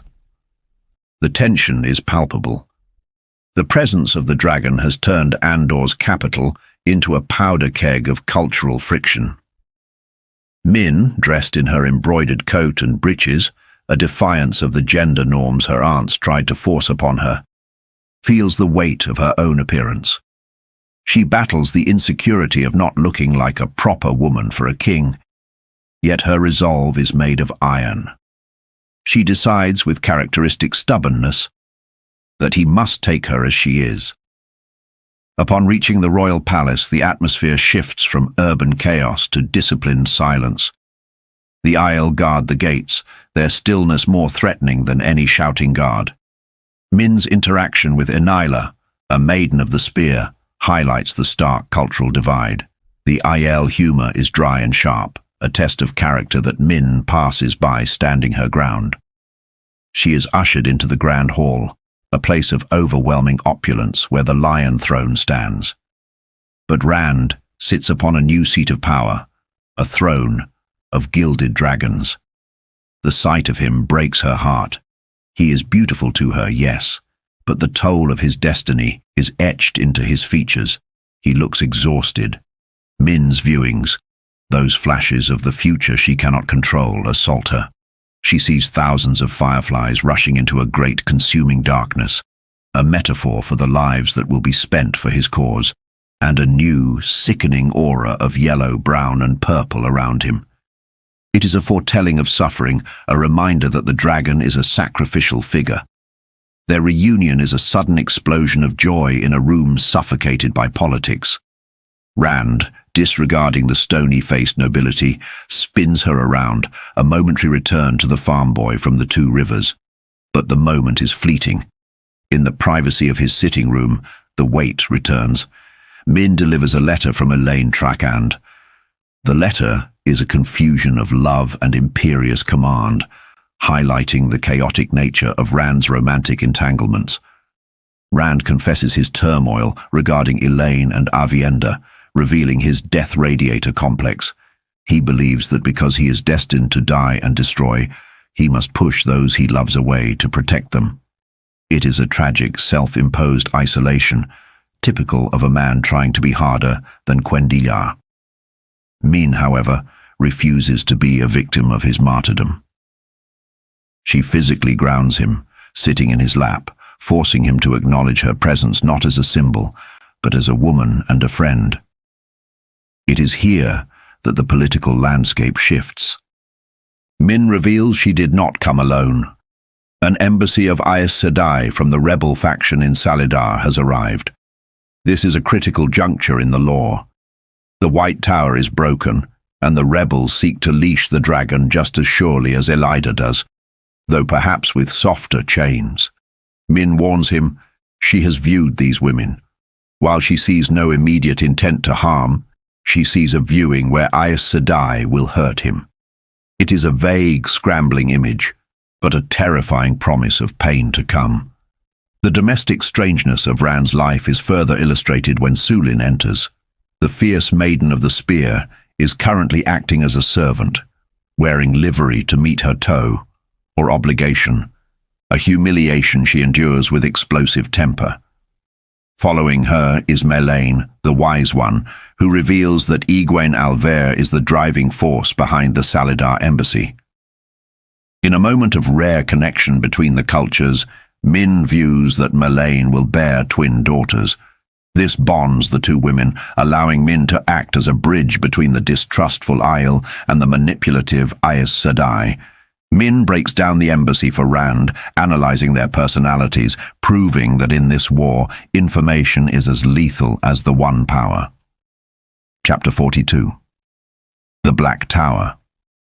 The narrative shifts from the intimate maneuvering of the palace to the raw, terrifying growth of Rand's military power. After Min leaves, leaving Rand with a lingering kiss that shakes his stoic resolve, he prepares to travel. He retrieves 2 bags, one large, one small, items of significance that signal a change in the world's order. He travels via Gateway to the farm, the secret training ground for men who can channel. He avoids seizing Saidin, the male half of the true source, to keep his presence hidden from time and to quiet the mad voice of Luz Therin Telamon in his head. The farm has transformed. It is no longer a rural hideout. It is a boot camp for living weapons. The trees are dying, the earth is beaten flat, and the air hums with the menace of the power. Mazrim Taim has done his work too well. There are over 100 men here now dressed in black coats. The training is brutal. Taim's philosophy is one of survival of the fittest, burn out or become a weapon. When a student insults Rand, unaware of who he is, Taim drops the man with a weave of air, demonstrating a ruthless discipline that borders on cruelty. Rand takes the stage, standing upon a block of polished black stone. He looks out at these men, farmers, grandfathers, boys, all destined to go mad or die for the world. He gives them a name, reclaiming their existence from the shadow of the breaking. He calls them Asha'man. In the old tongue it means guardians or defenders of truth. It is a heavy title. He tells them they are not just weapons, but protectors who must stand when hope is gone. He introduces a ranking system, modelled on the White Tower, but stripped of its bureaucracy. First, they are soldiers. Those who progress become dedicated, and Rand pins a silver sword to Taim's collar. It is a symbol of martial prowess and defense. Finally, for the fully trained, there is the rank of Asha'man, symbolized by a gold and red enamel pin in the shape of the ancient dragon.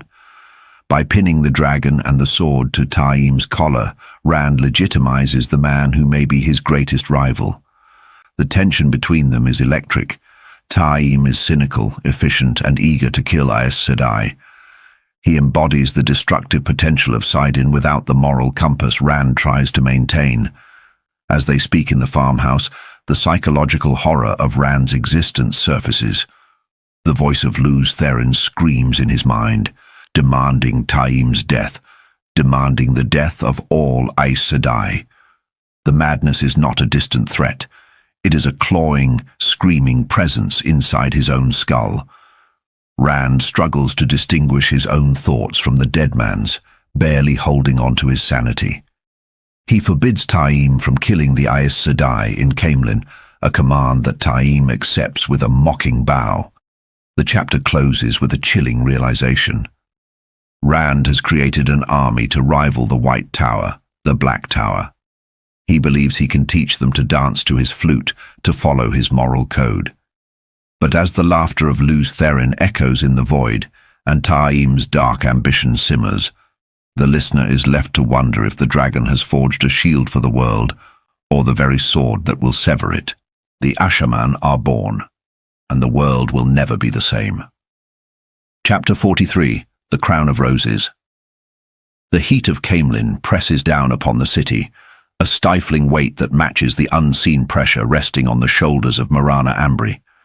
She rides in a hired coach, outwardly the very image of Aes Sedai serenity, cool hazel eyes, hands folded atop grey silk, but beneath the mask, the Grey Sister is reeling. It is a testament to the supreme discipline of the White Tower that she can maintain this facade. She reflects on past negotiations, treaties between nations that felt like physical beatings, yet dealing with the Dragon Reborn has proven infinitely more taxing. Accompanied by the young Min Farshaw, who possesses the enviable ability to nap amidst high tension, and two other sisters, Seonid and Masuri, Morana heads toward the Crown of Roses. This inn, usually a haven for minor nobility, has become the temporary headquarters for the embassy and a containment zone for a diplomatic disaster. Inside the inn, we find the source of the catastrophe, Alana Mosvani and Verin Mathwin. The atmosphere in the private sitting room is thick with unspoken recriminations.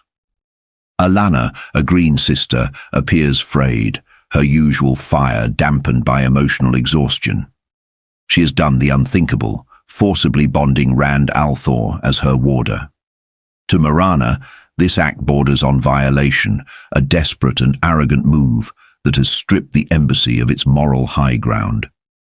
Yet as they convene, the terrifying reality of the Dragon Reborn's power becomes clear. He was not cowed by the bond, he was furious. He has set boundaries, drawing a line in the sand that the Aes Sedai dare not cross. Most chilling of all is his command regarding his Asha'man. We see here the first real ripple of fear regarding the Black Tower. Rand has warned them. If they hunt his men, they might find themselves the prey. For Morana, who has rarely known true fear since the Isle War, the realization that male channelers are gathering in numbers, and that the dragon protects them, is a nightmare manifested. The sisters strategize, their arrogance bruised but unbroken. If they cannot control the dragon directly, they will manipulate the ground beneath him. We see glimpses of other sisters visiting powerful Andoran nobles, Daelin, Luan, Elorian, sowing seeds of unity that are thinly veiled attempts to undermine Rand's authority in Caemlyn. They play the game of houses, unaware that the board has fundamentally changed. Chapter 44. The Color of Trust. We shift our gaze south to the rebel camp in Salidar, where the air is filled not with political intrigue but with the frustrated energy of Mat Cawthon. Mat is a man besieged by the very women he is trying to help. Finding himself stonewalled by the newly raised Merlin, e-gwayn Alvear, and kept in the dark by Nynaeve and Elaine, Mat resorts to theatrics. He hangs the crimson banner of the Band of the Red Hand and the banner of the dragon. a calculated act of defiance to remind the Aes Sedai that he is not merely a messenger boy, but a force to be reckoned with. But Salidar holds dangers that steel and banners cannot fight. Seeking distraction in the evening revelry, Mat dances with a woman named Halima. To his eyes, she is a stunning beauty, but the ancient fox-head medallion beneath his shirt reacts violently, turning ice-cold against his skin. It is a terrifying moment of dramatic irony. We know what Mat suspects but cannot prove, that the One Power is being wielded by someone who should not be able to channel, or perhaps by a shadow much darker than a mere rogue channeler.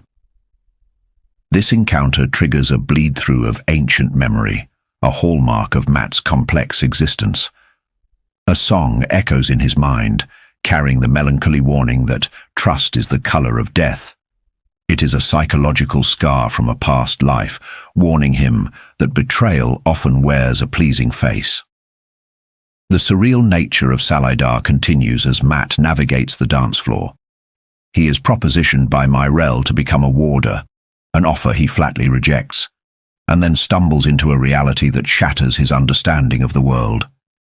He dances with a young blue-eyed woman and a tall Domani, only to realize with a jolt of horror that they are Siwan Sanche and Liane Sharif. They are not merely disguised, they are physically young again, healed of their stilling by Nynaeve. The impossible has happened, yet for Mat it is just another layer of Aes Sedai madness he wishes to escape. Escape, however, comes with strings. E-gwayn finally summons him, shedding her village girl persona to wear the full weight of the Amyrlin seat.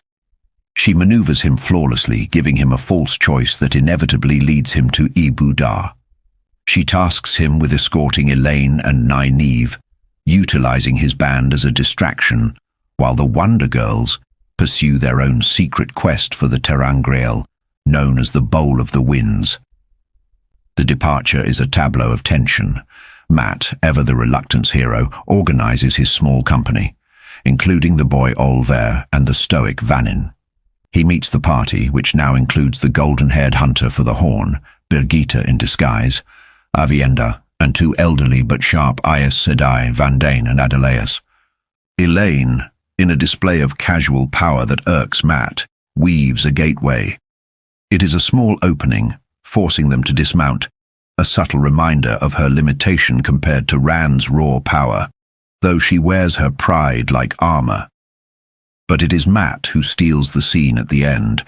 Despite his frustration, despite the way they have manipulated him, he kneels before e-gwayn in front of the gathered Aes Sedai, kissing her ring and addressing her as mother. It is a masterful stroke of social engineering. By showing her this excessive public reverence, he forces the other Aes Sedai to acknowledge her authority, shaming them into following suit. In this moment, Mat Cawthon proves that while he may hate the game of houses, he knows exactly how to play it to protect his own. As the small company steps through the gateway into the dry brown hills near Ebudar, the chapter closes with a sense of movement. The pieces are scattering across the board. The band of the Red Hand remains behind to confuse the spies, while Mat and the women step toward a city of knives, leaving e-gwayn to lead her rebel army toward a destiny that will shake the White Tower to its foundations. Chapter 45. A Bitter Thought. The sun hangs high and hot over the new city of Kemlin, baking the grey stone walls until they streak with silver in the glare. It is here we find Vilnar Barada, a Saldaean soldier far from home, his mind wandering through the haze of midday heat. He contemplates the simple, mundane act of shaving his beard, a small rebellion against a climate that feels unnaturally oppressive. This unnatural heat is a hallmark of the Dark One's touch on the world, a subtle environmental pressure that frays nerves and shortens tempers. Vilnar is a man at ease in the saddle, trusting his horse more than the streets of this foreign city. His thoughts drift to the girl back in Mehar he wishes to marry, and then, inevitably, to the Aes Sedai. Kemlin is teeming with them now. a convergence of power that makes a simple soldier feel small. He holds a mix of fascination and dread for the White Tower's women. He believes, with the superstition of a common man, that one can identify an Aes Sedai simply by her ageless face, the mask of immortality that defies the passage of time. But his daydreams are shattered by a procession that defies all logic, a visual representation of the world changing. Marching toward the White Bridge Gate is not a standard army, but a motley column that looks like a folk tale come to life. There are farmers with rough coats and longbows that tower over them, the distinctive weaponry of the two rivers. There are Aiel, veiled and lethal, walking alongside a brightly clad tinker who carries a sword, a contradiction of the way of the leaf that signals the breaking of old traditions. And at the head of this strange parade rides a man with broad shoulders and a beard, accompanied by a Saldaean noblewoman. Vilnar recognizes the woman immediately. It is Lady Zareen, daughter of the legendary Davram Bashir. The realization strikes terror into him, not of battle, but of the political storm about to break. For both Lord Bashir and Lady Dara are currently within the palace walls. Perrin Aybara, the man leading this force, halts his stallion, Stepper. He senses the tension in the Saldaeans blocking his path, the distinctive lack of fear scent, the disciplined stillness. Perrin is a man who operates on instinct and smell as much as sight. He perceives the anxiety radiating from his wife, Fael, though she hides it behind a mask of aristocratic disdain. The dynamic here is shifting. Perrin is no longer just the blacksmith or the reluctant hero. He commands authority. When he speaks, he introduces himself simply as Perrin Aybara, yet he orders his army to retreat and make camp with the ease of a general, keeping only a small escort to enter the city. The reunion at the royal palace highlights the fractured nature of the Dragon Reborn's existence. Perrin and Fael are escorted through corridors patrolled by Aiel, a stark contrast to the traditional Andoran guards. When they finally meet Rand, the change in the dragon is palpable. Rand greets them with warmth, but it is a brittle warmth. He looks tired, his eyes drawn, carrying the weight of a man who is juggling empires, Forsaken, and the impending madness. He is a man running a race against his own sanity. Interestingly, Min Farshaw is there, looking vastly different with short-cropped hair and boy's breeches, yet providing a grounding human presence for Rand. The interaction between Min and Fael is telling. Fael, usually possessive and prone to jealousy, senses that Min is no threat to her marriage. It is a rare moment of female solidarity in a series often defined by rivalry. They leave the men to talk, and the atmosphere shifts. Rand and Perrin's conversation reveals the depth of Rand's isolation. He speaks of the Aes Sedai as adversaries to be managed, explaining the split in the White Tower. He views the division as a tactical advantage, a way to keep them occupied while he maneuvers. It is a dangerous game, cheering the bull and the bear, as Perrin notes.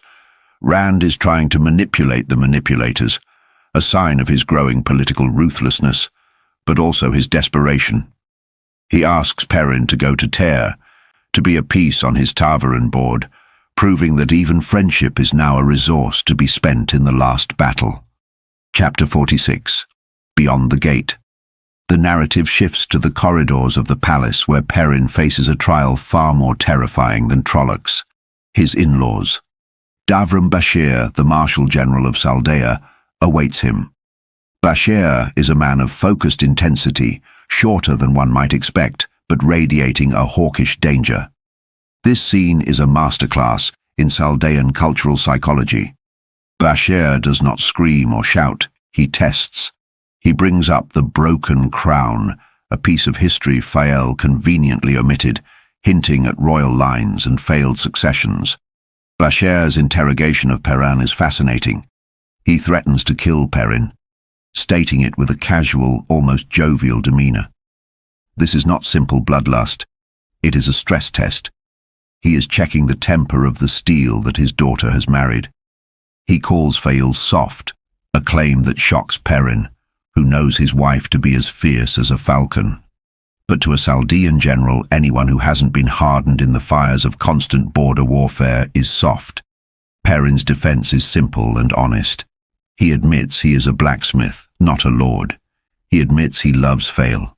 He does not bluster or brag. When Bashir asks if Perrin knows how to handle a wife, offering the metaphor of holding a dove, too loose and it flies, too tight and it is crushed, Perrin rejects the manipulation. He simply states he wants her to be happy. This honesty, backed by the latent threat of a man who can wrestle wolves, passes the first test. But the true test lies with Lady Dara. If Bashir is the hawk, Dara is the mountain the hawk nests upon. She is a formidable woman who physically pokes Perrin, challenging his strength. The dynamic here explores the complex Saldean view of gender roles. Dara argues that a woman needs a husband stronger than herself, or she will inevitably despise him or diminish herself. It's a harsh martial philosophy applied to marriage. Perrin, confused and battered by this logic, stands his ground again. He refuses to tame Fael. Then a twist. Fael, the woman who fights Perrin for dominance at every turn, suddenly adopts the pose of a submissive, obedient wife in front of her parents. It is a performance, a tactical maneuver to soothe her parents' concerns and secure their approval. Perrin is baffled, realizing he has married into a family where madness might be hereditary or perhaps simply cultural. Back in the dragon's apartments, we see the private cost of Rand's power. He is haunted by the voice of Luz Therin Telamon. The dead man is no longer just a whisper. He is a screaming presence in Rand's mind, weeping for his lost love Ileana, raving about betrayal. It is a terrifying glimpse into the disintegration of Rand's identity. The barrier between the past and present is eroding. Min enters this volatile atmosphere. She is the only one who treats him as a man, not a messiah. She sits on his lap, teases him, and acts as a tether to his humanity. However, her talent for viewing the pattern brings a dire warning. She sees fireflies and darkness, symbols of the chaos swarming around Rand. Most chillingly, she warns that if Perrin is not present, something catastrophic will happen to Rand. Twice he's going to have to be there, or you. It will be very bad. This prophecy locks Perrin into Rand's orbit. He cannot simply be sent away to Tyr. The pattern demands the Wolf King stand beside the dragon. Meanwhile, the city of Caemlyn holds dangers in its shadows. Demira Erif, a brown sister of the Aes Sedai, navigates the streets. She is distracted, thinking of books and libraries, displaying that classic Aes Sedai arrogance, the belief that she is untouchable. She is proven wrong in a brutal fashion. In a narrow alley, she is cornered by men dressed as Ael. But the text provides clues that this is a masquerade. Their behavior is wrong, their timing too convenient. They stab her, not to kill immediately, but to send a message. A man, clearly part of the conspiracy, ensures the other Aes Sedai at the inn know of the attack, delivering a specific warning. Tell the other witches to stay away from the Dragon Reborn. This is a classic false flag operation. The enemies of the light, be they Forsaken or Dark Friends, are manufacturing a war between the Dragon Reborn and the White Tower. They know that if Rand and the Aes Sedai unite, they are unstoppable, so they sow blood and distrust. The reaction of the Aes Sedai is immediate and predictable. They are outraged. Even though some, like Marana, see the possibility of a trap, the collective ego of the Aes Sedai cannot abide an attack on one of their own. They assume Rand is responsible, or at least that he is creating an atmosphere where such things are permitted. Verin Mathwin, a character who often hides her sharp intelligence behind a veneer of absent-mindedness, steps in to take control. She suggests a punishment of silence. They will withdraw from the palace, refusing to speak to Rand, letting him stew in anxiety. It is a passive-aggressive political maneuver, that plays right into the hands of those who orchestrated the attack. By cutting off communication, they ensure that the rift widens. The chapters conclude with Perrin and Fael in their chambers. The domestic scene is a relief after the high tension of the day. Fael reveals she has her own spy network. She has learned the Maiden's Hand talk and knows Rand has slipped out of the palace. Perrin, ever the moral center, tries to forbid her from spying on the Dragon Reborn. He demands a promise. Fael gives it, but the listener knows the nature of Fael's promises. She keeps the letter of the word, but rarely the spirit if it contradicts her goals. They are a couple bound by fierce love and complex negotiations of power, a microcosm of the larger struggles tearing the world apart. These two chapters masterfully weave the personal and the political. We see the heavy psychological toll of leadership on Rand, the cultural clashes of the nations gathering for the last battle, and the shadow war being fought in the alleyways to manipulate the Dragon Reborn. The pieces are moving on the board, and the shadows are lengthening. Chapter 47. The Wandering Woman. The road to Ebu Dar is paved with good intentions and the crunchy, dried leaves of a forest canopy, but for Matt Cawthon it is mostly paved with irritation. He seeks a quiet journey, yet finds himself chaperoning a caravan dominated by 6 women, 4 of whom are Aes Sedai, or near enough to make no difference to his peace of mind. The camp dynamic reflects the eternal gender struggle inherent in Robert Jordan's world. An invisible line splits the campsite. On one side, the rough pragmatism of the Band of the Red Hand, with Mat, Vannin, and the soldiers. On the other, the feminine mystique of the Aes Sedai and their warders. It is a segregation of silence and suspicion.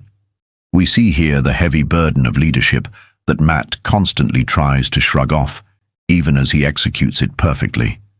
His servants, Nerim and Lopin, provide a comic chorus of complaint, lamenting the lack of tents while serving delicacies like smoked tongue on folding tables, a stark contrast to the rough travel bread of the soldiers. But the true source of friction is the power dynamic between Mat and Elaine. Elaine Trakand, the daughter heir, approaches Mat not as a companion, but with the cool presumption of royalty and the White Tower combined. She demands his foxhead medallion, the ter'angreal that renders him immune to the one power. Her request is couched in the language of academic study, but Mat hears only another attempt to disarm him. His refusal is classic Mat, feigning ignorance to protect his agency. He plays the fool to outmaneuver the wise, reminding Elaine that his only job is to keep them alive, not to submit to their curiosity. Elaine's retaliation is a masterclass in passive-aggressive dominance. She begins inspecting Mat's men, offering backhanded compliments on their readiness, effectively co-opting his command.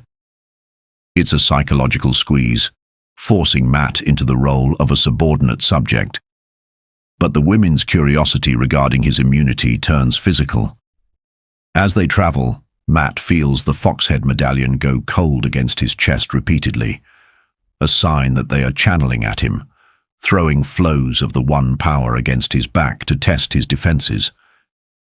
Mat's response is a stubborn, stony silence. He refuses to give them the satisfaction of a reaction, engaging in a battle of wills where his only weapon is indifference. The journey eventually breaks from the claustrophobia of the forest into the blinding reality of Ebu Dar. The city rises like a white mirage, a sprawling metropolis of plaster and marble, domes and spires reflecting the sun with punishing intensity. It is a city of canals and bridges, a Venice of the wetlands, but beneath its white facade lies a culture of prickly honor and dangerous passion. As they enter the Molhara Square, Mat feels a familiar, ominous sensation, the dice rolling in his head. In the lore of the pattern, this is Mat's unique warning system, signaling a pivotal moment of chance where his fate hangs in the balance. Standing before the Tarasin Palace, the seat of Queen Tylin, Mat makes a crucial decision.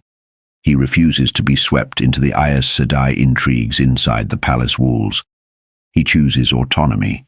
Leaving the women to their politics, he takes his men to an inn across the square called the Wandering Woman. The moment he steps inside and meets the innkeeper, Setale Anan, a woman with sharp eyes and a commanding presence, the dice in his head suddenly stop. The silence is deafening. It signifies that the toss has been made. Matt has unknowingly placed himself exactly where the pattern needs him to be, locking his fate into a new, unseen trajectory. Chapter 48. Leaning on the Knife. The narrative shifts to Nynaeve Almayara, offering a stark contrast to Matt's rough-and-tumble independence. Inside the Tarasin Palace, Nynaeve is drowning in luxury that feels more like a cage. We find her scrubbing away the road dust in a copper tub. But she cannot scrub away her insecurity. Despite finally holding the title of Aes Sedai, she feels the stinging lack of respect from the older sisters, Vandane and Adeleus. They treat the Wonder Girls not as equals but as runaways or children to be managed. Nynaeve's internal monologue reveals the fragility of her new status. She wears her great serpent ring on her right hand now, the mark of a full sister. But the validation she craves is external. The tension is palpable in their suite, a space of painted skies and gilded furniture that feels too ornate for a wisdom from the two rivers. When a summons arrives from Queen Tywin, the slight hesitation of the servant in addressing them as Aes Sedai grates on Nynaeve's nerves. It highlights a recurring theme. Power is not just about ability, but about perception and legitimacy. The walk through the palace delivers a shock of reality. They cross paths with Jaichim Caridin, a high-ranking officer of the White Cloaks. His presence in the royal palace is a visceral reminder that the Shadow's influence and the chaotic politics of the world have reached even here. Nynaeve's instinct is confrontation, but the political web of Ebu Dar is too sticky for simple aggression. Queen Tywin Quintara is a revelation. She is not the ceremonial figurehead the Aes Sedai expected. She is a ruler of the marriage knife, a woman who literally wears a weapon over her heart, symbolizing a culture where love and death are intertwined. Tywin is sharp, pragmatic, and utterly unimpressed by the Aes Sedai shawl. She calls out their youth and cuts through their pretenses, noting that Nynaeve and Elaine are barely out of the novice quarters in terms of age. However, Elaine takes a gamble. Instead of weaving more Aes Sedai half-truths, she chooses radical honesty, adhering to the Ebu Dari proverb, "Lean back on your knife and let your tongue go free." She tells Tywin everything about the ter'angreal they seek, the bowl of the winds, and the need to fix the weather. This pivot from secrecy to trust disarms the queen.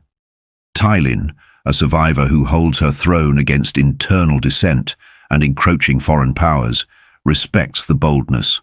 Tywin provides the critical context they lacked. She identifies the location of the bowl as the Rahad, a district of Ebu Dar so dangerous that even the civil guard fears to tread there. It is a place of poverty and violence, a stark reflection of the breaking world. The chapter closes with a wager between Nynaeve and Elaine, a bet that they can find the bowl within 10 days. It is a moment of bravado that masks the terrifying reality. They are walking into a den of vipers, armed only with their wits and the volatile One Power, while the older Aes Sedai unwittingly plot to take control of their mission. The stage is set for a hunt in the shadows of the White City. Chapter 49. The Mirror of Mists.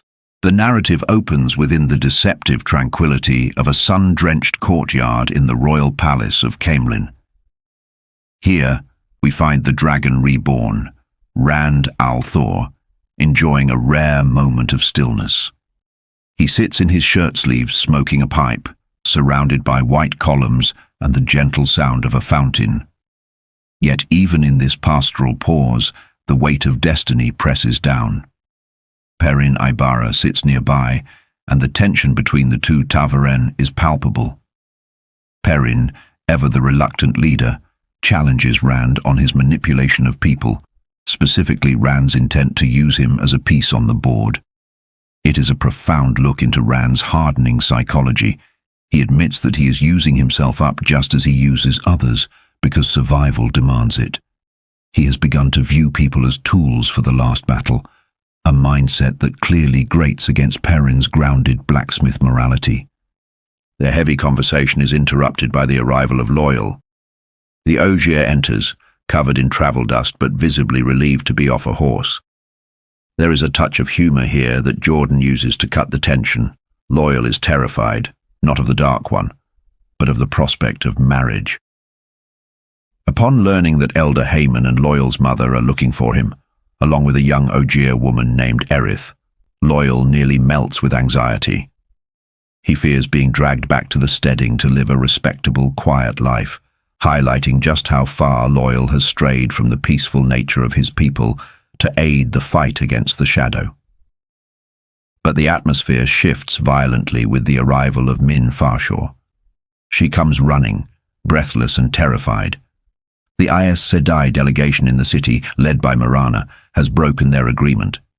Instead of the agreed-upon 3 sisters, 7 are marching on the palace. This betrayal triggers the trauma within Rand's mind. The voice of Luz Therin Telamon begins to rave, panicking at the number, screaming for death and blood. It is a stark reminder that Rand is fighting a war on 2 fronts, one against the world, and one against the madman in his skull. Rand marshals his forces instantly. The Ale Maidens of the Spear, fiercely protective and unimpressed by wetlander politics, spring into action. Rand dons the trappings of his station, the red coat, the dragon scepter, preparing to meet the White Tower's envoys, not as a boy, but as a king. The confrontation takes place in the Grand Hall. The 7 Aes Sedai enter, but they do not walk as equals. They channel the One Power to weave an illusion known as the Mirror of Mists. To the eyes of the court, the sisters appear to grow to gigantic proportions, their voices booming like thunder, filling the vaulted chamber. It is a tactic of intimidation, a visual representation of how the White Tower views itself relative to the rest of the world, looming, superior, and demanding of obedience. They declare that the old rules are gone. They demand Rand's submission and respect. However, they have gravely miscalculated the man sitting on the dragon throne. Inside the void, that emptiness where Rand focuses his mind to touch Sidon, he is struggling to hold back the torrent of power and the murderous impulses of Luz Therin. The Aes Sedai's parlor trick is insignificant compared to the raw force Rand holds in check. With a precise weaving of spirit, fire, and earth, Rand strikes. He does not attack the women, but rather he severs their weave. The Mirror of Mists shatters instantly. The looming giants shrink back into 7 startled women, their grandeur stripped away to reveal their shock. Rand stands, and though he does not use an illusion, his presence fills the hall. He coldly reinstates his restrictions and dismisses them, asserting his title as the Dragon Reborn. It is a pivotal moment of shift in power. The Aes Sedai can no longer demand, they can only beg, though they do not realize it yet. Following the audience, the danger escalates. Min reveals the true depth of the threat. She has seen 13 Aes Sedai in the city, a number of dread significance in lore. 13 women channeling through 13 Midral can turn any channeler to the Shadow, and while there are no fades here, the number alone implies the power to gentle or capture Rand completely.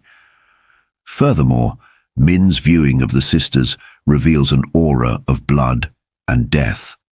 Rand realizes he cannot stay in Caemlyn. The risk of capture is too high, and the presence of 13 sisters makes Luz Therin's voice nearly uncontrollable with paranoia. He decides to flee to Caerhien immediately via traveling. The scene in Rand's chambers is a flurry of organized chaos. Letters are written with shaking hands, a physical manifestation of the immense stress Rand is under. He writes to Mazrim Taim, warning him of the Aes Sedai, and to Marana, telling her he has left and that she may follow with only 5 sisters if she wishes to treat with him. The decision to take Perrin, Fael and Loyal is made. He will not leave his friends as hostages. We then shift perspective to the Aes Sedai, gathered at their inn. This scene serves as a fascinating autopsy of a failed diplomatic mission. Marana, once the unquestioned leader, watches her authority crumble. 2 new arrivals, Kiruna and Bera, sisters of significant strength and arrogance, have effectively staged a coup. They dismiss Marana's careful negotiations, viewing Rand as an unruly child who needs to be leashed. The hubris of the White Tower is on full display here. Even Alanna, who previously bonded Rand against his will, is forced to admit her failure. She reveals that trying to compel Rand through the bond was like trying to uproot an oak tree with bare hands, a testament to the sheer magnitude of the dragon's will and power. As the chapter closes, Marana has a chilling epiphany. While the other sisters bicker and plan to chase Rand to Caerhien, believing they can still dominate him, Marana realizes the terrifying truth of their situation. The White Tower is fractured, their prestige is waning, and the Dragon Reborn has realized his own strength. As she watches the embassy disintegrate into squabbling factions, she understands what the others do not. They need the Dragon Reborn far more than he needs them. The balance of the world has tipped, and the Aes Sedai are no longer the ones holding the fulcrum. Chapter 50. Thorns. We find ourselves within the oppressive gilded heat of the Sun Palace in Caerhien, where the Dragon Reborn seeks refuge, not from the Dark One, but from the exhaustion of his own existence. Rand al'Thor lies in a bed that seems designed for a giant, a massive construct of polished blackwood and ivory that dwarfs his human frame. It is a stark symbol of his current life, grand, imposing, and utterly isolating. Here, the narrative slows to a languid, intimate pace, focusing on the small thorns of daily interaction that prick at the skin of destiny. Sulin, the Maiden of the Spear, who has adopted a mothering aggression toward the Kara Khan, bustles about with aggressive domesticity. There is a profound psychological dissonance in seeing a warrior of the Isle Wastes fretting over feather pillows and mint tea, hiding her concern behind a mask of grumbling servitude. She acts as a grounding wire for Rand, reminding us that beneath the titles and the power, he is a young man pushed beyond endurance. Min Farshaw is there as well, a beacon of normalcy in the madness. Rand finds an old flute, a relic from a life that feels centuries gone, the simple gleeman's apprentice on the road with Tom Merrilin. He tries to play, producing squeaks that make Min laugh. This moment of levity is fragile, quickly shattered by the arrival of the Wise Ones. Sorilia, Bear, and Amys descend upon him like a flock of terrifying, desert-hardened ants. They poke, prod, and diagnose him with exhaustion, ignoring his protests. The hierarchy here is fascinating. To the world, he is the dragon, but to these women, he is a stubborn colt that needs handling. Min's role shifts from comforter to oracle. As the Caerhienin nobles and Tyren high lords cycle through the room to pay their respects, Min's viewing talent unveils the grim machinery of the game of houses. She sees the future etched in blood around them. She sees Maringil, the white-haired manipulator, destined to die by poison. She sees Colliver, cold and ambitious, destined for the hangman's noose. She sees Melan dying by the knife. It is a macabre parade, highlighting the futility of their scheming. They posture for power, unaware that the pattern has already woven their violent ends. This knowledge weighs heavily on Min, a burden of sight that isolates her almost as much as power isolates Rand. Outside Rand's chambers, Perrin Ibarra is trapped in a different kind of cage, one of romance and misunderstanding. The chapter title, Thorns, manifests literally in Perrin's heightened senses. He can smell Fael's jealousy. It hits his nose with the scent of sharp, prickly thorns. The catalyst is Berylene, the first of Mayene, who stalks Perrin with the predatory grace of a hunter. There is a tragic comedy at play here. Perrin, simple and direct, cannot navigate the labyrinth of female communication. He tries to avoid Berelain, retreating to the library with Loyal, or hunting in the drought-stricken hills, but his avoidance only convinces Fael of his guilt. The breakdown of trust is agonizingly slow. Perrin assumes that if he ignores the Temptress, his wife will see his loyalty. But Fael, steeped in the intense, unspoken culture of Salidar, reads his retreat as an admission.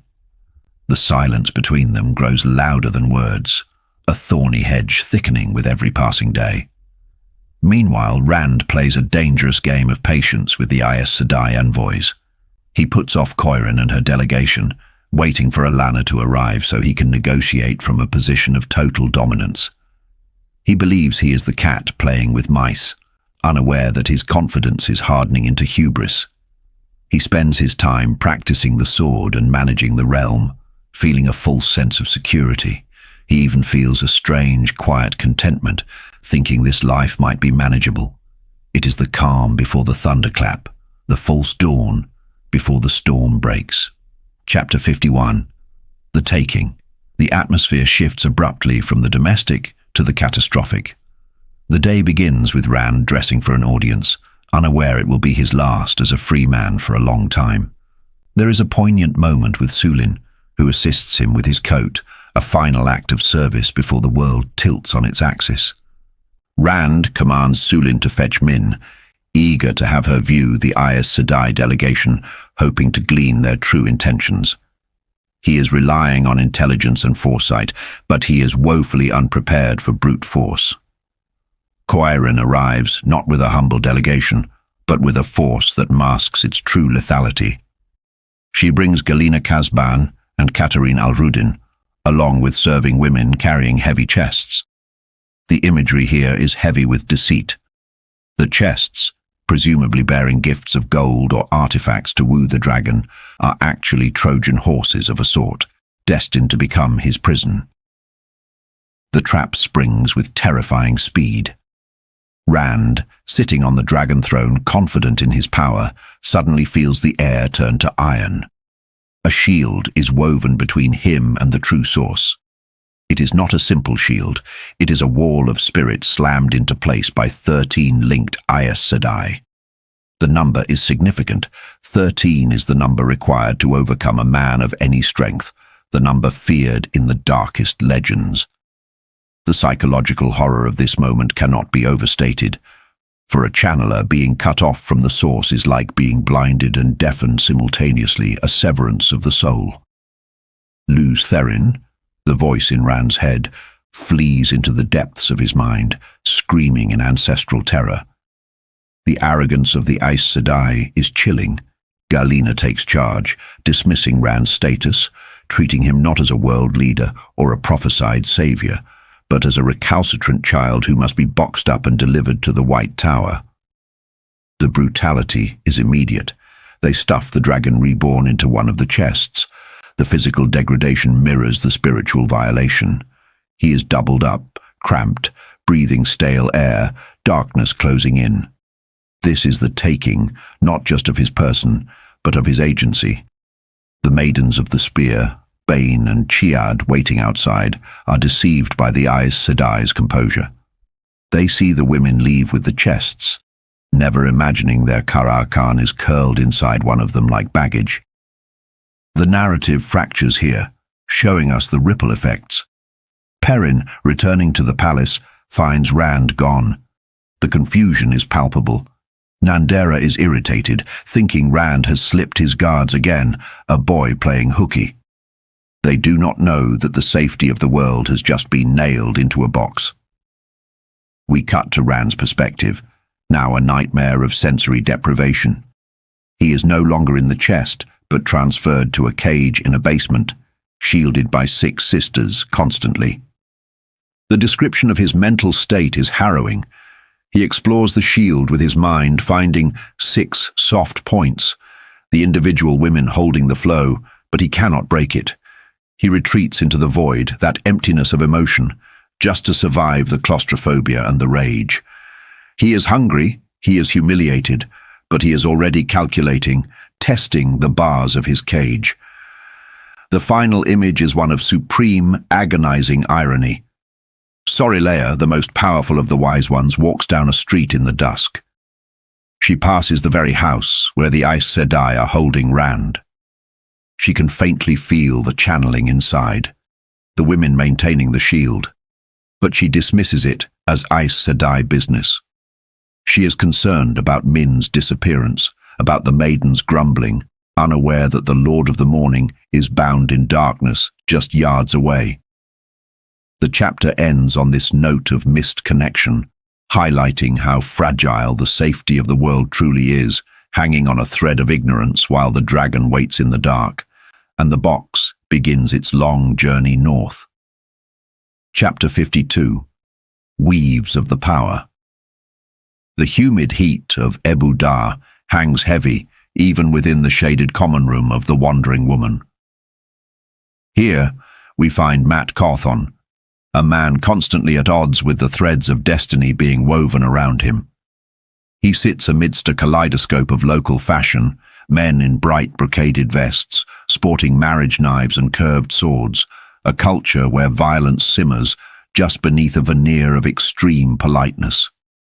Mat is rattling dice, the sound sharp against the murmur of the crowd. His luck, usually a roaring river, is currently a fitful tide. He is losing, which for Mat is an anomaly that signals the pattern is holding its breath. He tosses the dice, and they land on a combination that provokes a reaction from a blue-eyed stranger at the table, a man who chokes on his punch when Mat casually mentions the Daughter of the Nine Moons. It is a subtle, chilling moment of foreshadowing. Mat speaks the title in jest, unaware that he is naming his own future wife, while the stranger likely recognizes the royal Shonchan title. It highlights the dramatic irony that defines Mat's journey. He runs from responsibility only to sprint directly into the arms of fate. Observing the room, we see the unintended consequences of Mat's influence on the boy, Olver. The child, ugly as a stump but eager for affection, is mimicking Mat's lecherous grin, flirting with the serving girl Friel. Mat is horrified, completely lacking the self-awareness to realize he is the mirror the boy is gazing into. It creates a tragicomic layer to Mat's character. He wants to be a hero's protector, yet he inadvertently teaches the boy the vices of a rogue.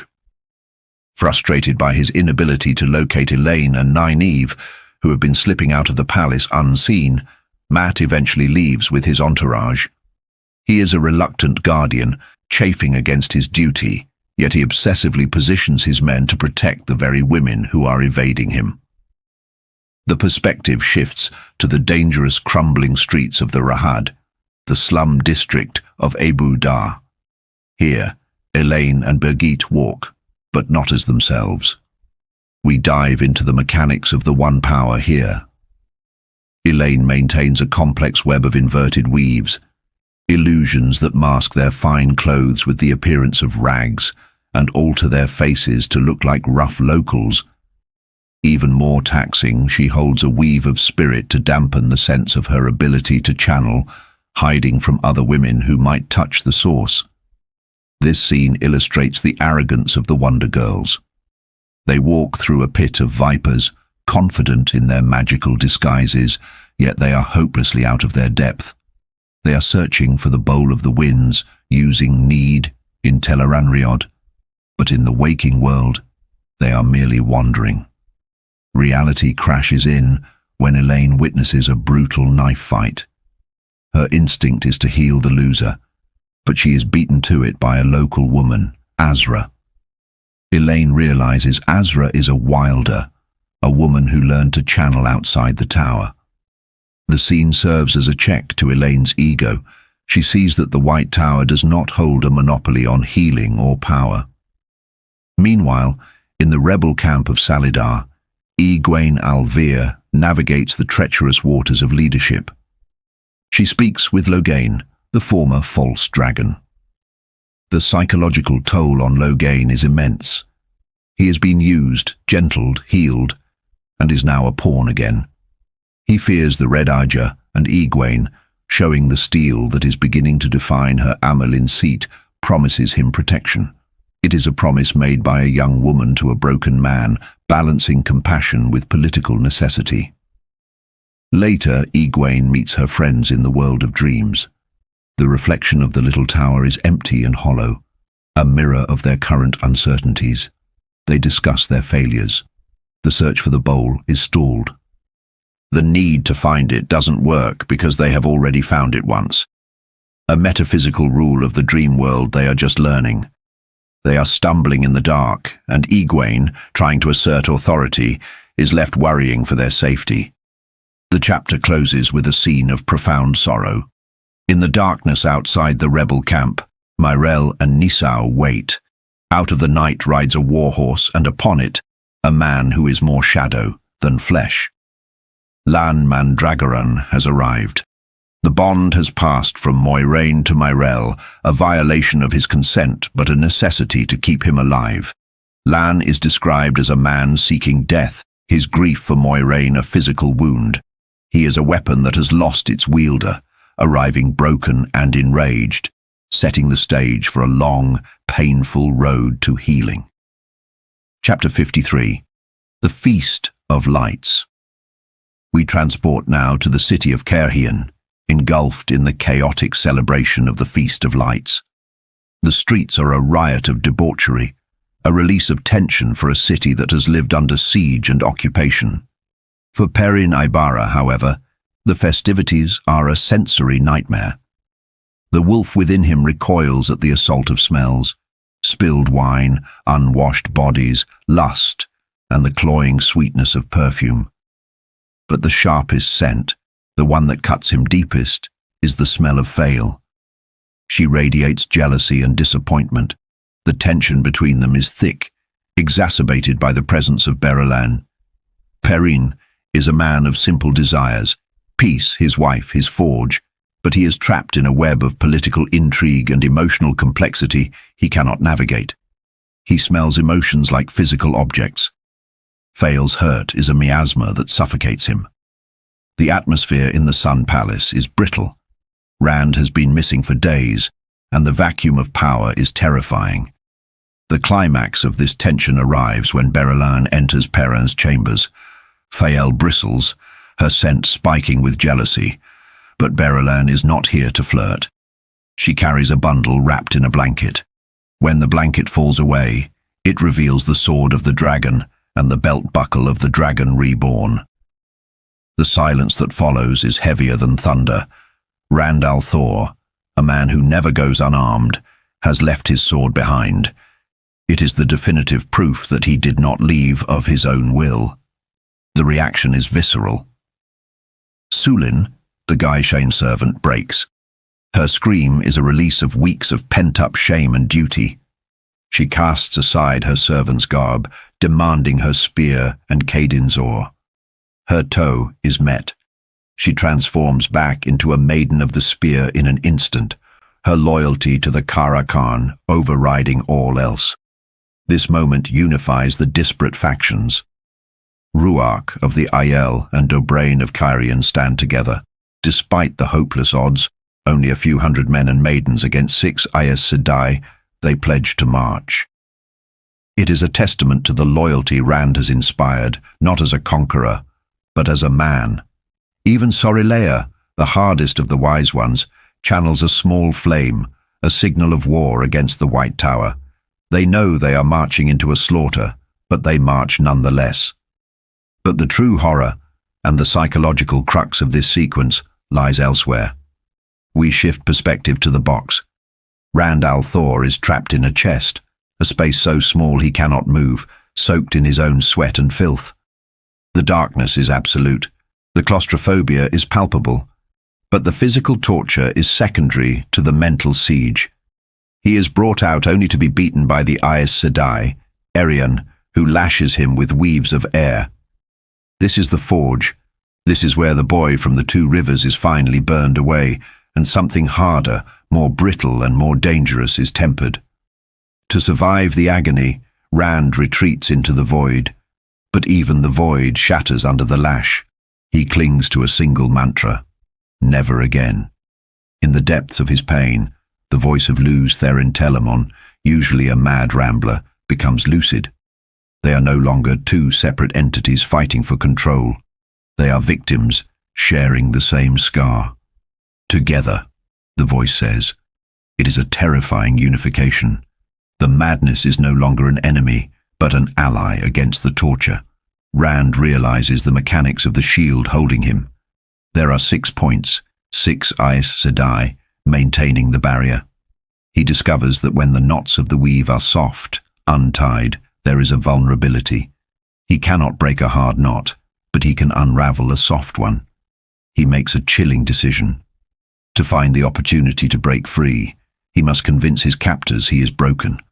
When Arian beats him, he does not scream. He smiles.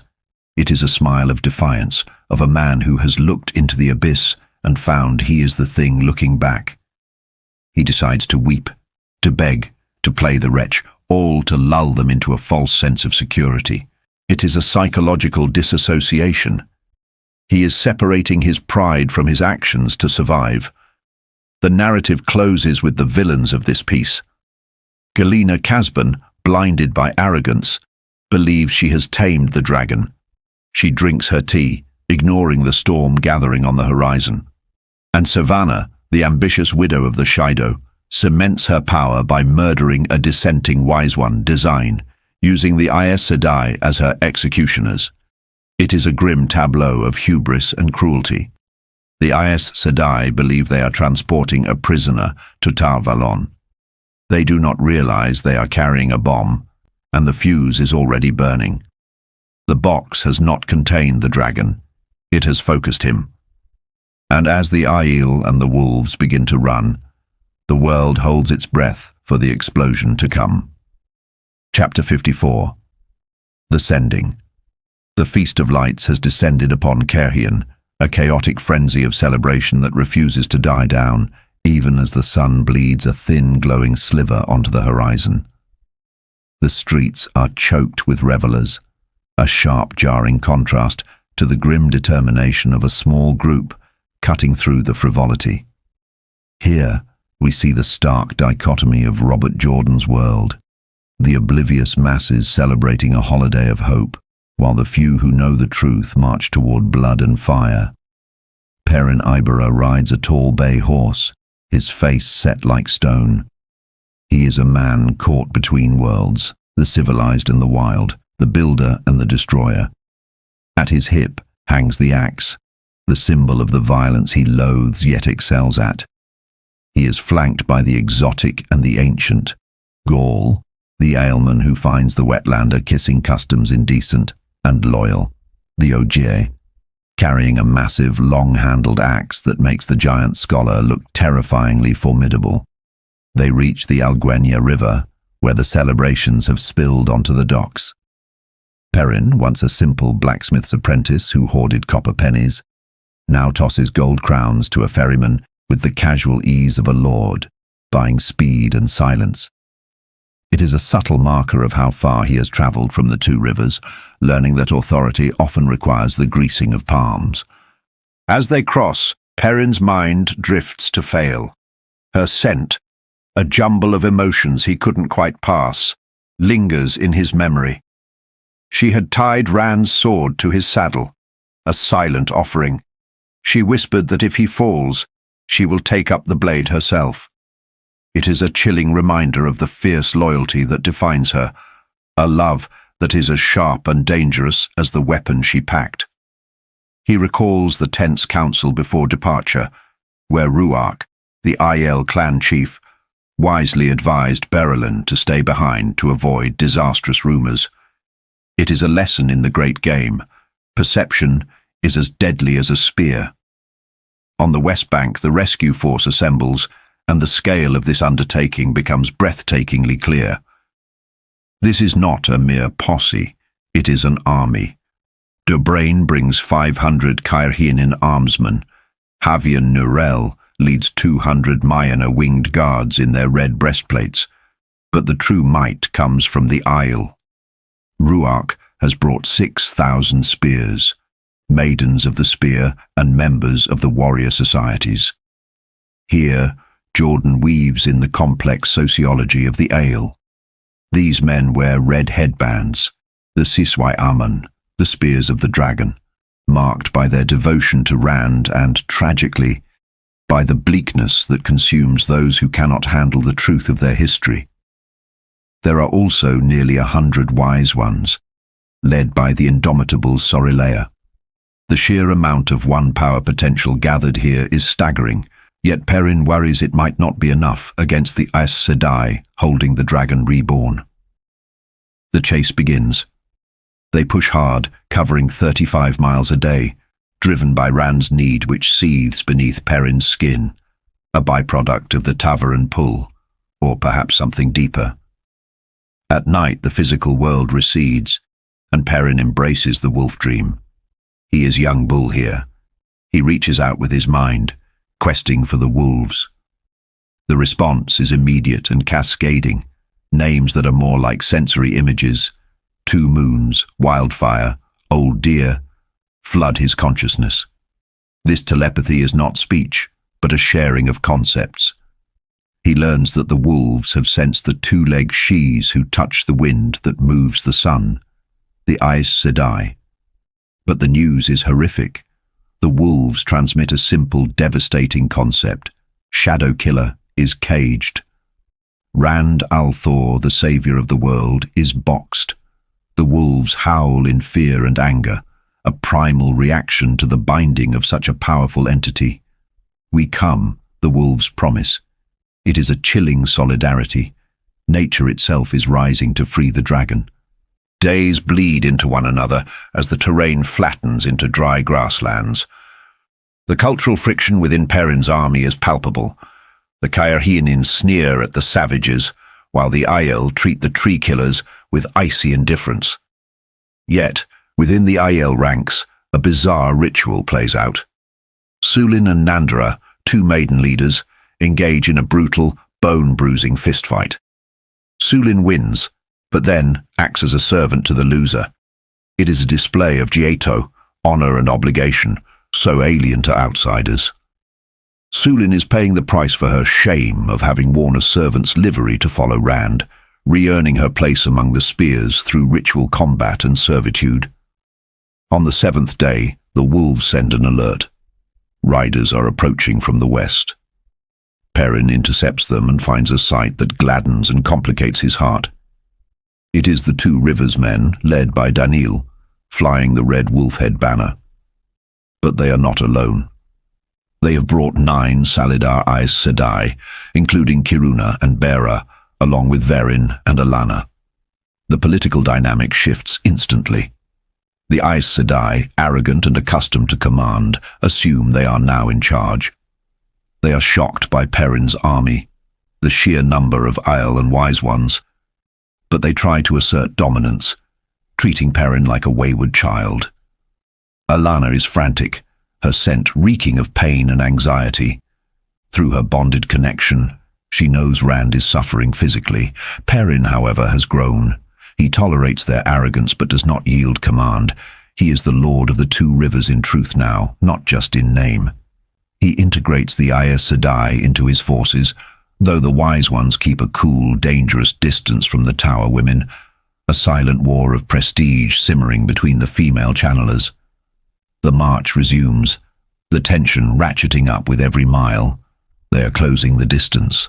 Banners fly in the wind, the wolf-head, the red eagle of Manetheren and the dragon's banner. It is a convergence of destiny, drawing together threads from all over the world for a singular violent purpose. Then, on the 10th day, the wolves scream across the telepathic bond. The message is no longer a status report. It is a panic-stricken alarm. Come now, many 2 legs, many, many, many. Come now.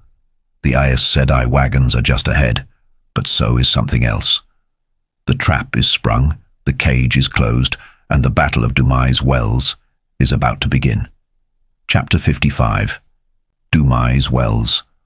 The heat of the day hangs heavy over the road to Tar Valon, a stifling blanket of dust and tension that seems to foreshadow the violence to come. We begin with Garwin Trakand, a young man caught in a web of conflicting loyalties, riding at the head of a column that is essentially a mobile prison. The landscape around him is deceptive: rolling terrain, scattered trees, and ridges that look low but hide deep hollows. It is a geography of ambush, though Garwin tries to keep his mind on the horizon.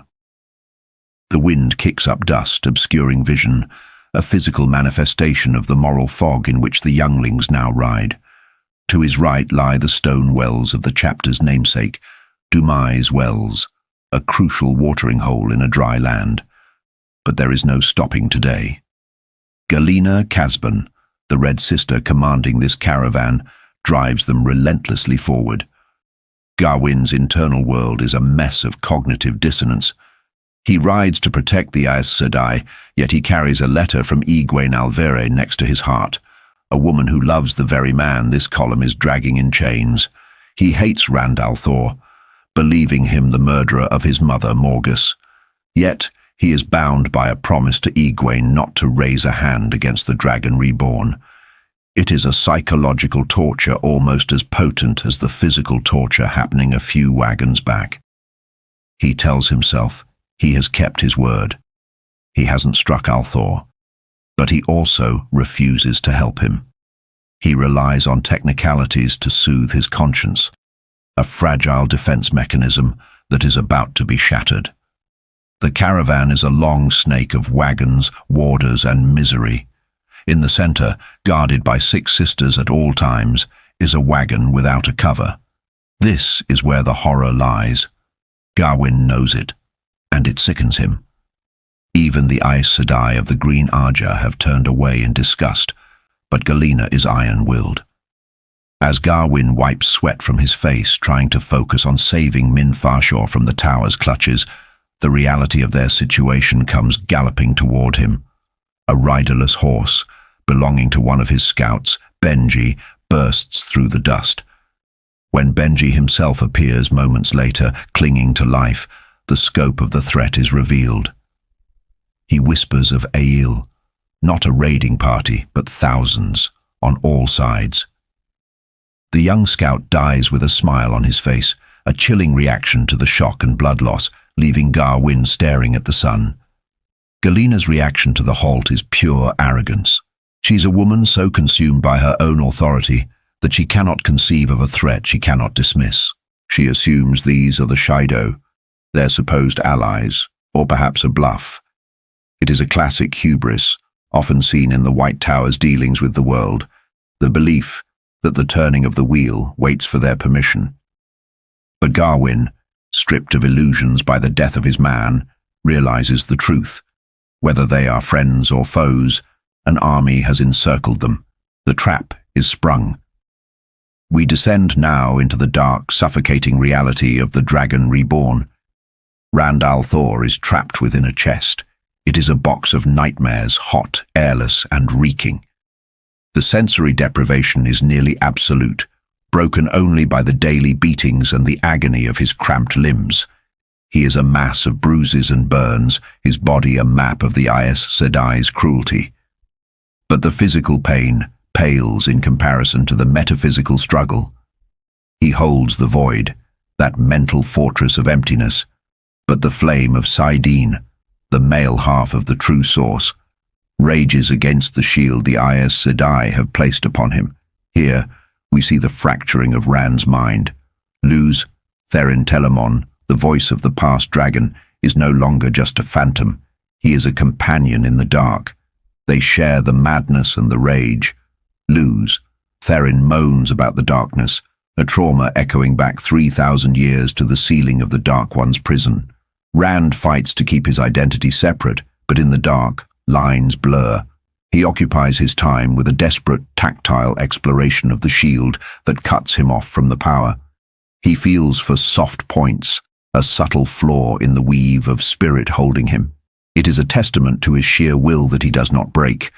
Instead, he studies the lock of his prison with the obsession of a drowning man looking for air. When the chest moves, grating against the wagon bed, hope flares. But it is not a release. It is merely the prelude to another night of confinement. He screams for release, his dignity stripped away by the lizard-brain instinct for survival, only to hear a woman's laugh. This moment is pivotal.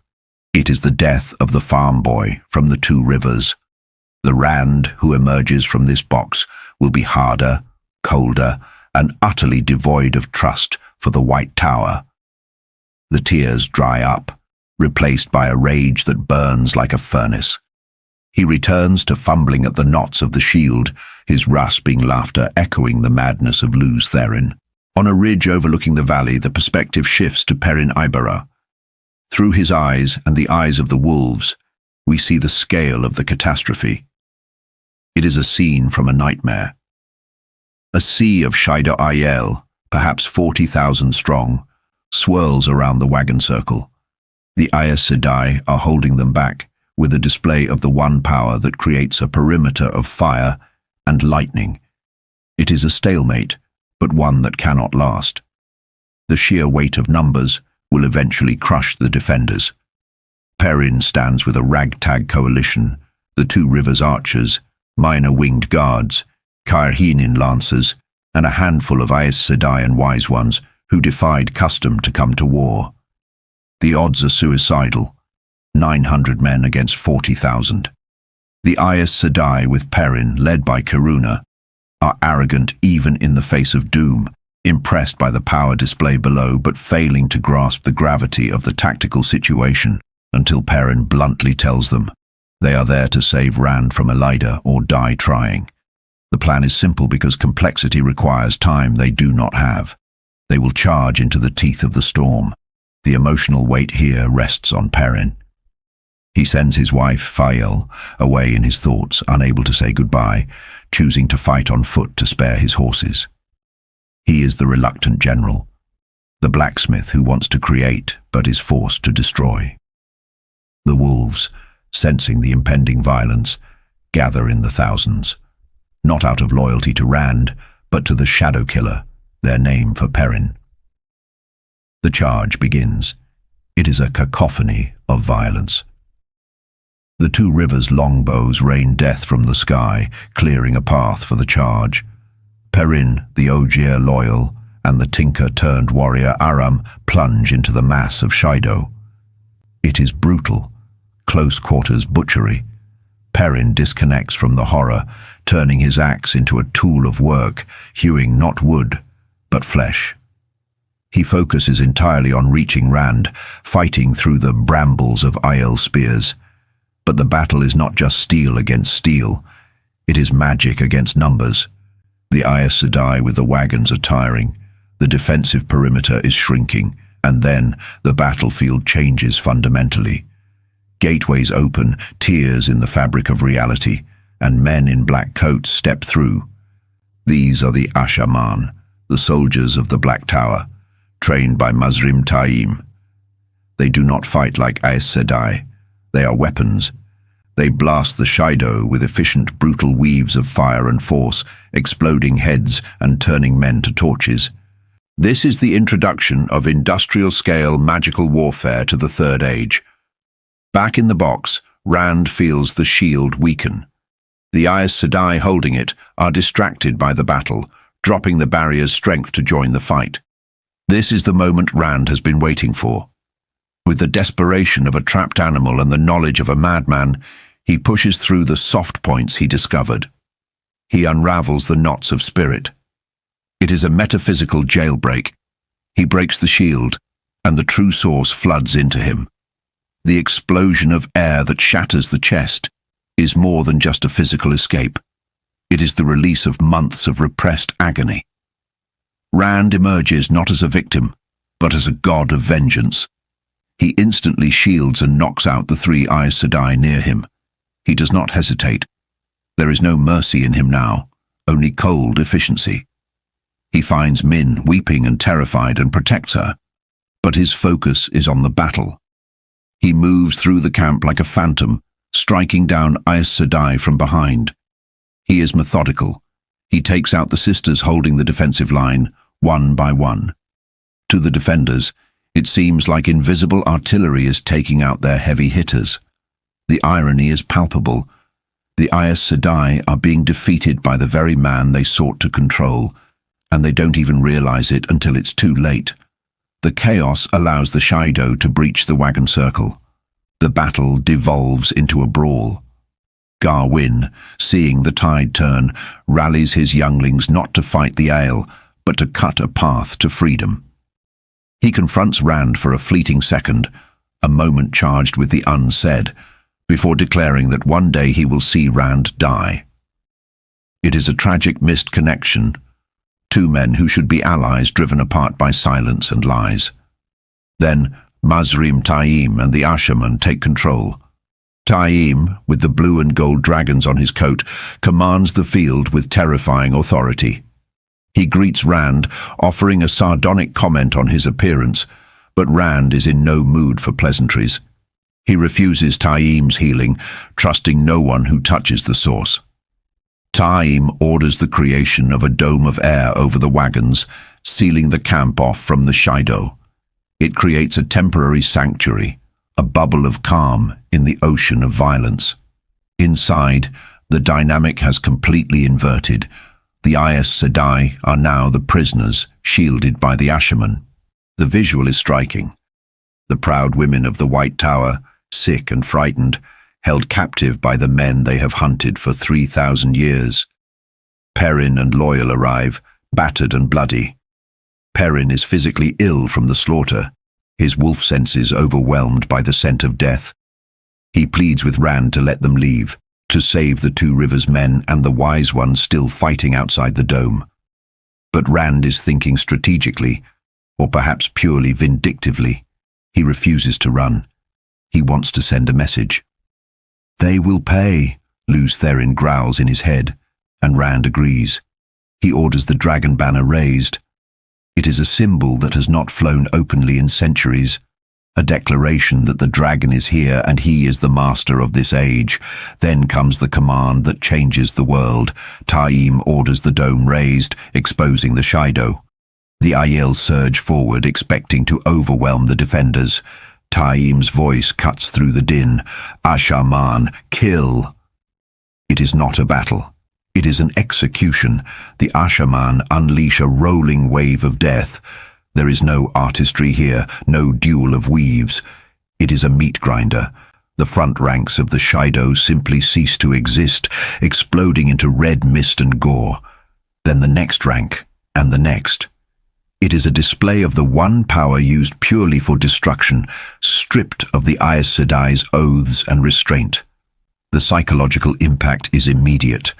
The Aiel, a people who do not know fear in battle, break and run. They cannot fight a force that obliterates them without touch or warning. The silence that follows the slaughter is deafening. The ground is churned mud and blood. The Shido are routed. Rand stands amidst the carnage, the victor, but the cost is etched on his soul. When the Salidar Aes Sedai, those who came to rescue him, approach, they expect gratitude. They expect to treat him as an equal, or perhaps a subordinate to be guided. Kiruna and Bera, arrogant to the last, try to assert their authority. Rand's response is the final nail in the coffin of the old world order. He is done with being managed. He is done with being a puppet. He points to the captured Aes Sedai, shielded and guarded by the Asha'man. He counts the women in front of him. "Kneel," he commands. When they hesitate, indignant, Taim steps forward. The threat of violence hangs heavy in the air. "Kneel and swear to the Lord Dragon," he says softly, "or you will be knelt." One by one, they lower themselves. The unstained tower breaks. The Aes Sedai, who have bowed to no one for millennia, kneel in the blood and mud before the Dragon Reborn. It is a scene of profound transformation. The balance of power has shifted irrevocably. The dragon is loose, the Black Tower has risen, and the White Tower has been brought low. Epilogue: The Answer. The aftermath of Dumai's Wells ripples out across the world, disturbing webs both seen and unseen.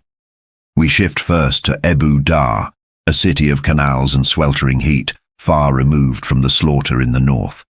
Thalion Boda, a black sister masquerading as a commoner, receives a simple message: gone. Her search for a cache of angreal, artifacts of power, has failed. But her frustration is cut with fear. She serves the Forsaken, and failure usually results in death.